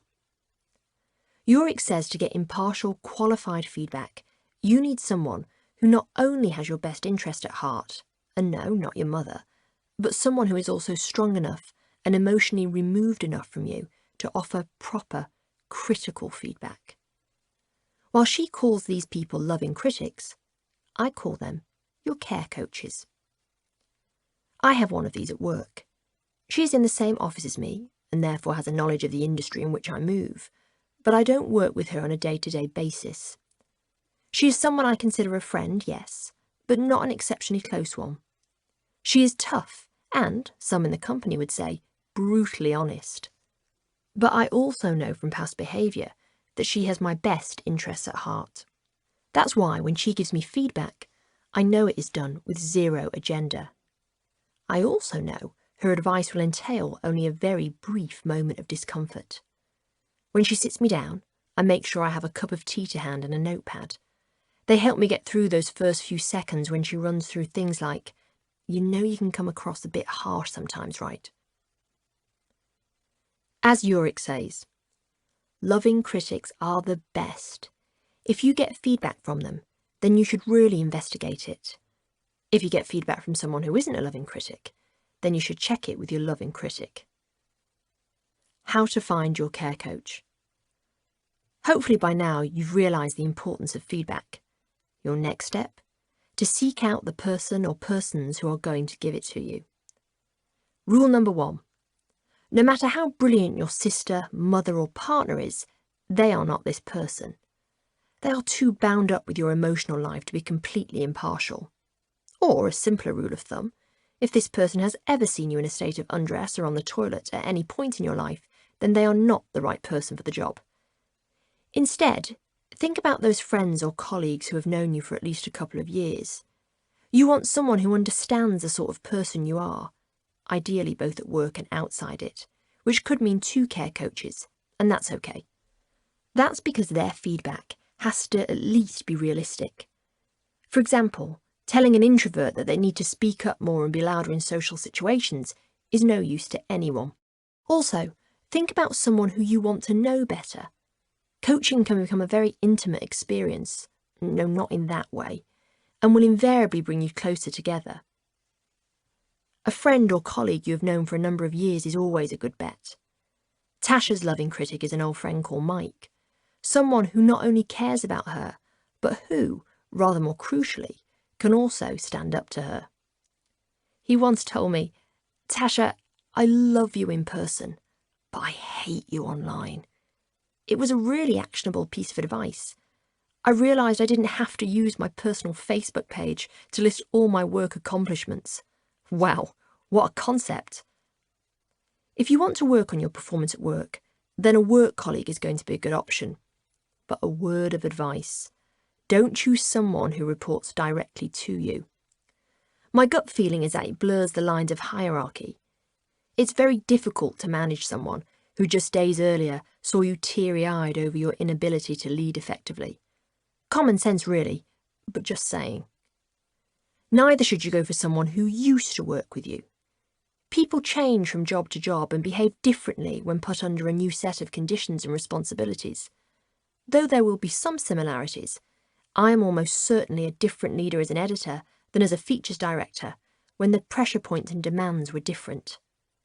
My advice: someone who works besides you but in a different department is a wise start.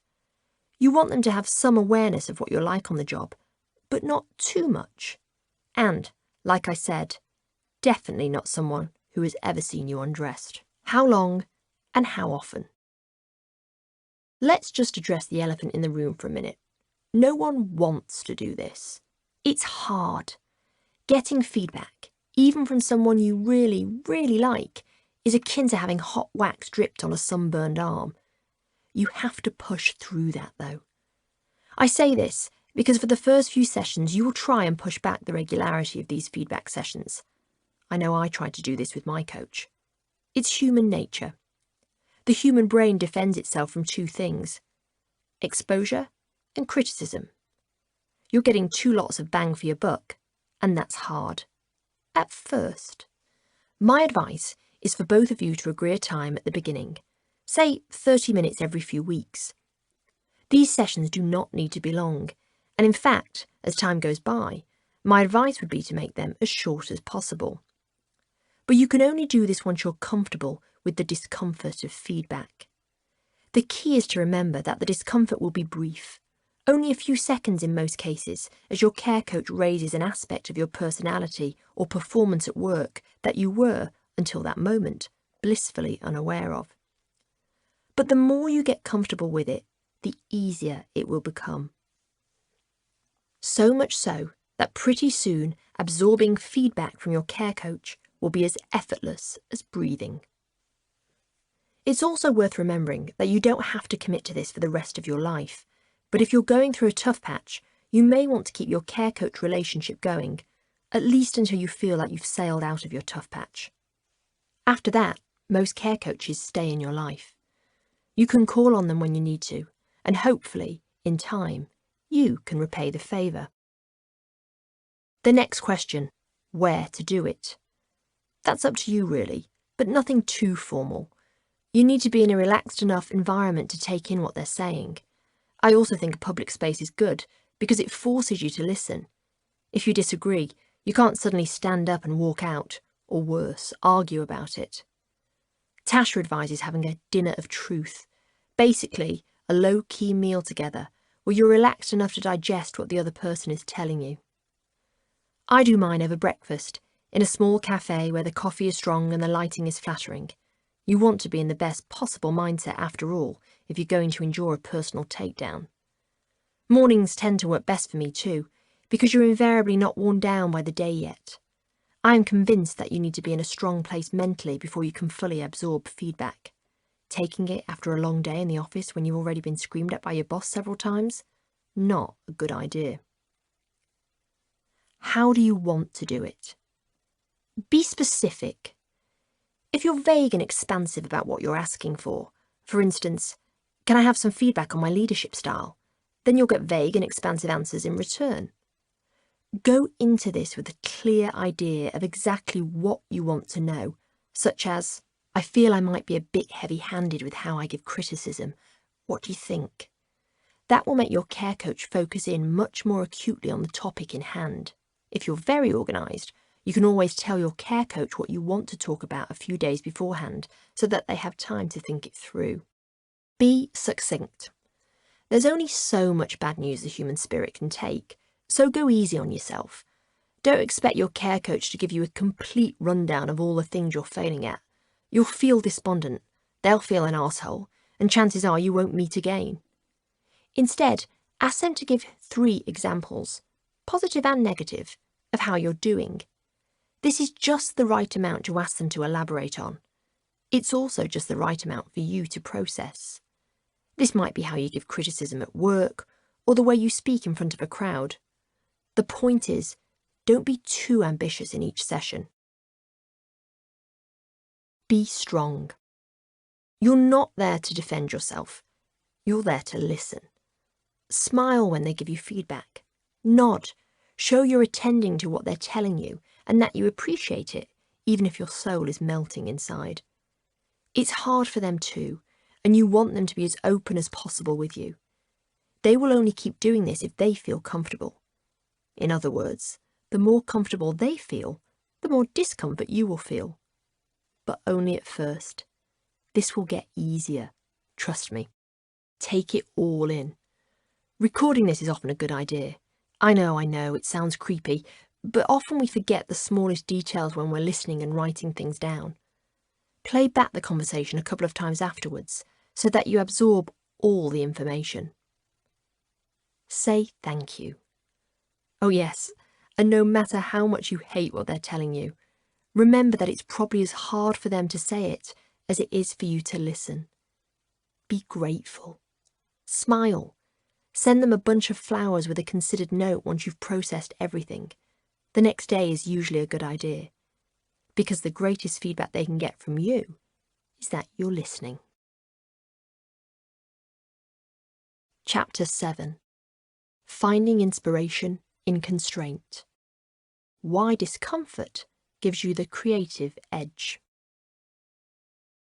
The general assumption is that some people are born with a creative mindset, while others aren't. Growing up, my elder sister was always seen as the creative one in the family. She wrote dazzling stories that seemed to come from a highly developed imagination, while I, on the other hand, was seen as more methodical. Ideas came slowly to me, and invariably with some degree of difficulty. It is why, for many years, I thought I would be suited to life as a lawyer, or perhaps an accountant. Journalism, a trade that relies on hugely creative thinking, wasn't even on my radar until many years later. And yet today, I edit a national magazine. My stock in trade is ideas, and consequently my days are spent coming up with new and original concepts that people have never heard of before, or at least that's what we try to do. On paper, you would say I am a creative, but the truth is, I'm not. Not in the traditional sense anyway. I still can't pluck ideas out of mid-air or think of high-concept notions with a moment's notice. Annoyingly, my sister still can, and has about 7 different new business ideas every time I see her. But arguably, I am creative. It's just that I come to my creativity through a different doorway. It's the same creative doorway through which many people arrive at their best original work, and certainly the route by which many of the world's most famous creatives arrive at their best ideas. And that door is the one that opens into our discomfort zone. It is here, when the pressure is dialed up and constraint looms large, that we are forced to dig deep for inspiration. The composer, Igor Stravinsky, once said, "The more constraints one imposes, the more one frees oneself." And this is true for everyone, from film directors and great artists to musicians, and yes, even magazine editors. Remember how I told you that Women's Health was started with few resources and just 2 members of staff? That was no understatement. On day 1, I arrived at the office, a back room just off Oxford Street, with an 8-week deadline in which to create an entirely new magazine, using a team who were as inexperienced as I was. With minimal money, time and people, we were forced to be more creative with our ideas. I will never forget the time we needed an image to accompany a story on breast health. Most pictures of this nature are high-end fashion images, which are invariably prohibitively expensive. So what did we do? We took an aerial picture of our intern's bare knees with the toe caps of a pair of nude shoes poking out from beneath them. Imagine, if you will, what that looks like. Got it? We took that image and blew it up as big as we could across the page so that it looked like a giant pair of bare breasts. It was audacious, it was funny, and it set the creative tone for how we work with visuals for the rest of our days there. One of the things discomfort does is it forces you to make a decision. When things are comfortable, you weigh up all the opportunities, and that can often be deadly. By being overwhelmed by choice, you can often end up going with the most conventional option. Convention is safe, sure, and convention is certainly comfortable. But convention rarely elicits true creativity. That's because true creativity requires originality, and originality often comes from a place of discomfort. Frank Gehry has built everything, from the Guggenheim Museum in Bilbao and Abu Dhabi to Euro Disney and Facebook's West Campus.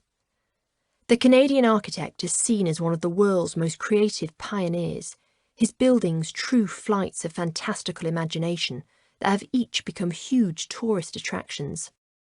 But Gehry's designs do not come from nowhere. He has famously said that the most difficult project he has ever worked on was the one where a client gave him 0 constraints to work around. "I had a horrible time with it," he said. "I had to look in the mirror a lot. Who am I? Why am I doing this? What is this all about? It's better to have some problem to work on," he explained. "I think we turn those constraints into action." Nowhere can this be seen more clearly than at the Walt Disney Concert Hall in downtown LA. It is one of the most remarkable feats of architecture ever seen and sits on 111 South Grand Avenue like a giant sliver of foil-covered chewing gum curved in on itself many times over. It has won countless awards and inspired dozens of buildings across the world, including Gehry's own Guggenheim Museum in Bilbao, and yet it was riddled with constraints. For a start, the budget was not big enough. Lillian Disney, the widow of the late Walt Disney, had given $50 million towards the building, which was created as an homage to Walt Disney's love of the creative arts. But the underground garage alone cost $110 million. Gehry had to relook at the original plans, ditching the stone exterior he had originally planned for the now iconic silver industrial steel facade. He had another problem: the acoustics. This was, after all, a music hall. Gehry therefore had to build the hall as a series of layers, revolutionary in its design and execution at the time. And there was one more challenge to add to the mix: the city's grid system. Gehry, unlike many architects, often designs with children's wooden building blocks. However, Gehry's blocks wouldn't work with the grid system in that part of downtown LA. Given he couldn't change the grid system, he had to work around it. The result? He created a flower-like structure that is all shapes and curves and angles and is quite unlike any other building in America. Gehry's most famous building, then, was created around constraints. If not for these, the Walt Disney Concert Hall would have looked very different. And, I hazard a guess, not nearly as wonderful. I'm sure you've been paralysed by too much freedom. I see it all the time with my team. Give a writer a loose story and see them struggle for days. Hand them a tight brief with a very strict angle and watch them hunch over their desk and write for days on end. It's the same with most things. We can become overburdened by choice, paralysed by it in fact. We talk about creative freedom all the time, the idea that the best ideas come when you can do absolutely anything you want. Blue sky thinking, you might have heard it called by some Burke in a pinstripe suit. Dream big, don't be limited, think outside the box. These are the dictums we have been fed for years. And yet, often too much freedom can be the very thing that limits us. When I was younger, I never got my coursework in good time. I was always the person who left it until the very last minute, pulling an all-nighter, scribbling away until the very end. I didn't love working like this, by the way, not one bit, but I found it got the best results. Seriously, I tried on many occasions to be organised, to get my essays in weeks before the deadlines, but every time I did, I found the same thing. I just didn't do as well. I thought about it for years, and only recently read back many of those essays, which I still keep in a brown cardboard box up in the attic. Those that were written with plenty of time were incredibly bland. There was little original thought, and certainly few big ideas within their pages. I yawned through most of them, and cringed. But those that I remember scrawling into the early hours of the morning were far more ambitious, their scope deeper and wider, their content original and brave. And that's when it struck me. Having a limit, in this case sheer lack of time, is what allowed me to be limitless with my thinking. This constraint did three things. First, it liberated me from thinking like everybody else, or second-guessing what everybody else would be writing. 2, it meant I would put down bolder, more audacious ideas. Had I had more time, I would almost certainly have worried about whether they were too bold, most likely scrapping them for a safer line of thought. 3, it made me more authentic. The strict time limit meant that I was forced to go with my gut instinct and, consequently, the idea that spoke loudest to me. And as we saw in Chapter 5, channeling your gut instinct is crucial to a successful outcome. Limits, ironically, could very well be the things that offer us limitless creativity. I'll give you another example. Martin Luther King's I Have a Dream speech, delivered to over 250,000 people during the March on Washington for Jobs and Freedom on the 28th of August 1963, is one of the world's most iconic speeches. But few people know that the I have a dream phrase was not actually in the original speech. As Adam Grant explains in his book, The Originals, King had been reworking and reworking the speech over and over again, right up until the very last minute. When he walked on stage in front of the crowds that day, it was most definitely not part of the plan. Had he written his speech in advance, learned it word for word and then put it aside, who knows what would have happened that day? The likelihood is he would have stuck to the script. Instead, he delivered something far more authentic and powerful that day. Why he hadn't put this line in his originally planned speech, we will never know. Maybe he thought it too dramatic or too poetic. And this is one of my issues with long expanses of time and freedom. It allows you to second-guess yourself. Steven Spielberg had a moment of limitation with his second major motion picture, Jaws. During filming, the mechanical shark that Spielberg had been using malfunctioned. It would be weeks before it could be fixed up and running again for filming. The then 25-year-old Spielberg didn't have time or budget to wait, so instead, he got creative. What about, he reasoned, if he didn't show the shark, but instead showed the damage it was capable of doing? So that's what he did. In what is now one of the most famous scenes, not only in the film, but in cinematic history, two fishermen wait on a wooden pier. They throw out a giant piece of bait attached to a floating rubber tyre that is secured to the pier. As they wait, Spielberg cuts to the protagonist, Chief Brody, who sits in his office, idly flipping through a black and white book showing images of a giant great white shark. The images are grotesque and menacing. Spielberg then cuts back to the fishermen, who notice that their bait has been taken and that the rubber tyre is moving rapidly through the water, pulling with it the entire pier. One man falls into the water. The next thing we see is the floating piece of pier moving swiftly towards him, accompanied by John Williams' masterful two-note musical score. "Swim, Charlie, swim," shouts one fisherman as Williams ratchets up the music, and the fish/piece of wood moves towards the man in the water. It is masterful and terrifying at the same time. Never has a piece of driftwood looked so frightening. Had Spielberg not been challenged by the constraints he found himself in, it's doubtful the scene would have had as much tension. As it was, he managed to create drama and suspense out of a rubber tyre, a piece of wood, and an EF-EF bass line. It also helped Spielberg to create his signature tension device.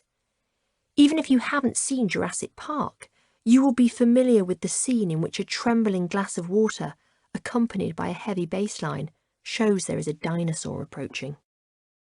Artists too have long known about the importance of constraints. Take the Impressionists, who created some of the most breathtaking work of the last 400 years, and yet confined themselves to the use of short brushstrokes and vivid colours. Or film director Lars von Trier, who created the school of film directing, known as Dogma 95. Dogma filmmakers are forced to shoot with only handheld cameras and without props, optical filters or special lighting, and about half a dozen other restrictions that make you wonder why anyone would take part. And yet the Dogma movement has produced some of the most inventive and critically acclaimed films of the last 30 years. If you have never seen Feston or The Idiots, then book off a Saturday afternoon to do so now. Disclaimer though, you may need a stiff drink to accompany both. It's not just in the world of art either. Nordstrom, the giant Canadian retail chain, has a small tech startup within its business called the Nordstrom Innovation Lab, where each idea is given just 1 week to come to fruition. Apple famously had only 8 months from start to shop to create the iPod. Any longer and they would have missed the Christmas deadline. But is it true? Can the discomfort of constraint really make us more creative? Can it really lead to our greatest breakthroughs and our most brilliant ideas? The man who changed the way the world dates thinks it does. Having the constraint edge. Tinder now connects over 24 million people a day across 196 countries on the planet. It also made Sean Rad one of the world's most successful and influential entrepreneurs. At the time of going to press, it is the second most profitable app in the world, second only to Netflix. It has birthed countless Tinder babies, thousands of Tinder marriages, hundreds of thousands of Tinder relationships, and, I'd hazard a guess, a hell of a lot of sex.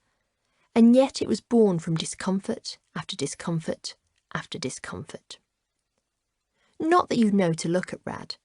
He's in his early 30s, yet has the calm disposition of a 50-year-old chess player, his occasional flyaway hands the only giveaway of his shimmering youth. And yet it wasn't always this way. What many don't know is that Tinder was created from a brief moment of discomfort. 23 crazed days over the long hot summer of 2012, in fact. It was a ragtag team of 5 20-somethings who worked round the clock in an airless office with just a couple of couches and a single coffee table for company. They had little experience, few contacts, and not nearly enough time on their side. Every day there were dozens of changes to the app, mistake after mistake and blind alley after blind alley. There was feedback from the data, feedback from the rapidly expanding group of users, and feedback from one another. Soon, 3 hours sleep a night was standard as servers crashed, better, stronger ideas blossomed, and the noise of other people's suggestions engulfed them like a forest fire. It was one giant discomfort zone, and it forced them to think and behave in a way they could never have imagined. With no marketing plan or budget, they deployed a group of young, street-smart interns to hit the streets and talk about this cool new dating app no one had heard of. On the rare occasions Rad and the team would leave the office to brainstorm over beers, they would sit on roadside tables and shout out to groups of men and women, "Hey, have you guys heard of this new dating app called Tinder?" With the couple of $100 they had put aside for marketing, they had 1,000 fist-sized company stickers made up with Tinder's distinctive red flame. They stuck them on lampposts and bins across LA before hitting Coachella, the starry music festival in Nevada, where they fly-posted every toilet door, every sanitary bin, and every unmolested surface. Soon, word got out that this strange new dating app had sponsored the entire event. Momentum started to build, and build. Within a couple of weeks, they had around 400 new users. By the end of the year, they had thousands. By the end of 2013, it was the most popular dating app in the world for anyone under 30. When I look back, I think the bad moments were as much a part of the plan to get me here as the good ones. Maybe even more so, Rad tells me in his soft LA lilt. I also think that when I look back at Tinder, that the greatest ideas came from our disagreements and then talking them through. Feedback is scary, and it can be disorientating. But if you're an organisation that is afraid to listen, then you're never going to grow. You can't grow without mistakes. I think if you're not making mistakes, then you're probably not doing anything worthwhile. Because once you make a mistake, it's a piece of information that you have that no one else has. In other words, it was the most uncomfortable moments that led to the app's greatest successes. But why is it that the discomfort of constraint leads to the most brilliant and original breakthroughs? Is it, perhaps, because our brains are hardwired to work more effectively under these conditions?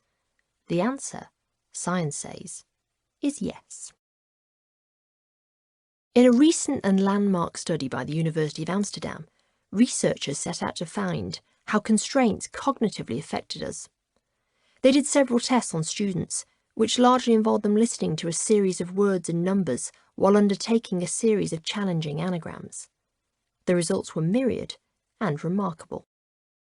Firstly, the study found that constraints shifted the students' thought processes from localised to globalised thinking. It allowed them to make a big picture assessment of a situation rather than a myopic one. Or, as the study called it increased their perceptual scope. And perceptual scope is crucial for ambitious, creative thinking. So too is something called conceptual scope, which the study also found was increased when the students were faced with challenges. Conceptual scope is also integral to creative thinking because it allows you to see a greater number of ideas and possibilities, and is therefore useful in avoiding common line of thought. Finally, the study made perhaps its most surprising finding of all, that constraints, contrary to popular belief, make us more engaged with a difficult project, and therefore more likely to stick with it. The students were all given a computer maze to complete, with some participants experiencing a blocking obstacle midway through, making it harder to escape.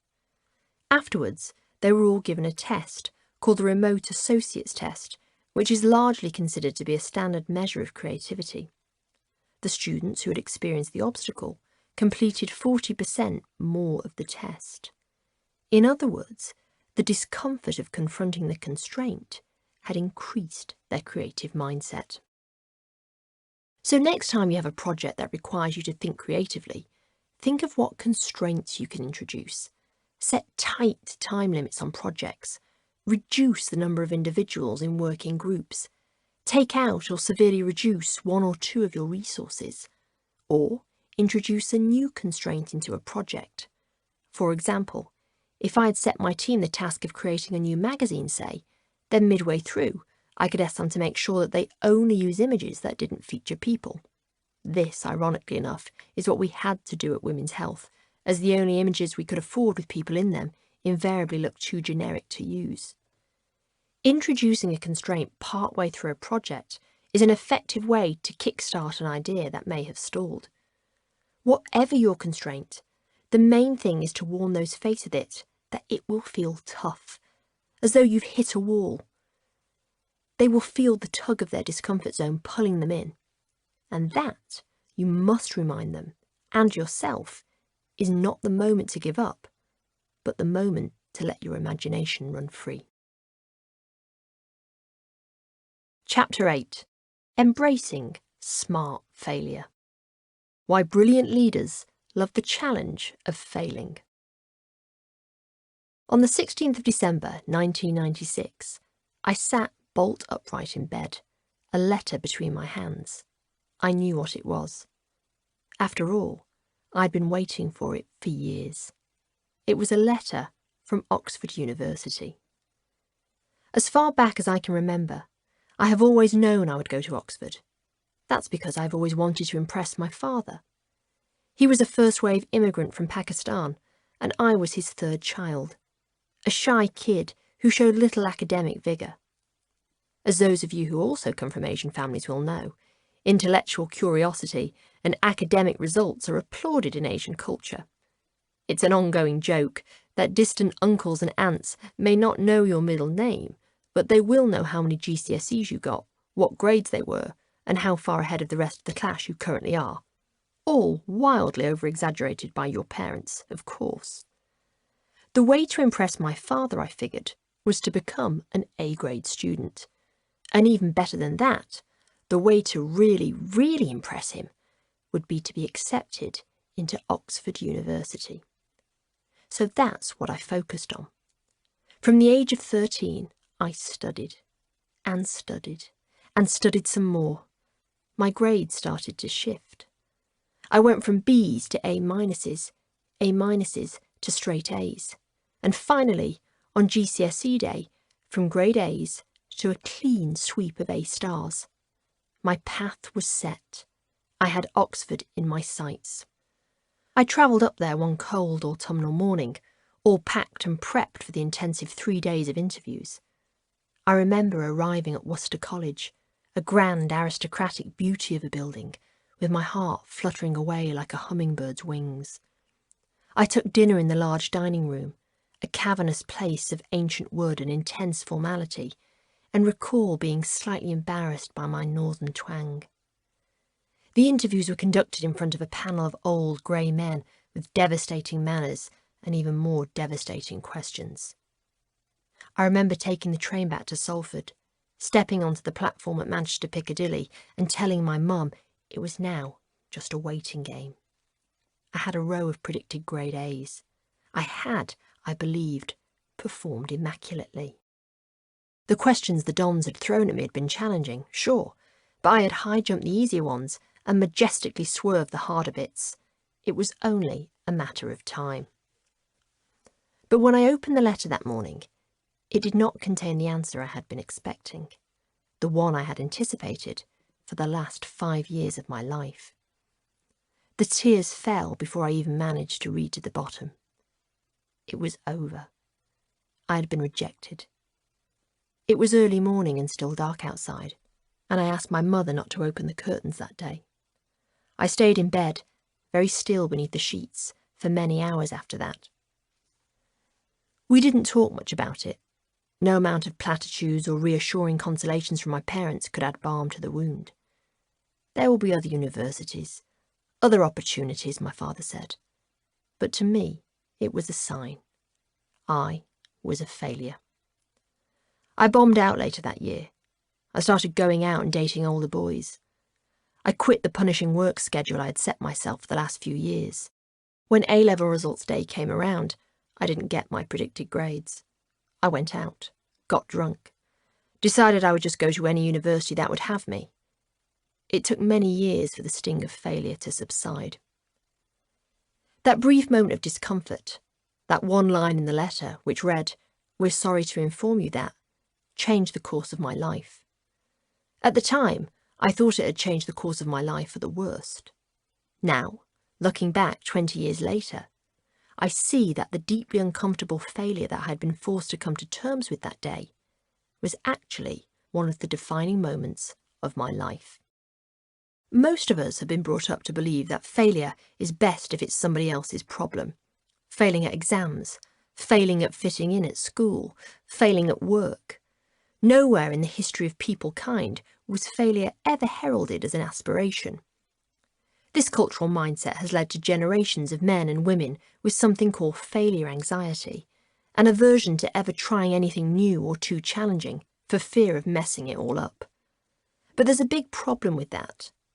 By fearing the discomfort of failure, we miss the opportunities needed to move our lives forward.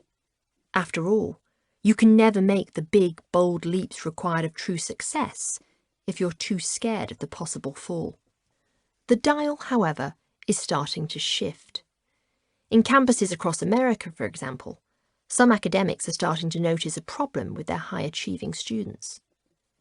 At universities like Stanford, Harvard and Princeton, the Oxfords and Cambridges of America, most students are faultless on paper. The sort of kids who have spent a lifetime leading the soccer team, out-debating the entire debate team, and tinkling their way to grade 5 in piano in their spare time. Their lives are made up of an ever-escalating succession of conventional success metrics. And that's a problem, because these same kids are the ones who are rocked by the smallest struggles. Not getting into a university club, not getting onto the course they wanted, These everyday tribulations tutors were finding were leading to depression, anxiety, and even tearful sessions in the university counselling rooms.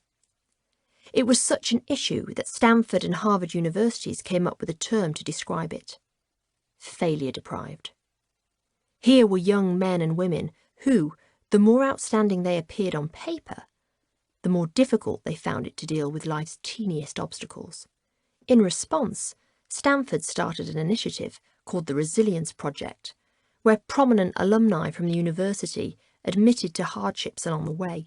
It was an attempt to normalise struggle, Ms. Lithcote-Hames, the former dean of freshmen at the university, told the New York Times. Others soon followed. Harvard now has a flourishing initiative called the Success Failure Project, an amalgamated collection of failure stories from across the campus. Princeton has its own variation too, the Perspective Project, an on-campus space where students come together to talk about failures and things they're generally having difficulty with, which they are then encouraged to share through writing, videos, and creative expression. Smith College for Women in Massachusetts has gone one step further with a program called Failing Well.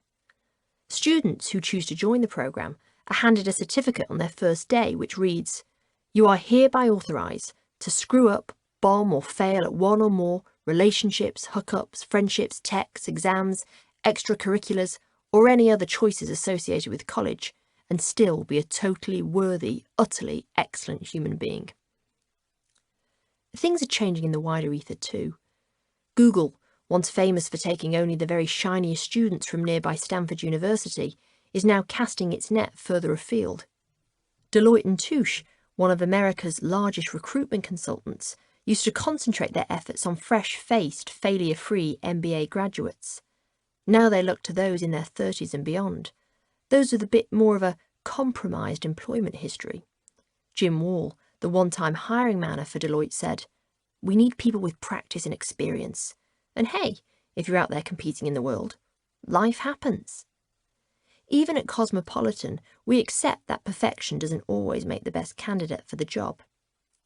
For many years, applications for our prestigious features intern position, a year-long paid internship program on the magazine, where the chosen candidate is essentially schooled in how to become a writer and editor, required a journalism diploma. Now, we just want fearless writers. And fearlessness, in my experience, often comes from being beaten around a little bit. It comes from having tasted struggle and failure. It comes from having been grazed by life's sharp edges rather than shackled by success. It comes from having tasted the discomfort of failure.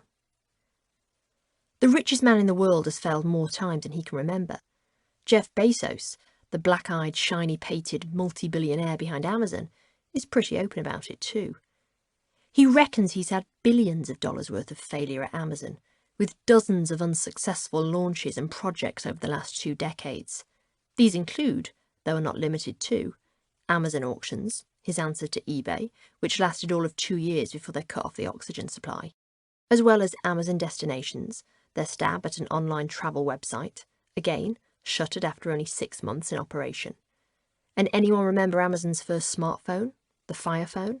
A total, colossal wipeout that cost the company hundreds of millions of dollars. You'd think most people would look back through that catalogue of disasters and think, this digital thing, maybe it's not working out too well for me. Perhaps it's time to try something different. But not Bezos. He wanted more failures, and he wanted them faster and bigger than ever before. If you think the Fire Phone is a big failure, we're working on much bigger failures right now. And I'm not kidding. And some of them are going to make the Fire Phone look like a tiny little blip, he told the Washington Post shortly after the phone was discontinued. Bezos has a love affair with failure. Over the last 20 annual shareholder letters he has written, almost every one has made some reference to failure. What's more, in the last few years, Bezos has had a tendency to hire people who have failed rather than succeeded to fill some of his most senior management roles.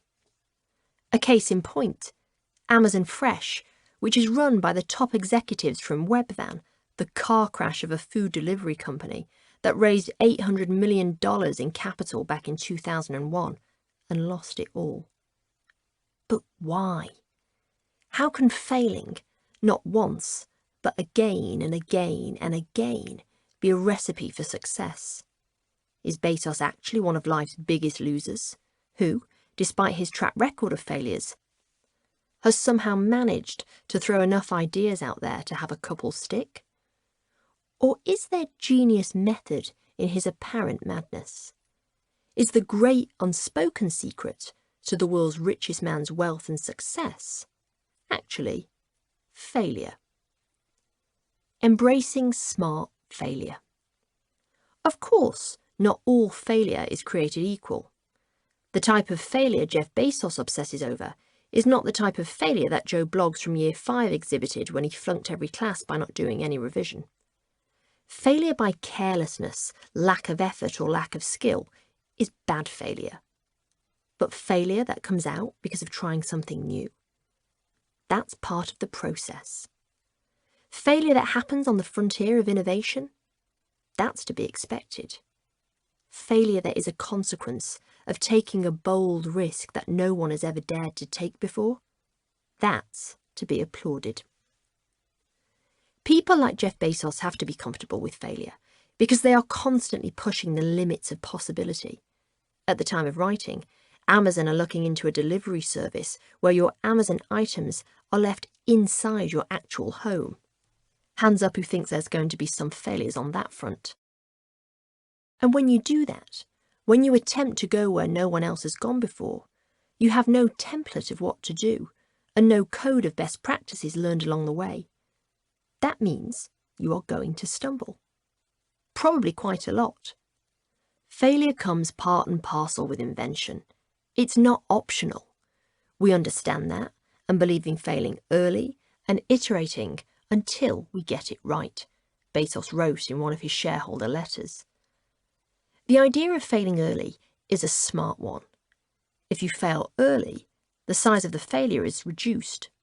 It also lands a lot quieter, softening the blow to both your reputation and confidence.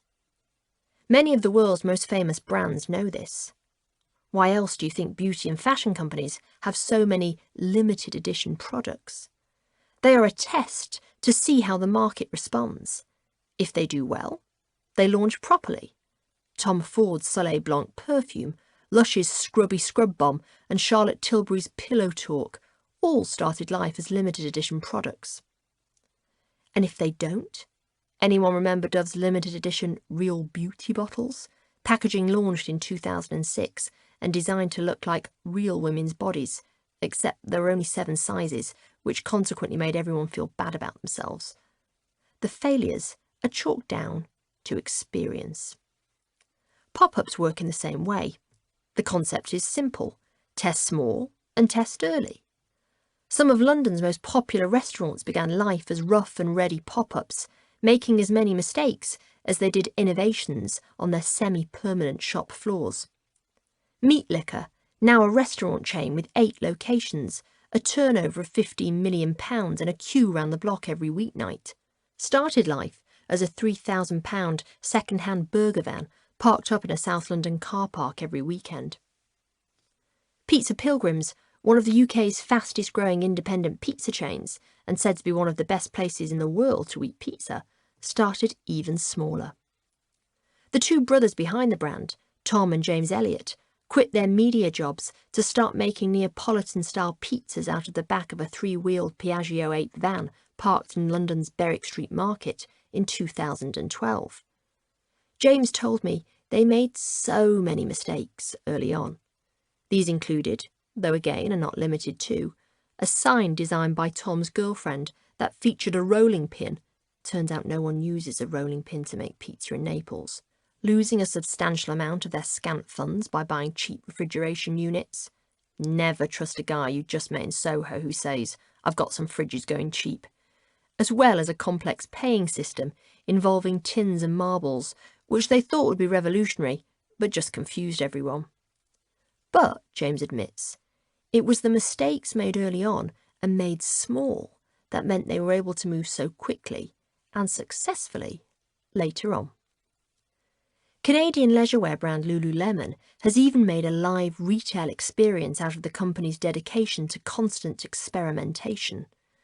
Lululemon Lab is called a design concept store and is essentially a shop in which customers can see and interact with the designers as they sample new, limited edition pieces. If something's a runaway success, the design and materials used start to filter through into the main stores. If they're not, they're left as a limited piece in the consumer's wardrobe. In other words, it's failure, redressed as exciting innovation, where everyone benefits. Learning from failure. But simply making a bunch of mistakes as you experiment doesn't guarantee success. Failure only truly works to our advantage when we dare to examine what went wrong in the first place. And that means stepping into your discomfort zone. Not sure how you respond to failure? Then see if you identify with any of these characteristics.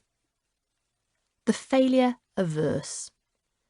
You're the sort of person who doesn't experience failure, at least not consciously. That's because you never put yourself in a position to fail. You have a comfortable life, and you have a comfortable life because you consistently swerve the discomfort of failure. You do this by keeping your life goals very vague. That way, you don't have any criteria by which to judge whether you have failed or not. But in doing that, you never really move anywhere, which is in itself failing, but failing every single day. Sounds complicated. It's not. Your fear is failure itself. The failure hesitant. You're not afraid of making mistakes because you understand that they are often a necessary consequence of experimentation. In this way, you're generally okay with discomfort. You're a bit like me at the poolside. You're prepared to go through with the discomfort of getting to the pool's edge, but you stop short of going through with the full immersion. And that's a serious loss. What happens is this. You're not afraid of making mistakes, but you are too scared to wade right into the discomfort of discovering the reasons for making those mistakes in the first place, afraid of what failure might reveal about you. You chalk up problems to a failure to follow procedures rather than any mistake on your part, and so you end up making the same ones over and over again. By truffling down through a problem, trying to get to the nub of what went wrong, you may stumble upon your own inadequacies. And that's hard. That's the part of the discomfort zone you're unwilling to travel into. And yet, it's the bit you probably need to move around in the most. The failure brave. You embrace failure. You recognise that mistakes are often the inevitable fallout from innovation. However, you also recognise that the only way to reduce the number of mistakes made going forward is to comb through the ones you have already made, ideally as quickly as possible. As a consequence of this, you are hyper-aware of where your own fault lines lie. To safeguard against these and to ensure you never repeat the same mistake twice, which you rarely do, you surround yourself with those who have strengths where you have blind spots. Recognise yourself in any of those? Or maybe you are shades of all three. Whichever, the bottom line is this. In order to reap the rewards of failure, of which there are many, you need to know how to fail properly. Making perfect mistakes. Sim Sitkin is a professor of management at Duke University. As such, he spent a lot of his career looking at how people at the top of their professions fail. And he has worked out this. The most successful people make intelligent failures. Why, you may be wondering, do they need to make mistakes at all if they're at the top of their game? Well, Sitkin was looking at those whose projects or professions depended on new information or radical innovation that had never been done before. That might be someone who is starting a new business in an unknown sector, someone who is testing a brand new product, or simply someone who wants feedback from customers where there has never been any before. The point is, they have no research or experience on which they can fall back on, Because there's no template. Because of that, there's a high chance they might get things wrong. And if they know they're going to make mistakes, how then do they make sure they make them in the best possible way? Making failure acceptable. Thankfully, the Western world is starting to talk about failure a lot more. There are companies in Silicon Valley, where else, who hold failure parties, where employees are encouraged to celebrate their greatest failures. And then, of course, there's FailCon, an annual conference that celebrated failure in the tech world, held every year since 2009, and only shuttered in 2014 because the organisers felt people were sick of talking about failure. But despite the growing conversation around it, the fact remains. When the shit hits the fan, the instincts of most people is to find out A, who did the shit, and B, who in God's name provided the fan. The reason we're so nervous around failure is simple. We have a deeply entrenched blame game culture. Instead of looking at all the steps that led to a particular problem, we search for the culprit behind it. The problem with doing that is that it oversimplifies the problem, and failures are never truly down to just one person. But also, and this is a real issue, blaming someone for the mistakes shuts down conversation around it. There are two reasons for this. First, think about all the times in your life that you have been blamed for something. What was the best way to deal with it? In my experience, trying to explain how it happened is usually met with deep scowls and folded arms. It is seen as trying to justify your behaviour rather than explain the steps that led up to it, which, as we'll discover, is exactly what you should be doing. No, the best way to usually deal with blame game culture is to suck it up, apologise, and then wait for the words, "Good, now let's all move on and forget this ever happened," which again is exactly the opposite of what we should be doing. What's more, blaming someone for failures makes people less likely to ever want to take a risk for fear of being castigated if it doesn't work out. You see this time and again in the reality show The Apprentice, when, on week 1, none of the contestants volunteer to be team leader for fear of being blamed for the failure of the task. I often think it bizarre that a reality show whose very purpose is to find the country's smartest entrepreneur fires the people who pursue bold leads and take daring risks in order to try and win a task. After all, those are the very tenets on which true entrepreneurship is based. By making others fearful of the consequences of failure, all you ultimately do is set yourself up for bigger failure, as no one will push forward, make big decisions, or take the sort of risks needed for great success. So how do you make failure acceptable? Well, you talk about it. And you talk about it in an unemotional manner. You look at what went wrong rather than who was responsible for it going wrong. In Japan, teachers often set children very difficult problems to solve in order that some of them will fail. But whereas in Western schools, the child who gets the right answer is singled out and the ones who get it wrong are shamed, in Japan, it works slightly differently. Here, the child who is struggling to find the right answer is the one who is singled out. The other children in the class are then encouraged to help this child find the right answer. They must talk about it, fathom it out together, and never, ever demonise the child in question for failing to get there by him or herself.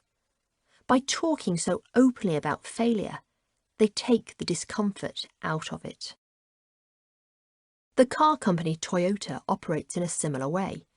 So famous, in fact, has this Japanese car company become for its approach to failure, that it has a whole system known as the Toyota Production System, which has been adopted across the world.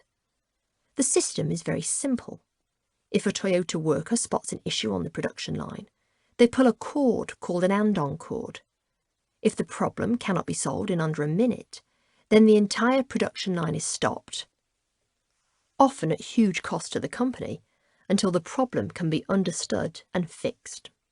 This constant assessment of even the teeniest failure means the company makes lots of small, incremental improvements. You not only have to remove the shame from those who fail as a byproduct of calculated experimentation. Obviously, rewarding failure due to careless experimentation is not what we're focused on here. But you have to reward those who spot failure early on. Yet again, we have a tendency as a culture to brand those who spot mistakes as irritants at best, or not with the group at worst. They become a dark cloud over an office culture that genuflects at the altar of a "let's smash this" attitude. But unless they are actually human fire extinguishers putting out any little flame of optimism in the office, and these people do exist, then we should not only listen to these people, but we should reward them.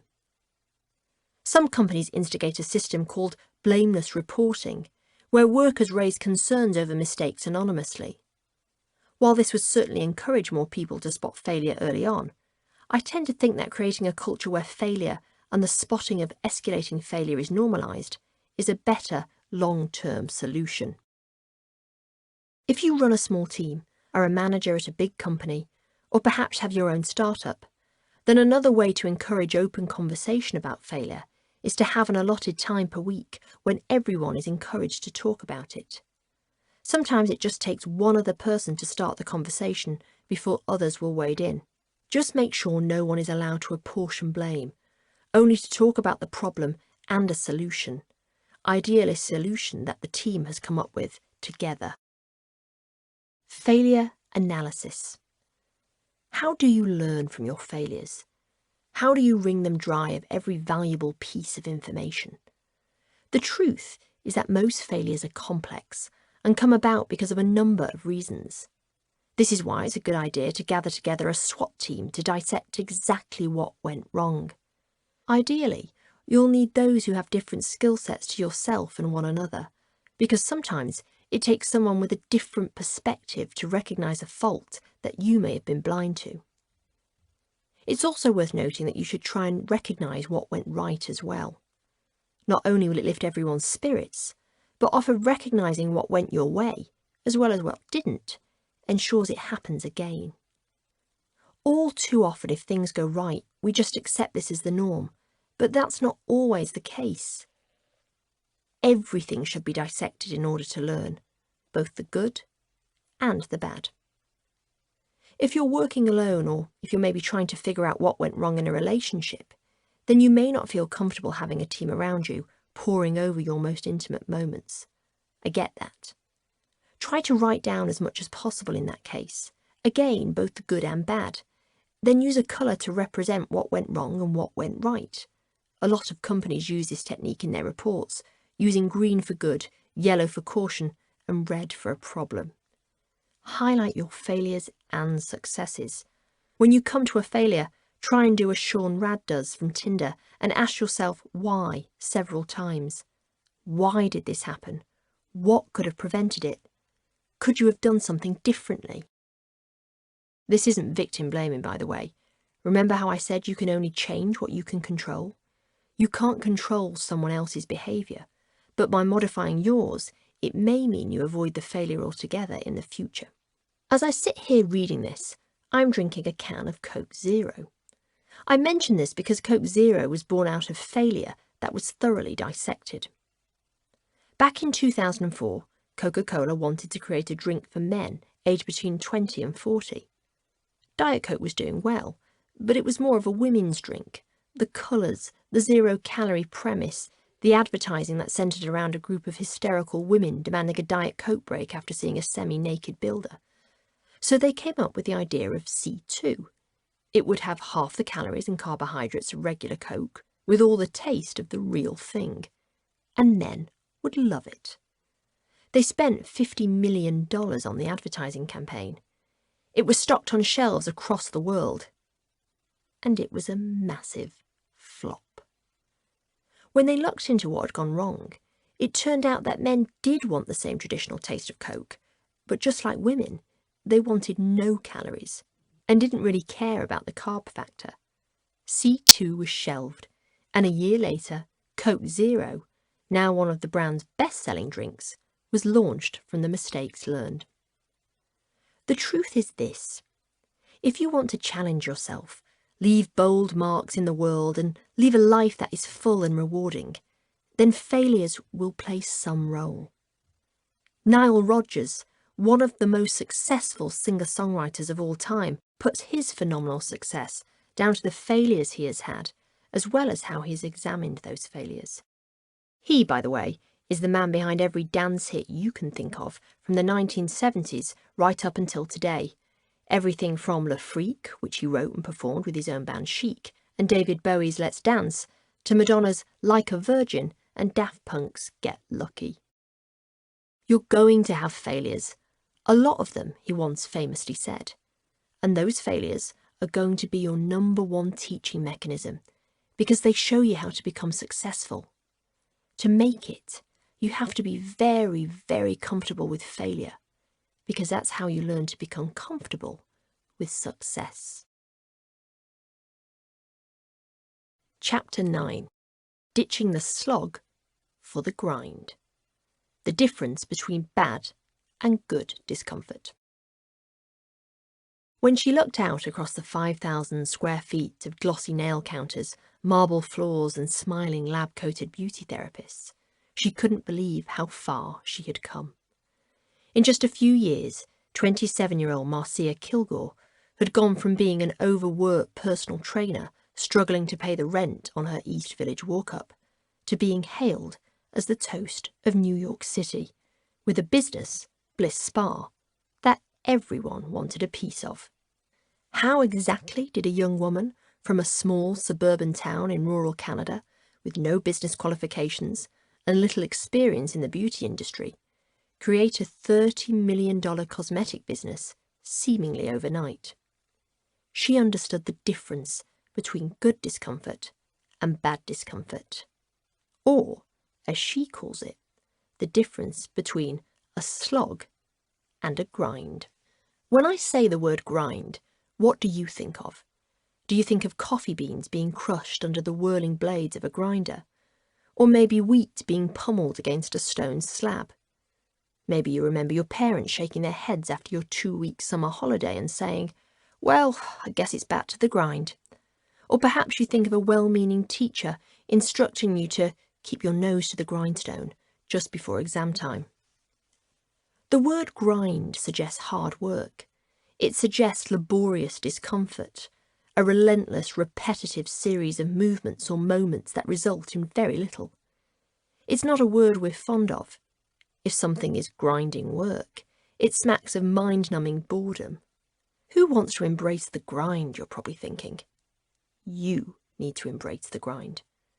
Because it's not something to be afraid of, and it's certainly not something to dread. It is a transformative act that all great thinkers, creators, and entrepreneurs go through in order to find success. Tinder's Sean Rad and his founding team of tech musketeers, they were all about the grind. Eric Underwood, one of the greatest dancers of our time, his entire career was based on it. As for Victoria Pendleton, the most successful British female athlete of all time, it was grind after grind after grind. But what is the grind, and how can you recognise it? It's good discomfort. It's invigorating discomfort. It's the run-up to your breakthrough leap. The grind is you honing your skills and determining your craft without even realising it. It's less about doing the same thing over and over again with no discernible change in direction or momentum being gathered, and is more about tiny, imperceptible reorientations being created while you work and work away, resulting in a giant successful groundswell once you've been doing it long enough. Sure, some people have overnight success without having committed to the grind, but they are rare. Rarer still are those who have immediate success and then continue on towards even greater success. Why? Because without the grind, there is no fallback. There is no experience to guide you on your decision-making process. There is no pattern recognition as to what works and what doesn't. The grind often feels like it's making no difference whatsoever, and in that way it can feel like bad discomfort, when in fact it is what makes all the difference. Marcia Kilgore grew up relatively poor in Outlook, Canada, an unremarkable town in the state of Saskatchewan. Her father died when she was just 11 years old, leaving her mother, a secretary, to raise Marcia and her 2 siblings alone. Marcia is in her 40s now, and is one of the business world's rare things, a serial entrepreneur with proven success after success. After she sold Bliss to LVMH, the luxury conglomerate that also owns Louis Vuitton, she went on to found cosmetics company Soap and Glory, which she sold several years later to British high street retailer Boots. That could have been it for her. But instead of sitting back, dusting off her hands and counting up the profits, Marcia then did it all over again, reinvesting her money back into 2 new, highly disruptive business ventures. FitFlop, the wellness shoe that claims to give you a lower body workout as you walk, as well as Sopa Duper, a range of environmentally friendly body products beloved by the beauty press. And in 2015, she also launched one of the most radical beauty product services ever to hit the market, Beauty Pie. But why?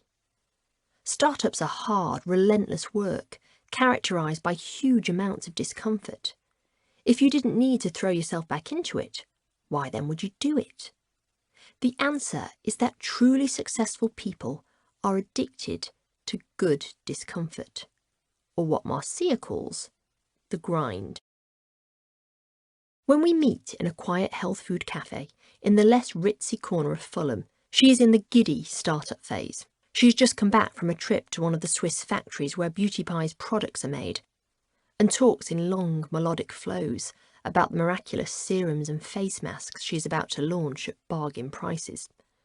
Beauty Pie is a subscription-only beauty business model where users pay a monthly fee and then get to pay factory prices for dozens of products that come from the same factories as some of your favourite designer cosmetics. Think £3.43 for a luxurious red lipstick.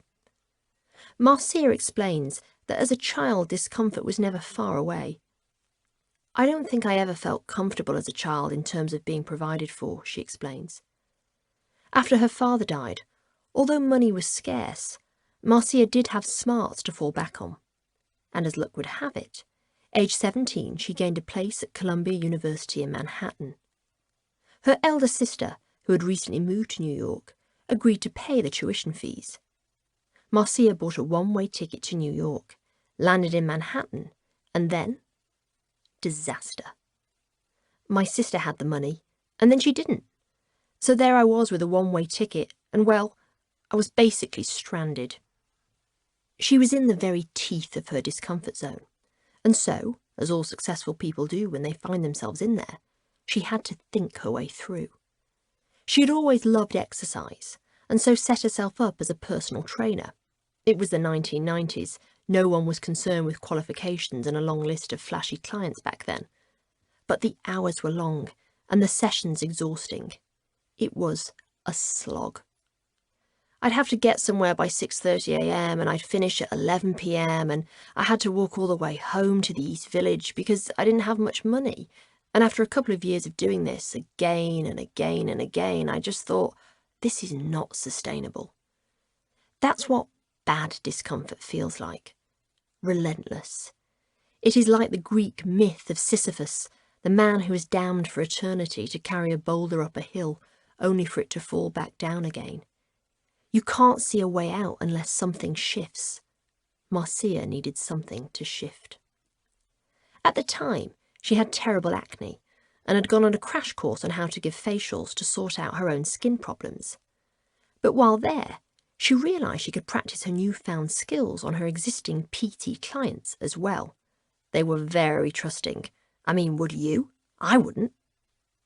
She rented a tiny studio in the East River Savings Bank building between Prince Street and Lafayette Street in Soho, in the same building that Leo Castelli, one of the most famous art dealers of the time, had just taken 5,000 square feet of space for his gallery. It was tough. My overheads on the studio were $700 a month, and then with my apartment on top of that, I needed to cover around $1,500 every single month. I charged $40 for a personal training session, so that was a lot of personal training sessions before I could pay.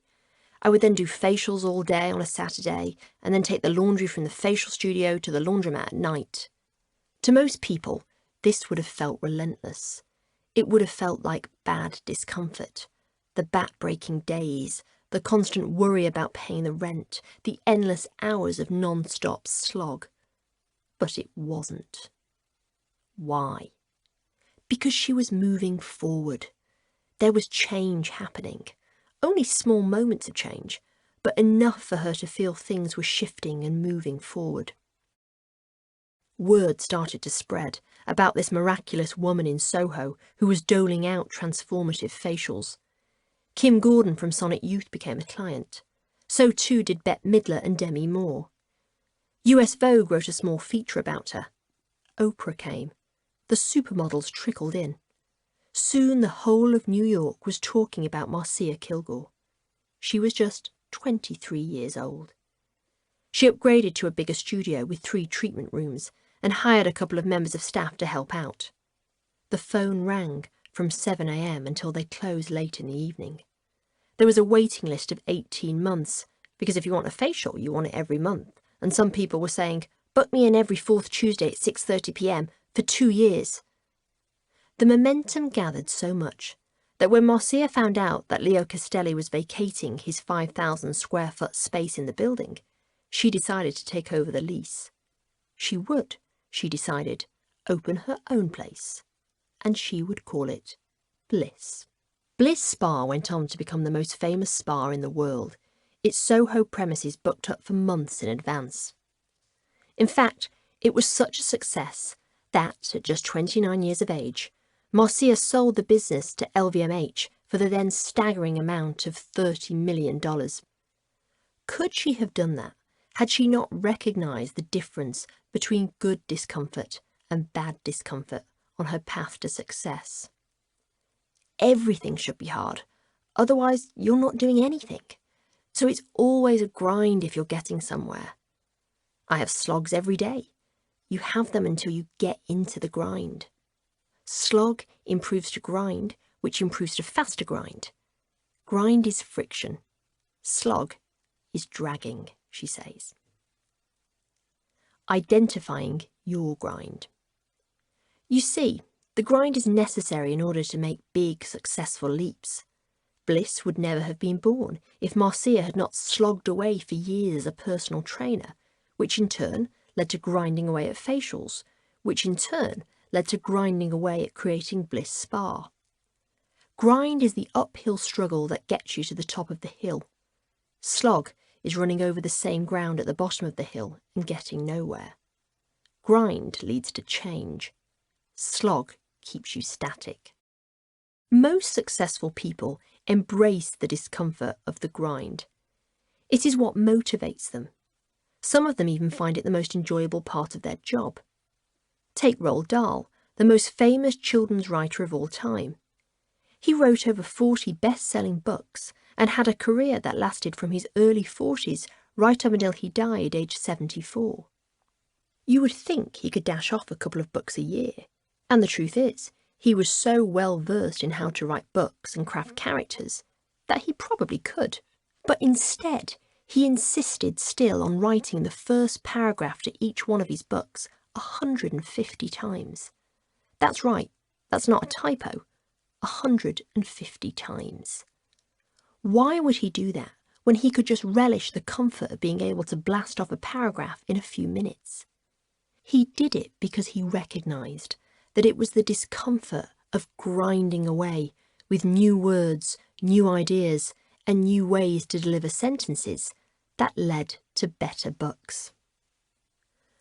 Radiohead, arguably one of the greatest bands of the last century, famously embraced the discomfort of the grind. Like Dahl before them, they could spend a couple of hours in a studio every day, falling back on classic songwriting templates every time they have an album to put out. But they don't. To them, wasting time creating the same music they have done before would be bad discomfort, because they wouldn't see change. Instead, they head to a studio, often for intense days at a time, where they grind away until new sounds and forms of music come together. They don't just sit there writing music, resting on the same patterns and beats per minute that most songs and songwriters lean on. No, they fiddle and play and fiddle and play, and little by little their music takes shape. It starts to change. Listen to most artists' albums, and they kind of sound the same. A Justin Bieber album kind of always sounds like a Justin Bieber album. So too does a Led Zeppelin album. Their songs are always a similar length, with a similar placement of choruses and chords. But Radiohead are famous for never having produced two albums that sound alike. They choose to innovate rather than imitate what they have done before, even if their previous album was a huge success. Case in point, their third album, OK Computer. It was one of the most successful releases of the 1990s, but Radiohead's follow-up, 3 years later, Kid A, appeared to have abandoned everything that had made them a hit on their previous album. Gone were the guitar pyrotechnics and classical songwriting structures, verse, chorus, verse, and in their place was a completely new sound suffused with electronic beats, synths, and even hip-hop. I remember when it came out, and the complete discombobulation of everyone I knew who had been a Radiohead fan up until that point. It took time and patience to get familiar with this new sound, its discordant beats per minute, the unusual length of each song, and even the placement of the choruses and verses. But with each listen, the album became more profound, more memorable, and the songs better and more complex as we all adapted to this challenging new sound. Today, it is universally recognised as one of the greatest albums of all time. Can you ever learn to love the grind? As Marcia said, there's a difference between slog and grind, and sometimes you will get the two confused. Most of the time, slog does in fact lead to grind, but if you're slogging away too much, you may give up and never even get to the grind. And that's not what we want, because then you'll never reach the success that lies on the other side. So how do you know the difference between the right kind of discomfort and the wrong kind? And can you ever turn the wrong sort into the right sort? In other words, if you feel like you're slogging away day in, day out, what can you do to convert relentless, soul-sapping slog into motivating, uplifting grind? First, let's think about the word slog. Do you get a mental image of some poor bastard on their knees, a grimace on their face, looking as though they're about to give up on life? I know I do. Slog is hard. Slog is unrelenting. It can feel like you're giving everything and yet getting nowhere. Surely you've had that feeling. I know I have. In my late 20s, I took on a job on a big-name women's magazine. I thought it was my dream job. I was so excited. Of course, it was hard to start with. And that's okay, because all new jobs should be hard. Otherwise, you're not pushing yourself. But the difficulty never seemed to abate. In fact, as time went on, it only seemed to get harder and harder.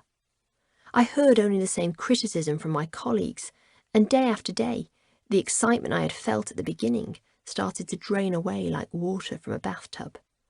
I became anxious and angry, and then hopeless. When I imagined my life in 6 months' time, I just couldn't see any openings that would change my situation. In the end, I resigned and went to work on a competitor title. That was hard too, don't get me wrong. But on this magazine, the slog started to switch into grind quite quickly. I could feel progress and was promoted within the year. It never stopped feeling difficult, by the way, but it was a different kind of difficulty. It motivated me rather than crushing my spirit. It felt challenging rather than impossible. Every day felt like going into battle, except I was the hero at the front who could make all the difference, rather than the foot soldier at the back. Do I feel resentment toward that earlier job? Absolutely not. If I could manipulate time and erase it from my CV, would I? No way. It was absolutely crucial in helping me understand what negative slog looks like compared to positive grind. And that's how you should always chalk up a bad experience, whether it's a dead-end relationship, a tough job, or a friendship that has hit the skids. They are essential to your understanding of the world and where your time and energy should ultimately be directed. When well-meaning people say, "Just take my word for it," I think it's a crazy thing to say. Because what may be a hard slog for someone may not be for someone else. And besides, I'm a firm believer that you have to live through discomfort in order to not only test your own limits and capabilities, but also to understand what makes you tick. Perhaps the easiest way for you to understand what a negative slog looks like is to compare it to a positive grind. This may not be the same for everyone, so it's just a rough guide. You'll probably notice a few things, however, that resonate with you. Here's what a slog may feel like. You feel like you're doing the same thing over and over again. You find yourself thinking the same things over and over again. You keep hearing the same feedback from those around you. You feel less energized as time goes on. You start to feel anxious, frustrated, or even angry as time progresses. You often can't remember what you have done that day. You feel no sense of purpose. You feel jealous when you hear people talk about feeling fulfilled. You cannot imagine anything ever changing. Now let's compare that to what a grind should feel like. You feel like you are making small incremental progress. You feel yourself thinking about new ideas or new ways to attack what you're doing. You hear encouraging feedback from those around you. As time progresses, you also hear different feedback from those around you. You feel challenged but more energized as time progresses. You start to feel uplifted, more determined, and more engaged as time moves on. You are hyper-aware of everything you have done that day. You feel invested and fulfilled in what you are doing. You can imagine what success looks like on the other side. As you can see, while slogging it out may look like the same thing from the outside, it can feel very different when you're inside it. Marcia describes a negative slog to me like this. It's when you think you've got everything right, great idea, great business plan, and no matter how much you work, it just never seems to get any friction. Most of us would say, well, it's not getting any friction because I've just not met the right people to invest in it yet. Or I've heard people say, it's not working yet because people just don't understand the idea properly. But here's the thing. If you are getting the same signs and signals from the outside world again and again, and you are working at full capacity, slogging away day after day, and you think you can't improve on the idea, you need to ask yourself, am I in a negative slog or a positive grind? That can be a tough question to ask because you've probably done a lot of work on your project. You may have invested money. You will almost certainly have invested time. But there has to come a moment when you ask yourself, can anything further change that is within my control? If the only thing that will change your situation is meeting an investor who really gets it, then it might be time for a rethink. Because that person may never come along.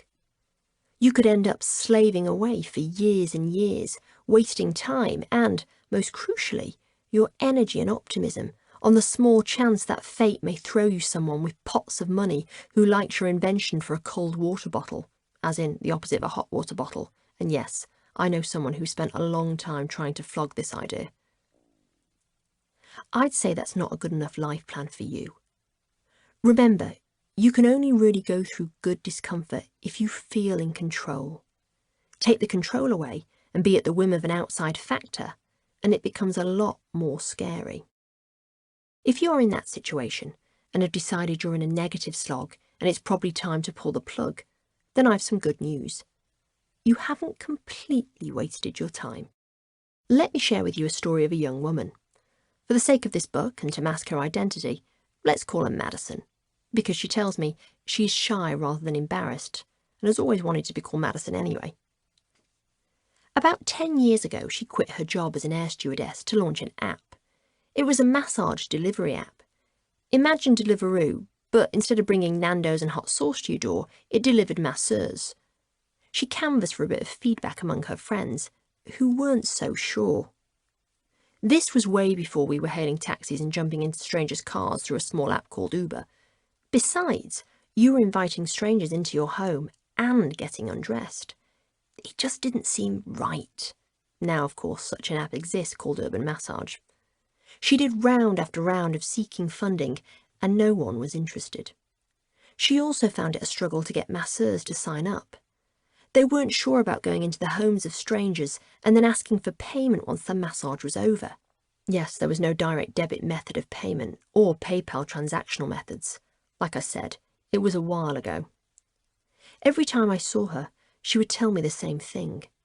It was hard. No one would sign up. She was sick of making phone calls that always resulted in a no.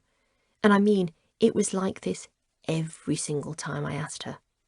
Nothing in her situation ever changed, even though she was working flat out. Her morale started to dip.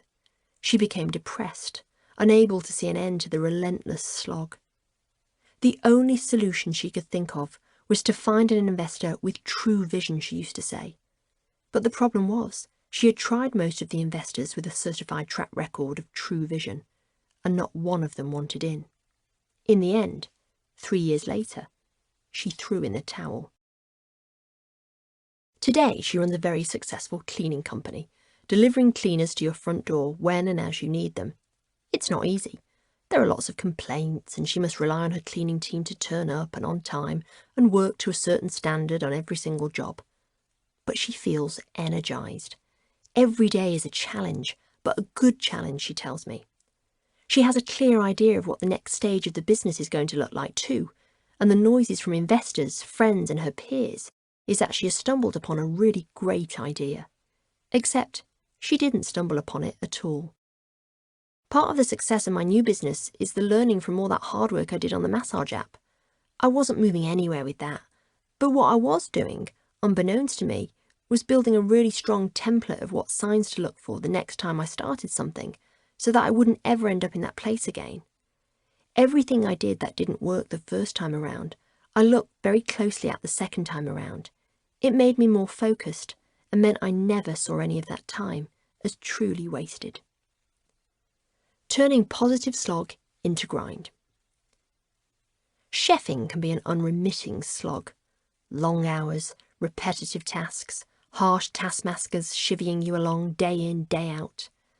Ask any chef at the top of their game what it's like at the beginning of their career, and they'll say it was deeply uncomfortable. Often they worked long days, stood on their feet for hours at a time, barely ever saw sunlight, and were given the very worst jobs in the kitchen. I know of one female chef, let's call her Alice, who started her career in one of the best restaurants in the world. She was 18 years old, and for the first 6 months, her entire job was to cut tiny, perfect squares of basil leaves to place atop an ice cream dish. The squares would be inspected every day by the pastry chef, and if they were even slightly bruised, or even one of the squares was not the right size, then he had her do the whole lot, all over again. The irony was that the squares were barely even noticed by the diners, who removed them from their ice creams almost immediately. And yet, she says, it was one of the best experiences of her career, because she could feel the incremental changes taking place. Every day her mission was to get one less telling off by the pastry chef. Every evening her plan was to have fewer and fewer bruised squares in the bin. It was tiny, uncomfortable change, but it was enough to make her feel her career was in forward motion. It was the same for many other chefs who often speak fondly about their time starting out in the kitchen. The chefing structure is very hierarchical. You start as a prep chef doing things like cutting pieces of basil into squares, then move up to become a station chef, learning how to run a fish grill or make the perfect steak. Done that? Then you're on to becoming a sous chef, then an executive chef, and so forth. The point is that at every step of the journey, the discomfort of doing the job is tempered by the progress each individual feels they are making. And that is good discomfort. As Marcus Waring, one of the world's most successful 3-star Michelin chefs, has said in the past, the key to succeeding as a chef is hard work and sacrifice. If you're clever, you'll say you want to start at the bottom and work your way up. Alice did just this. I knew I was making progress with the basil leaves when I started to get a nod from my pastry chef rather than a snarl when he looked at my work. In time, that nod turned into a pat on the back, and that pat on the back then turned into me being promoted. So you see, positive grind is accompanied by small, subtle signs of progress. It may be something as small as an encouraging handshake or a well done. In order for it to be positive, you should notice a change. You should feel you are getting better and moving forwards, and the signals from the world around you should reflect that. If that's happening, then you will feel energised, excited and motivated in exactly the same way that young prep chefs feel when they charge into work for an evening service. Tom Kitchen, also a Michelin-starred chef and one of the UK's most famous names, puts it perfectly. You need that extra energy and buzz when you're busy day in, day out, week in, week out. The worst thing to happen in the restaurant, I'm sure most chefs will agree with this, is when you come to the next week and it's just that little bit quieter. That's when you've always got problems. People relax. The mentality, the edge disappears. Chapter 10. Employing your hustle muscle. Nix the discomfort of networking. A few years back, I was writing a feature about couples who train together. So I tweeted, "Looking for couples who work out together for a story. If that's you, contact me." Within minutes, a message appeared in my inbox. "Hi Farrah, my name is Joe and I work out with my girlfriend. Happy to speak whenever." I phoned him. He had a slightly high-pitched voice, not unlike David Beckham's, and spoke with a sort of warm enthusiasm journalists are rarely met with. He was a personal trainer, he told me, and held fitness boot camps in the South London Park near where he lived. He was also having some success with the body plan he had devised for his clients. We chatted for 20 minutes. I liked him. He gave proper, well-thought-through answers to every question I launched at him. At the end of the conversation, he told me that if I ever needed any exercise or nutrition plans for other features, then just to let him know, and he could whip them up quickly for me. As it happened, I did need someone to give me exercise tips for another story I was working on. Brilliant, I remember thinking. This will save me a huge amount of time. I asked him to send some ideas over. They arrived within the hour, perfectly written and exactly what I was looking for.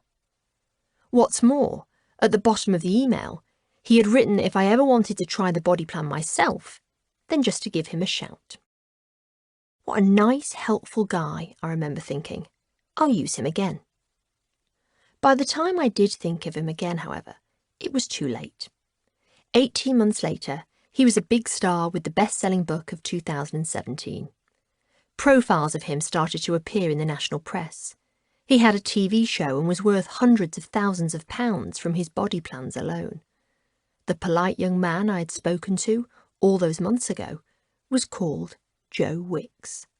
Today, he is arguably the most successful fitness star in the world. He is also the consummate hustler. Honing your hustle trade-off. Let's just throw it out there for a minute. Hustling is hard. No one enjoys doing it. It is plain and simple discomfort. There is the internal discomfort of what you think others will think of you while you do it. There is the practical discomfort of finding the right person to hustle in the first place. And then there is the literal discomfort of asking for something from someone to whom you have little to give in return. When I was growing up, the term hustler had bad connotations. Hustlers were basically crooks, or pimps. If you hustled somebody, You were basically strong-arming them into something they probably didn't want to do. I remember overhearing my mum call one of our family friends a hustler once. I never thought of him in the same way again. And for most of my adult life, hustling carried no badge of honour, with its whiff of pushiness at best and its whisper of criminality at worst. It was most definitely an insult. But in the last few years, the term has had something of a renaissance. Across social media, people now actively boast about being on the hustle, or proselytise on how you've got to hustle to get ahead. You can buy t-shirts that say, "Stay humble, keep hustling," and notebooks whose front covers declare, "I'm a hustler," as though it's the most aspirational thing in the world. Someone called me a hustler recently. She told me it was a compliment. Like most things today, you can blame Silicon Valley, where hustling is all part of the self-starting game. Silicon Valley worships at the altar of brave entrepreneurship. After all, part of being a standout entrepreneur is being prepared to hustle. You have to make opportunities for yourself. You have to put yourself onto everyone's radar. When you're an entrepreneur, there is no company pension plan for security and no steady income to fall back on at the end of the month. You've got to sharpen your wits, hone your opportunity intuition, and be ready to force yourself into every conversation where you and your business deserve to be heard. One of Silicon Valley's icons, Steve Jobs, was probably the most famous hustler of all time.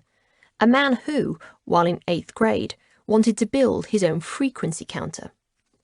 At the time, Hewlett-Packard was the biggest computer company in the world. So, figured 12-year-old Jobs, he'd call them right up and see if they had any spare parts lying around. He found their number in the Palo Alto phone book and made the call. As luck would have it, Bill Hewlett, the CEO, answered. And guess what? Not only did he have some spare parts that he was willing to give to Jobs, but he also offered him an internship assembling frequency counters over the summer holidays. The hustle had worked spectacularly. Jobs' philosophy around hustling was that you just had to ask and you would get. The secret is to make the call, he said. Most people never ask, and sometimes that's what separates the people that do things from the people that just dream about them. I've never found anyone who didn't want to help me if I asked them for help. He makes it sound so easy, so uncomplicated. Simply ask anyone to do you a favour, and voila, it will be done. His mantra has led to hundreds of thousands of people cold calling companies asking for internships and jobs. It has led to people being bombarded at social functions by hustling entrepreneurs, cards in hand, asking for follow-up coffees and to schedule meetups to discuss their business. My own social feeds are full of hustling young men and women eager to meet up so they can pick my brain or collaborate on ideas together. But what Jobs failed to mention was this. In order to hustle successfully, you have to ask and have something to offer. True long-term hustle that you can turn to time and again is not simply about putting your hand out in front of the right people. It's about asking with one hand and offering with the other. Yes, someone may help if you ask once, maybe even if you ask twice, but a third time, and people's generosity has a tendency to wear thin. If you're sitting there thinking, you're wrong, I've had lots of people help me time and again, and I've given nothing in return, then you're either A, very lucky. It appears you have stumbled upon the only group of people in human history who are willing to help you unconditionally, however many times you want, without any reciprocity. Congratulations, you probably don't need to be reading this book in that case. You have got a team of guardian angels who can do far more for you than any self-help book ever could. Permission to close this book now. B, you're naive. Maybe your benefactors haven't asked for anything in return. But think about your relationship to them. Do you have skills they may at some point need to turn to? Could their business in some way benefit from whatever it is you are hawking? Seriously, think long and hard about this one. I guarantee there is some potential crossover. Make no mistake, they will pull on those firmly attached strings when they need to. Or C, you're blinkered. You're not going to like this one, I'm afraid, but turns out you're completely oblivious to the fact your contacts are getting pretty sick of the constant one-sided hustle. Sure, their help may still be there, but I guarantee that the more you ask, the less forthcoming they will become. Do they take longer to reply to your pleas? Do you hear from them far less often than you used to? If the answer is yes, then you know that thing they have called patience. It's probably pretty threadbare right about now. So how do you hustle the right way? How do you hustle so effectively that you not only don't get backs up, but you actually charm your hustling target? And how, most crucially of all, do you hustle so that it doesn't feel so uncomfortable? People like Steve Jobs? Hustling was second nature to him, as was strolling around on a stage in front of the world as if he was in a supermarket. But for most of us, it's hard. Really hard. You feel awkward and transparent, and you are acutely aware of how little the person you are hustling actually wants to be hustled. It doesn't do good things to a person's confidence. But what if I told you that there is an almost painless way to use your hustle muscle? A way that, the more you use it, the better, easier, and stronger it becomes.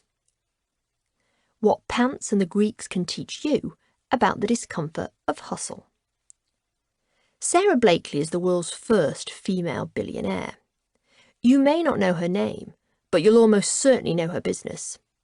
She's the woman women can thank for being able to climb into a bodycon dress just a few days after Christmas, due to her miraculous knickers that can vacuum pack paunchy stomachs and undulating hips into even the teeniest outfits. Spanx seems a no-brainer to most of us, the sort of invention the entire Dragon's Den crew would sacrifice their own family to invest in. But it wasn't that way in the beginning. No one, and I mean no one, was interested in a pair of pants that basically looked and felt like hosiery with the legs cut off. The only way Sarah Blakely was able to get her 1 billion invention off the ground was through the discomfort of flexing her hustle muscle, over and over again. Take, for instance, the way she got her first order with US retailer Neiman Marcus. After weeks and weeks of relentless calls to try and secure a meeting with the buying director, Blakely finally got in front of her. She noticed, however, that she was losing the woman's attention midway through her pitch. So what did she do? She asked the buyer to accompany her to the toilet, a bold and no doubt uncomfortable move to make at the time. Once there, Sarah pointed at her body without the support wear, then disappeared into the toilet and reappeared wearing Spanx. The woman was bowled over by the difference and placed an order for all 7 Neiman Marcus stores across the country. Sarah Blakely's change of tack was genius. She recognised in that crucial moment that simply telling someone how brilliant her business was not enough. She had to prove to the buying director that her product was so miraculous that it would change the fortune of Neiman Marcus's hosiery department. In that moment, when she saw the woman's interest fading, probably because she'd seen half a dozen pictures just like it that day, she realised she had to quickly make the hustle less about flogging her own product and more about how her business could help Neiman Marcus. When Spanx was eventually stocked in Neiman Marcus, Blakely had to hustle once more. Knowing the store would only place another order if stock sold quickly, she contacted friends, some new, some old, who lived in those cities across America where Spanx was being sold. She asked each one of them to go into a Neiman Marcus store, feign interest in the product, and then buy a pair. As well as hustling everyone into believing that they were going to be part of one of the most revolutionary brand stories in history, she also mailed each and every one of those friends a check to cover their costs, and they got to keep the product. That's a small point, but it's a crucial one, and here's why. We think hustling is simply about spotting an opportunity and then muscling our way in, but it's not. That is to misunderstand human nature. We are naturally tribal animals. Thousands of years ago, back when we were wearing fur skirts and necklaces of woolly mammoth molars. To get ahead, we had to get along with other tribes. That meant we relied on reciprocity. You give me something, I give you something. That means we're hardwired to expect something in return. Of course, it wasn't like that within our own tribes. You gave without expectation, which goes some way to explaining why your family are about the only people you can ask something of without giving in return. To a point, of course. Crowdfunding, the seemingly miraculous phenomena of social fundraising, understands this only too well. Sure, it's about giving money to a cause or a project that you believe in, and there's undoubtedly some hard selling thrown around by those who are hawking their goods. But the crowdfunding hawker also understands that part of their hustle is about what you, the hustled, get from investing in their venture. A while ago, Cosmopolitan interviewed some of the people behind the most successful crowdfunded projects of the last few years. Almost all of them agreed that offering to give something in return for a donation was the best sweetener of all. Interestingly, status sweeteners, such as offering to publicly attach the donor's name to the project, work best of all. So you see, Steve Jobs was wrong about hustling. He said all you had to do was ask, and you would get. If you're Steve Jobs, that's easy. Everyone Steve Jobs asked was happy to help, because he was Steve Jobs. Designers, technicians, journalists, everyone will help you if they think you ultimately have more to offer them than they do you. But what if you're like the rest of us? What if you don't really have much that your target wants? That's a tough, uncomfortable call. Here's what you have to do. You have to figure out what it is they want, then work out how you can help them get it. Or, if you're really smart, make them believe you can help them get it. Bad hustle is saying, I want you to help me get what I want. Good hustle is saying, I've got something that is going to help you get what you want. The difference between the two is not only that one works more effectively than the other, but also that it will make you feel a hell of a lot less uncomfortable. Everyone wants to hustle with someone who has something they want. And like we said, hustling, by its very nature, is discomfort. So the idea is to ease that as much as possible while you're doing it. A hustle no one can turn down. Joe Wick saw his opportunity to hustle when I put that notice up on social media. He identified his hustle target, the magazine I was working for at the time. But he also had the smarts to figure out that once he had made contact with his target, he needed to maximise the opportunity. He did this in 3 ways. First, he gave me what I wanted.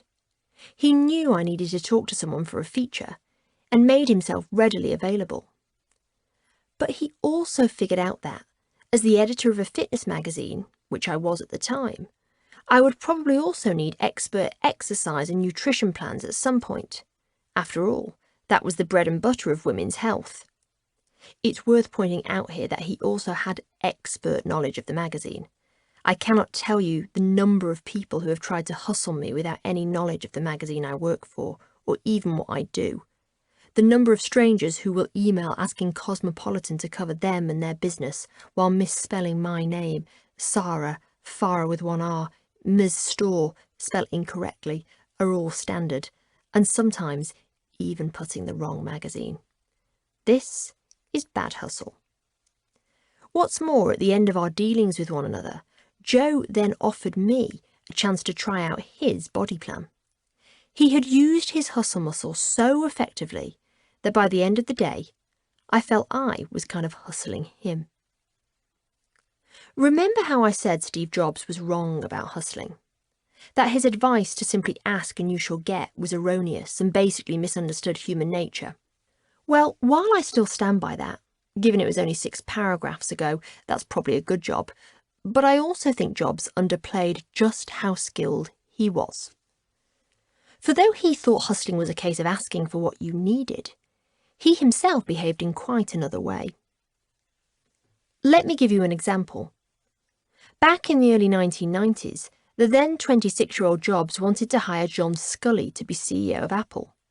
Sculley wasn't convinced. He was CEO of Pepsi at the time, a company he had begun working for as a truck driver many years previously. He had loyalty to the brand, loyalty and history. Jobs spent 5 months courting Sculley, having rejected 20 other candidates for the job. Finally, he offered it to Sculley, who said no. Frustrated and no doubt desperate to see opportunities slipping from his grasp, Jobs knew he had to flex his hustle muscle even harder. So he dropped him the famous line that made Sculley reconsider. Do you want to sell sugar water for the rest of your life? Or do you want to come with me and change the world? In that moment, Jobs understood that simply hawking his job offer to Sculley wasn't enough. He had to figure out what Sculley really wanted. At this point, Sculley had been a CEO for a few years. He'd also been earning a sizable salary. Money and corporate power wasn't what interested him, but being remembered as the guy who helped lead one of the world's most pioneering companies, that was too seductive a hustle to turn down. Jobs had a knack for doing this. He could convince anyone to do anything. But it wasn't because he asked. It was because he asked and he offered at the same time. He had a gifted intuition for knowing what the other person wanted. So much so that colleagues nicknamed it Steve's reality distortion field. He represented reality not as it was, but as the other person wanted it to be. Honing your opportunity intuition. Before you even start to stretch your hustle muscle, you need to identify what it is you need and who can best help you get it. Be realistic here too. While I'm a firm believer in aiming high, aiming for Gwyneth Paltrow to endorse your new wellness business is probably not going to happen yet. The one thing you'll dent by shooting too high too early is your confidence, so think it through. Make a list of around 10 people, no more. Too high a number is going to be overwhelming. And besides, the beauty of successful hustling is that one connection invariably leads to another. What you don't want to end up with is so many contacts that you can't follow any of them up properly. Now think about what it is you need from them. Is it advice? If so, what sort of advice? Be specific. The people that others most want to hustle are busy, so asking to have a vague coffee is not going to tempt them. Choose one thing you would like to discuss with them, 2 at a push. They will want to know that there is a limit to the help. Next, research everything you can on them. Journalists do this as a matter of course before they interview anyone. We do this not because we want to talk to them about every aspect of their life, but because people can tell almost instantly when you have no knowledge of what they actually do. Don't ask me how, they just know. Today it's easy to find out information about anyone. Instagram accounts give you a window into the sort of person they might be and what they enjoy. Twitter can be an eye-opener on their views and what they read. And LinkedIn is a good, solid place to gain a sound understanding of their professional background and how their skills may cross over with what you need. Once you've identified your hustling target, ask yourself, if they respond, can I get back to them quickly? Is my business plan ready for someone else to see? If they do agree to meet for coffee, do I have a very clear breakdown of what it is I want to talk about? Again, busy people tend to work in the moment. I've lost count of the number of people I've met in my career who, when asked if I can meet them to follow up an idea, choose to do it quickly. How about now is often their response. So ask yourself that question before you approach anyone. If they said to you, "How about now?" would you be prepared? The answer should always be yes. In a world of hustlers, speed, accuracy and aim is what counts. I cringe when I think of all the networking features I used to write for women's magazines, advising people to hand their cards out to as many people as possible. Networking doesn't work like that. Certainly not today anyway. People can spot a hustling kamikaze a mile off. Working a room is not what smart hustlers do. Working the one or two people that truly connect with you and what you do in that room, that's smart hustle. Know your value. There's nothing more terrifying than walking into a room not knowing a soul and seeing the one person you want to hustle surrounded by a group of people. That requires stepping slap bang into your discomfort zone.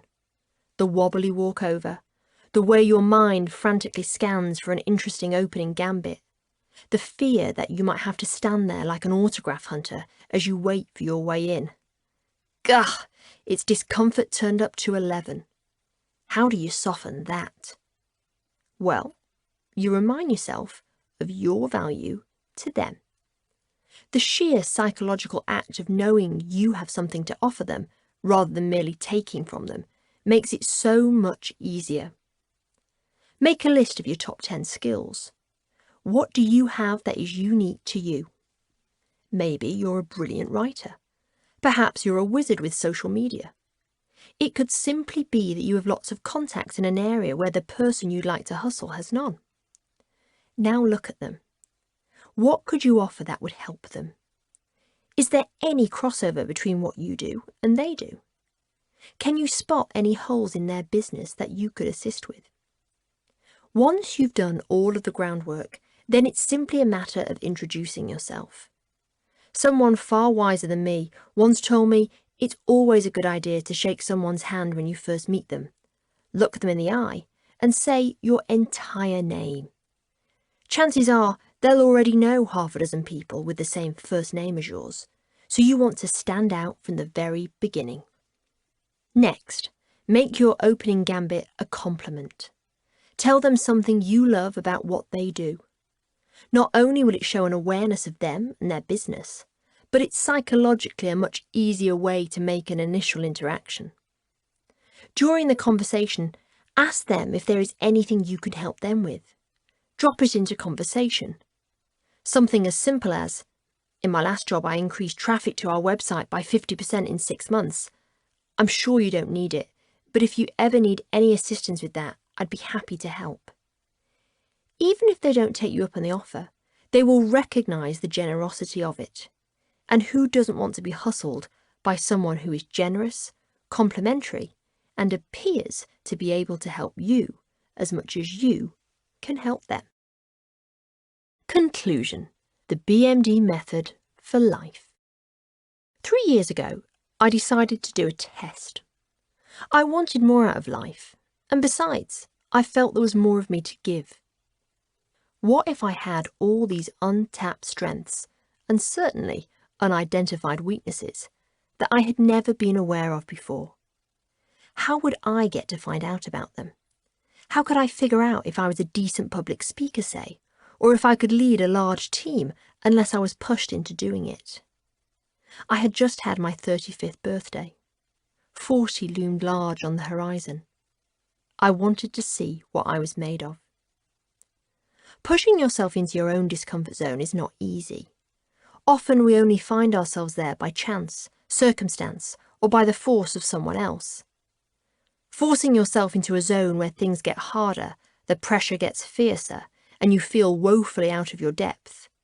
Few people can do that. However, given that I knew from first-hand experience that I performed better when I worked outside my comfort zone, I had to figure out a way of placing myself there as often as possible. But I knew sheer strength of will alone would not do that. A lot of people, okay, most people, will take the path of least resistance given the option, me included. There was only one answer: to start saying yes to things. Namely, lots of really scary things that would force me into my discomfort zone. These were not things like jumping out of an aeroplane at 30,000 feet, by the way. I know my limits, that's one of them. But things I had always fantasised about doing, but never quite had the fearlessness to go out and actually do. They were not personal goals, but they were personal desires. Things that, if I was bold enough, I would do without a moment's hesitation. The quickest way to shift them from mere desires into actual goals, I figured, was agree to do them and then figure out later how I'd actually deliver. I said yes to a live political radio show, even though politics has never been my thing. I said yes to hosting a dinner for 30 of the world's most senior women in tech, despite knowing pretty much nothing about the tech world. I said yes to speaking in front of an audience of 30,000 people, and yes to a TEDx talk that would be broadcast around the world. I said yes to everything that a few years before I would either decline or respond to with those 5 classic words: can I think about it? The problem with saying those words is that fear meanwhile gets hold of you, listing all the terrible things that might happen. Far better to say no and never have failed than to say yes and fail spectacularly. This is why I developed something I call my personal mentor. Bear with me here, because I know it sounds ridiculous, like the sort of thing someone would say while offering you a coconut husk of steaming ayahuasca and telling you to set your mind free. But I'm serious. I have had some brilliant mentors in my life, wonderful women and men who have pushed me into my discomfort zone time and again. I'm sure you have too. Over the years, their belief in me has overridden my own lack of belief in myself. So much so that I have gone on to edit 2 magazines, something that I never thought I would be able to do. I never ever thought I would be an editor. I dared to dream it once or twice, but always told myself that being a steady features writer on a newspaper supplement would be the limit of my ambition. Mentors are a true gift that not everyone in their lifetime gets to experience. The only issue with them is that they cannot, nor should they, be relied upon to stick around. That's the beauty of them. They appear like little flickering lights along a long, dark road, guiding you toward your discomfort zone, then fading away so you can do the rest yourself. Many of us find that we function better when we have a mentor. I know I always have. We do things we might not ordinarily have thought of doing before when we have our mentor pushing us from behind. Mentors don't take no for an answer because they see the enormous potential in us. They have a knack of knowing just how much we are capable of and exactly who we have the chance to become if we just apply a little self-belief. A mentor's guidance is a bit like stabilisers on that bike. Essential in the beginning, but in no way required for you to keep moving forward. But what if you don't have a mentor? What if you've never had someone to coach you along? What if you've never had a cheerleader shouting and shimmying along the sidelines, telling the world how exceptional you are? Then you become your own mentor. Becoming a mentor to yourself might sound crazy, but if you decide to do it, you won't regret a single day, I promise. Because most of us know what the right direction of travel is for ourselves.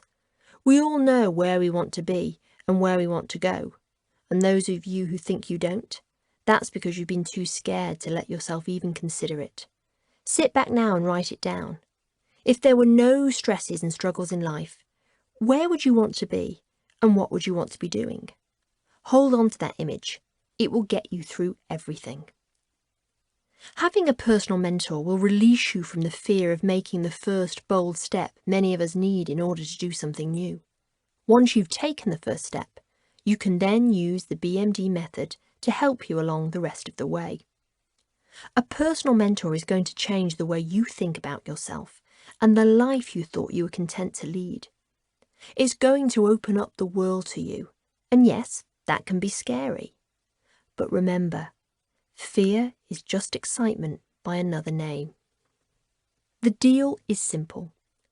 If you decide you are going to be your own personal mentor, then you need to listen to yourself. And you have to reward that voice too, even when you get something wrong. Oh, and you can't ever ignore it. Which means you will end up saying yes to a lot of things you never would have agreed to before. Got that? Good. Then we can move on and introduce you both. Meeting your personal mentor. So who is your personal mentor? Well, you know that internal voice that speaks before anyone else? The one that gets suppressed almost as soon as it's spoken up? That's your personal mentor. It's the voice that has a point of view when the boss asks a room full of people if anyone has any thoughts on what they've just said, but that somehow gives way to the ballsy colleague who has a far less sophisticated take on things. It's the same voice that says yes when a colleague asks if anyone would like to present to the team, but fails to make itself heard and instead takes a silent backseat again. It's the voice that says you can start your own business, work the hours you want and do something you truly love, but is quashed by a louder, more dominant voice that says, "Don't be so bloody ridiculous. You'll end up impoverished, living under little cardboard boxes for the rest of your life." Management gurus call this bolshy voice of doom your inner critic. I call it your ambition extinguisher, or, less decorously, bullshit that you should just ignore. Like any good mentor, your personal mentor should always be on the lookout for smart opportunities that work for you. And when it spots them, it should say yes. Immediately. Saying yes is such a simple act, but one that we suffuse with such pressure that we often duck away from it. In fact, some of us are so scared of saying yes that we subconsciously engineer it so that we don't even come near the opportunity in the first place. It sounds weird, right? But you will have done it, and I have done it, and millions of people across the world are doing it right now. Because it goes back to that old idiom. You can't fail at something you've never tried. But I say, you can't open up the world unless you're willing to push down the door that allows you access in the first place. Here's what's going to happen. You are going to say yes to something that you have always wanted to do. Every single month. It may not even be something you have always wanted to do. But if you know where your end goal is and accepting that challenge is part of the route to getting you there, then you will say yes. Don't even think about it. Just nod your head, agree, and then figure it out later. That's what I do.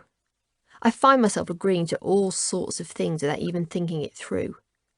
As long as they are things that will set me on my path to becoming a better editor, which has always been my long-term goal, then I will do them. Because saying yes is the scary part. That's why you need to say yes instantly. Once it's done, you can relax and start thinking about how you're going to be amazing at whatever it is you've just signed up for. And that's where the BMD method comes in. The BMD method, a refresher. You know when you need to yank a plaster off, but you're too scared to because you know it's going to hurt? Well, the entire act of ripping the plaster off doesn't hurt, does it? That's just fear screwing with you. No, the only bit that really hurts is the bit in the middle where the skin and adhesive are in a bit of a not coming up for air embrace. It's probably about 30% of the entire process. Not that much at all when you think of it like that. And you've been on roller coasters in your life, I'm assuming. So you know the entire 2-minute ride isn't scary. It's only those few seconds when you're edging up to the top of the corkscrew and you rest there, teetering over the edge like an Olympic diver poised on the lip of a diving board. Okay, that's scary. But it's only about 10% of the whole experience. The majority of the ride is actually pretty nice. It's only those tiny, brief moments of discomfort, or BMDs as I call them, that are causing all the trouble. They're the ones stopping us from taking on bold, new challenges.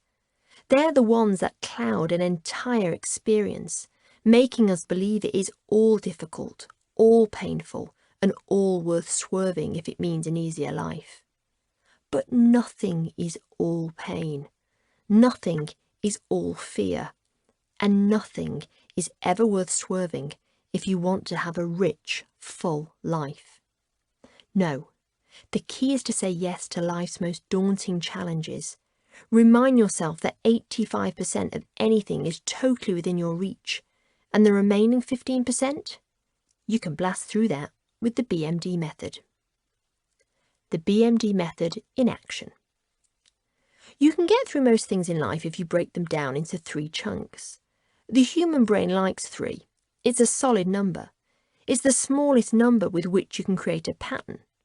It has a nice rhythm too.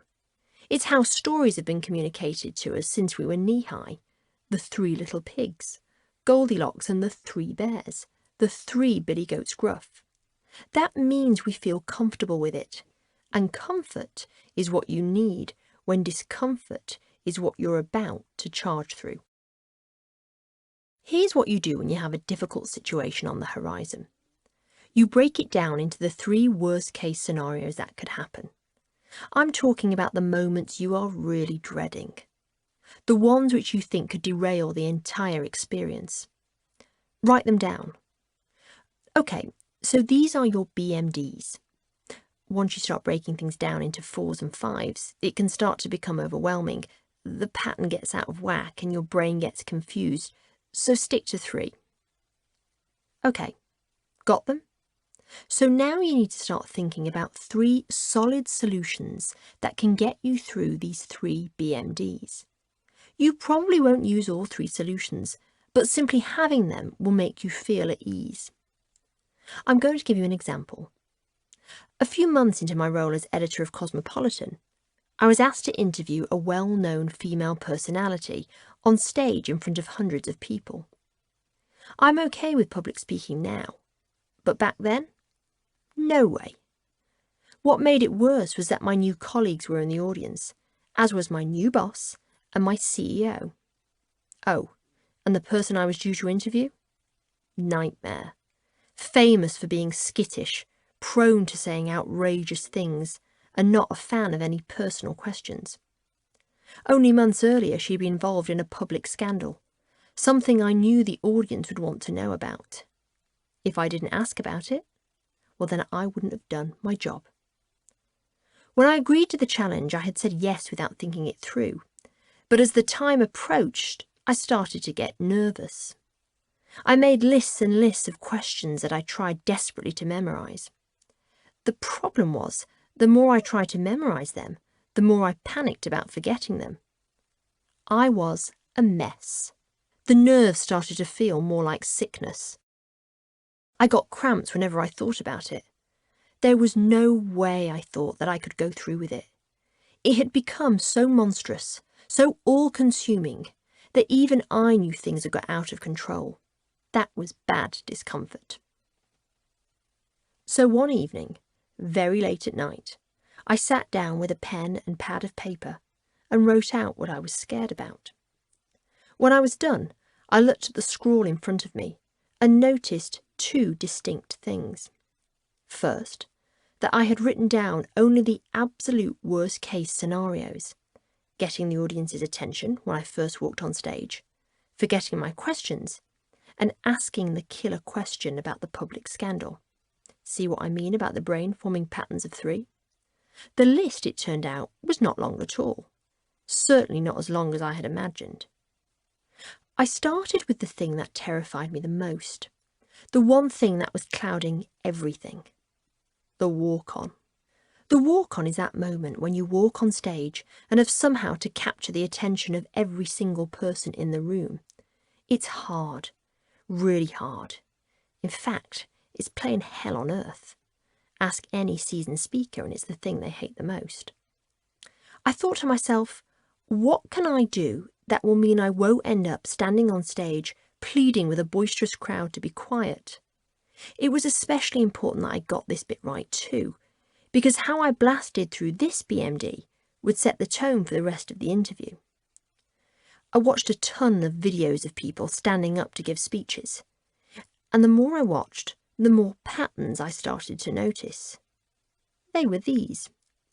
Everyone either began with a joke, way too high risk for me, a question, doable if it was the right question, an instruction or observation aimed at the audience, again, totally doable, or with the words, "I want to share a story with you." I guess we're all hardwired to listen to anything that sounds like it's going to be juicy gossip. Asking a question seemed to me to be the easiest option, followed by an observation or instruction. And if that didn't work, then I could just fall back on telling them a story. Once I had my 3-point plan, I felt instantly at ease.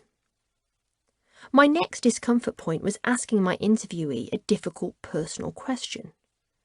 Okay, I reasoned, what was the best possible way to deal with this? I could do the cowardly thing and ask it near the beginning to get it out of the way, but then that would almost certainly set my interviewee on edge, and again, could derail the entire interview. I could do as many journalists do and leave it until the end, once they were feeling comfortable. But then, if the interviewee became hostile, I reasoned, the interview would end on a sour note, and that would be all the audience would remember. Far better to plant it in the middle, after a gentle question, so they were feeling comfortable, and before a funny question, so that if it all went pear-shaped, they could at least salvage the mood. So that's what I planned. As for forgetting my questions, that was easy. Yes, I could try and memorise them. I still like to do this. It's a bad habit, so shoot me. But I also made sure I had a list of them in front of me, plus the ones I had trouble remembering the most. I scrawled on the nook between my thumb and my forefinger. Turns out it's a comedian's trick. Makes your hand look like the Rosetta Stone. But that's a small price to pay. In the end, the interview went brilliantly. I felt challenged, sure, but it felt exciting and invigorating, not frightening or overwhelming. By the way, the BMD method works for anything. Frightened of reaching for the biscuit tin when you step through the front door after a hard day's work? Think of your 3-point strategy. Mine? First, I don't change into my elasticated danger pants the minute I walk through the door. Expandable waistlines incite expandable appetites, I find.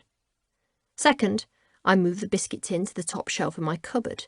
That way it's just out of reach, and I'm often too tired to find the willpower to reach for a stepladder to get up there. 3, I've swapped a cup of tea when I get home for a cup of coffee. Coffee and biscuits don't taste quite the same as tea and biscuits. It's a simple, painless strategy. Step into your discomfort zone. The BMD method works for anything. I know because I've been doing it for the past 5 years, day in, day out. Not only has it changed the way I live my life, but how I see the world. One of my colleagues recently said she couldn't imagine me being scared of anything. If only she knew that I used to be the woman who was scared and anxious about most things. And by the way, fear and anxiety are human emotions that worm their way into all of our lives. I wouldn't be human if I didn't experience them. But I take more risks now. I embrace challenge. Every time things get tough, I remind myself that this is what it feels like when things are moving forward. This is what it feels like to charge through life. Remember, stepping into your discomfort zone is not about eliminating fear. It's not about making the world a fearless place. But it is about making you more fearless. It is about understanding just how well equipped the human spirit is to push through obstacles, navigate tricky terrain, and scale great heights. And once you know and understand this, everything changes. Doors magically open, not because someone has pulled them back for you, but because you have pushed them open. Opportunities begin to sprout like wildflowers, not because there are more of them out there, but because you are more open to pursuing them.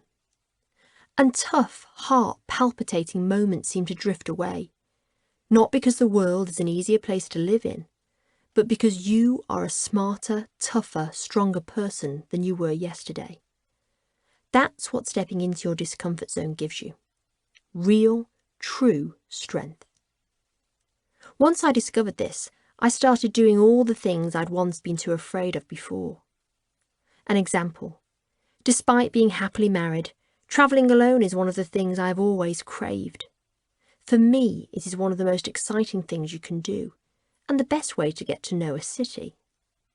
I love travelling alone. I crave the solitude. But apart from my mad dash to Paris when I was 21, I didn't do it for many years. I was too scared of the small things, the brief moments of discomfort, if you will, like eating out alone, navigating public transport in a foreign language, and being a lone woman walking the streets at dusk. But once I figured out the BMD method, I no longer let these small niggles cloud the entire experience.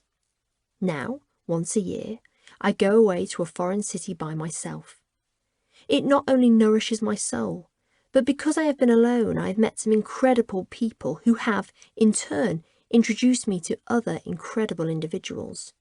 I'm no longer afraid of pitching up to work functions or dinner parties alone either. I simply identify where my BMDs will be. Usually for me it's arriving and making the first introduction, that or getting stuck with someone and trying to make an immaculate escape without wounding their self-esteem.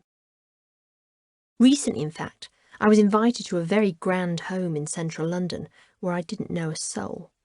The guests included a baroness, several Silicon Valley wizards, a Harvard professor, and me. Several years earlier, I would have either declined the invitation almost immediately. Actually, what I would have done is sat with it for a few days, so that fear had time to rake its icy fingers down my back, and then declined it. Or accepted, and then bailed at the last minute because of the sheer perceived discomfort of the whole thing. Not this time. I walked in there armed with a bottle of wine and a bunch of flowers. Always take a few props, then you can at least ask someone to help you find a place for them, thus igniting conversation with someone so you don't look a complete lemon there by yourself. And made myself at home. It was a spectacular evening. I made more connections than I have in years, and several of those guests I now consider friends. As for what this week brings, well, I have 2 dinner parties booked in where I don't know a soul, and 1 public debate with a very high-profile editor who, years earlier, was actually my career crush. And I'm due to give an address at the House of Lords. These are all things I agreed to immediately. They are things I did not sit on for fear that fear itself would force me to decline the opportunity. I am in no way exceptional. I am an average journalist. I am an okay editor. I am not the world's best public speaker. But what I will do that most people won't is this. I step into my discomfort zone every single week. And what that has done is brought me opportunities that I never believed would come my way. As for Cosmopolitan, when I stood in my glass office that warm June morning in 2015, I could see the discomfort that lay ahead. But it was the discomfort that allowed us, within just 6 months, to go back to being the country's #1 young women's magazine, the first time this had happened in 16 years. All the brilliant women and men in this book were not born that way either. Victoria Pendleton, Shaun Rad, Marcia Kilgore. None of them would say they were any stronger or more gifted than you and I. But what they did have was the gift of being pushed, time and again, some by parents, others through circumstance, into their discomfort zones, just as my team are day in, day out. And because of that, they know just how capable the human spirit is. They know that problems are just a state of mind rather than a state of being, and that challenge is what lifts us up, not pulls us down. They know that the only true way of testing the perimeters of human potential is by stepping into their discomfort zones.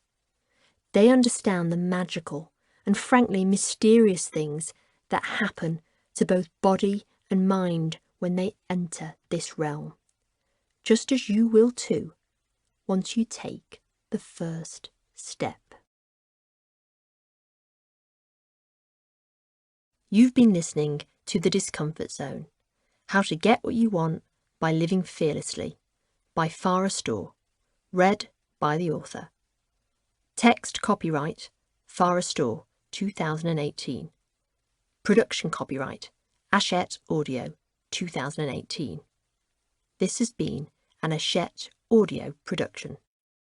Audible hopes